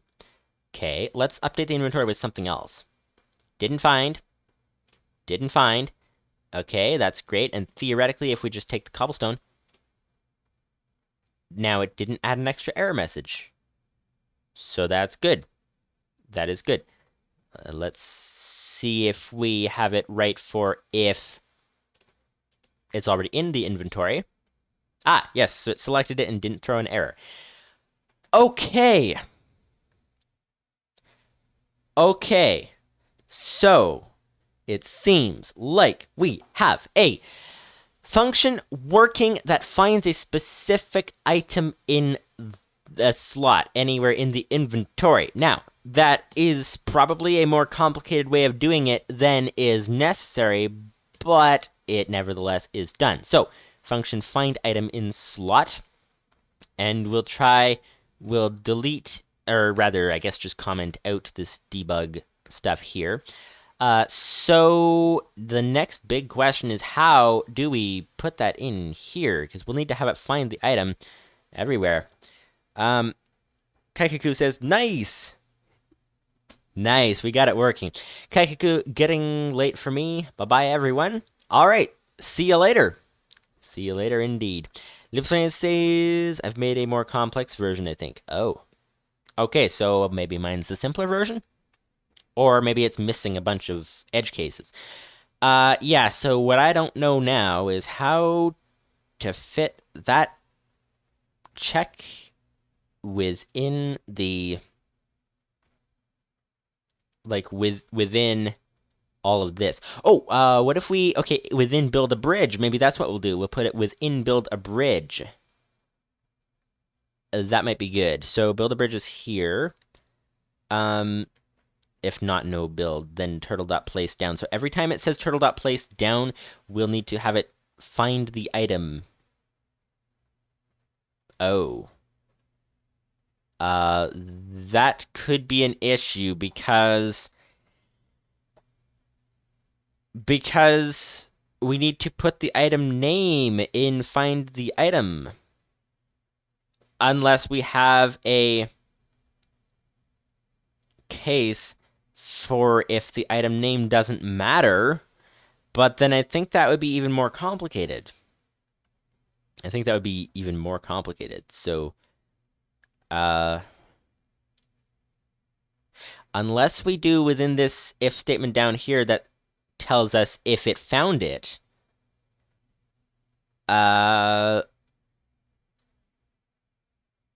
what if we do a thing that says if... I don't know, I'm confused. Lupus590's says, I made iterator wrappers for inventories and then made the turtle inventory behave like a plethora inventory so that my iterators could be used in a turtle.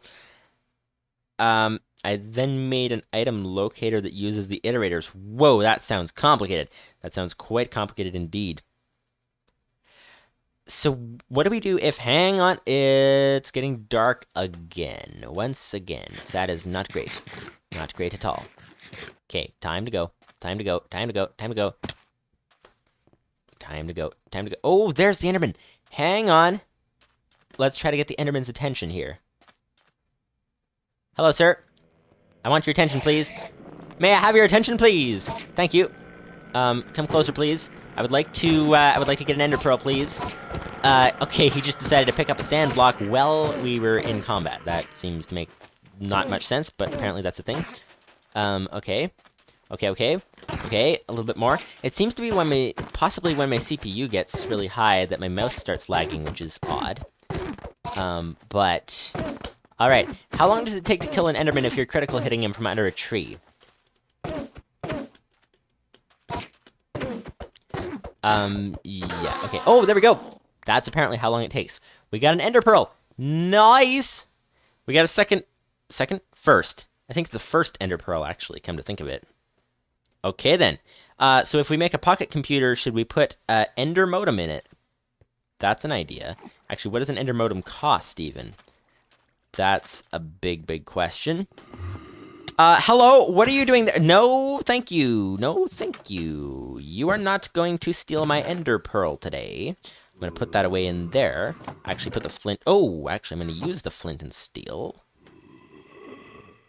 Let's knock him away from the door first. No, not into the door. Not into the building. Okay. Do they... I know they don't burn in sunlight, but do they burn? Yes, they do. That's great. That is great. But now we're on fire, which is not great. And now the villager's going to get on fire, which is also not great. Oh, and he didn't follow us through the water, which is also good. Ouch. That is not great. Okay, this is surprisingly easier said than done. There we go. We killed a husk with a flint and steel. There we go. That is not the easiest thing to do. Oh, yes, ender pearl. Ender pearl, ender pearl, ender pearl, ender pearl. Where'd it go? Here we go. All right, ender pearl, and that is that. Okay. Lupus590's says USB mice are pulled. PS/2 mice send hardware interrupts. What is a PS/2 mice? Is that a Bluetooth mice? Okay, so USB mice are pulled. I'm guessing that's a Bluetooth mouse.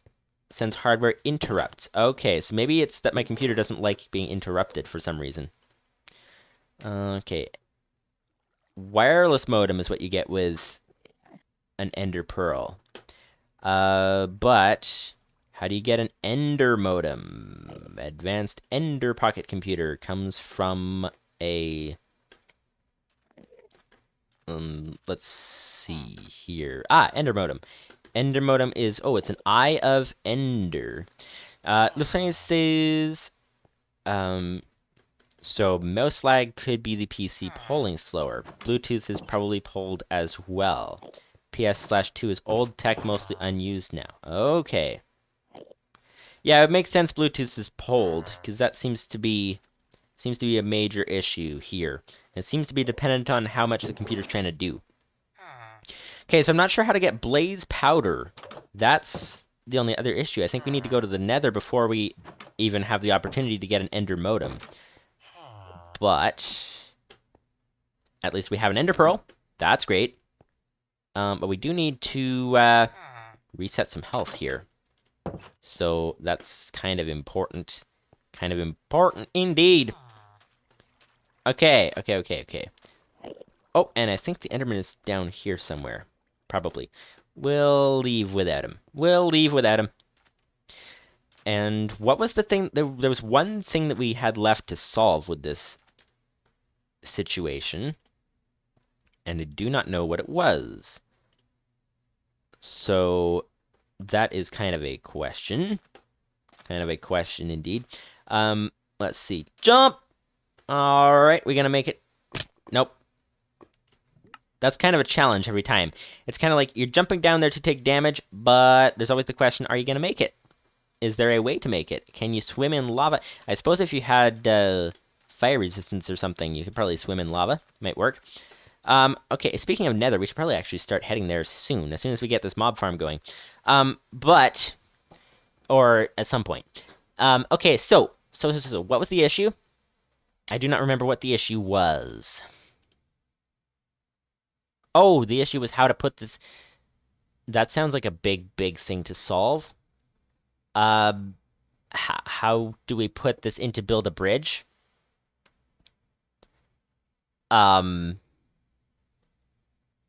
Because we need to also have it check how many. That's the big issue, because build a bridge 8, if it's 8, if it's 20, if we need to take the build a bridge thing, the number, and use that in find item in slot.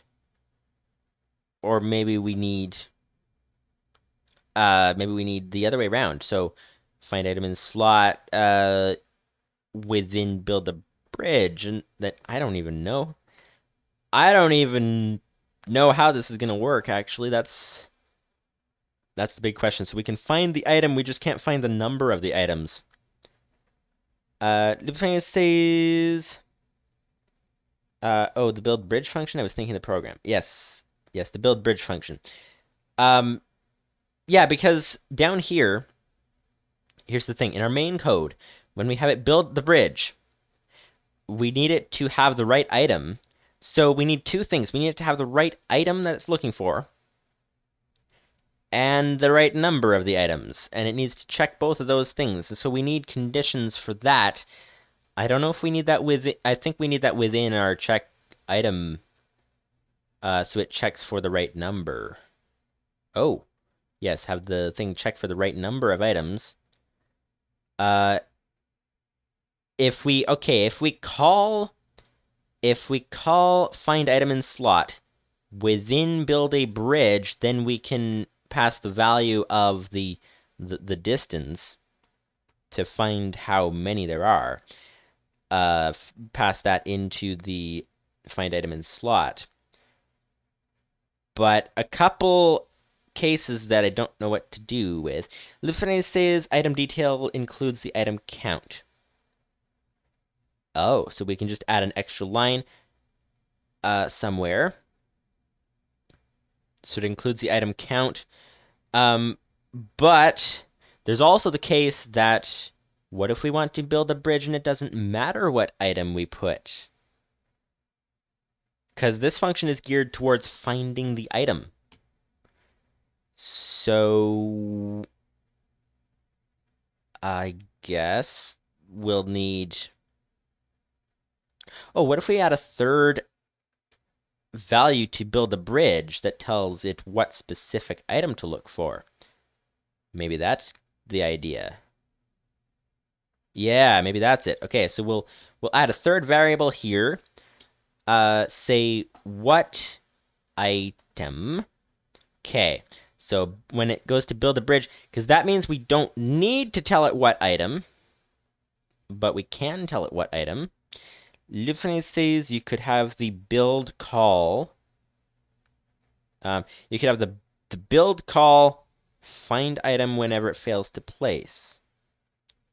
Oh, that might actually be good. But then how do we tell it what item? Oh, I guess just where I put the what item thing.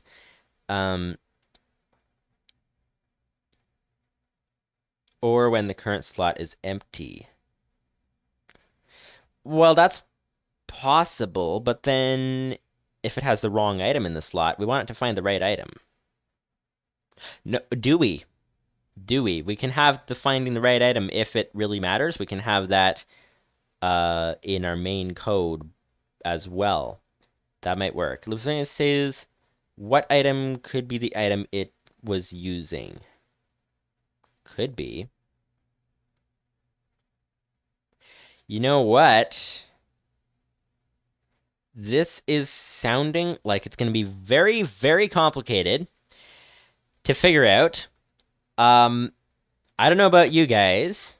I can guess, but I am very tired now. We've been going for actually 4 hours and 22 minutes. This might be one of our longest streams ever. And I know Lupus590 being in Britain, you're probably very tired as well. So I think we're going to have to end here. And next stream, we're going to have to solve this whole find item in slot function. We're going to have to solve the find item in slot function. We have that function working, but the only thing we don't have working is that when we run it in the main code, we need to actually have a way of it checking if it has the right number of items. And we would rather not have to run find the item in our main code. It would be nice to run find the item inside build a bridge. That would be ideal. We need a way of having it find the right item. That would be ideal. But it needs to find the right item. It needs to find if it has enough of the right item to actually build the bridge before it actually sets off to do the building. And that is going to be probably quite complicated. Probably at least half an hour of working on it, I'm guessing. At least with the way that my brain currently is tired at the moment. So I don't know about you guys, but I think that's what I need to do. So we'll come back next episode with that. Lupus590 says what item could be the item it was using. So before you place anything, you take the name of the item in the current slot so that you can look for it later if you run out. That might be a solution that might work very well. We'll try a bunch of different things next episode. So, as I just said, we succeeded in doing an extremely, extremely complicated function, find item in slot, where it finds a specific item anywhere in the inventory. And that was very complicated. And we are going to need next episode to find a way of calling that getItemInSlot function within build a bridge, and also being able to account for having enough of the item. That's the other thing. One solution actually might be to run it just before the actual place of the block. That might be the simplest thing. Oh, maybe that is the simplest thing. I don't even know. I don't even know. But... Oh, actually, you know what? Why don't we try that? Why don't we try that? Hang on. Let's just try that very, very simple thing, if we can.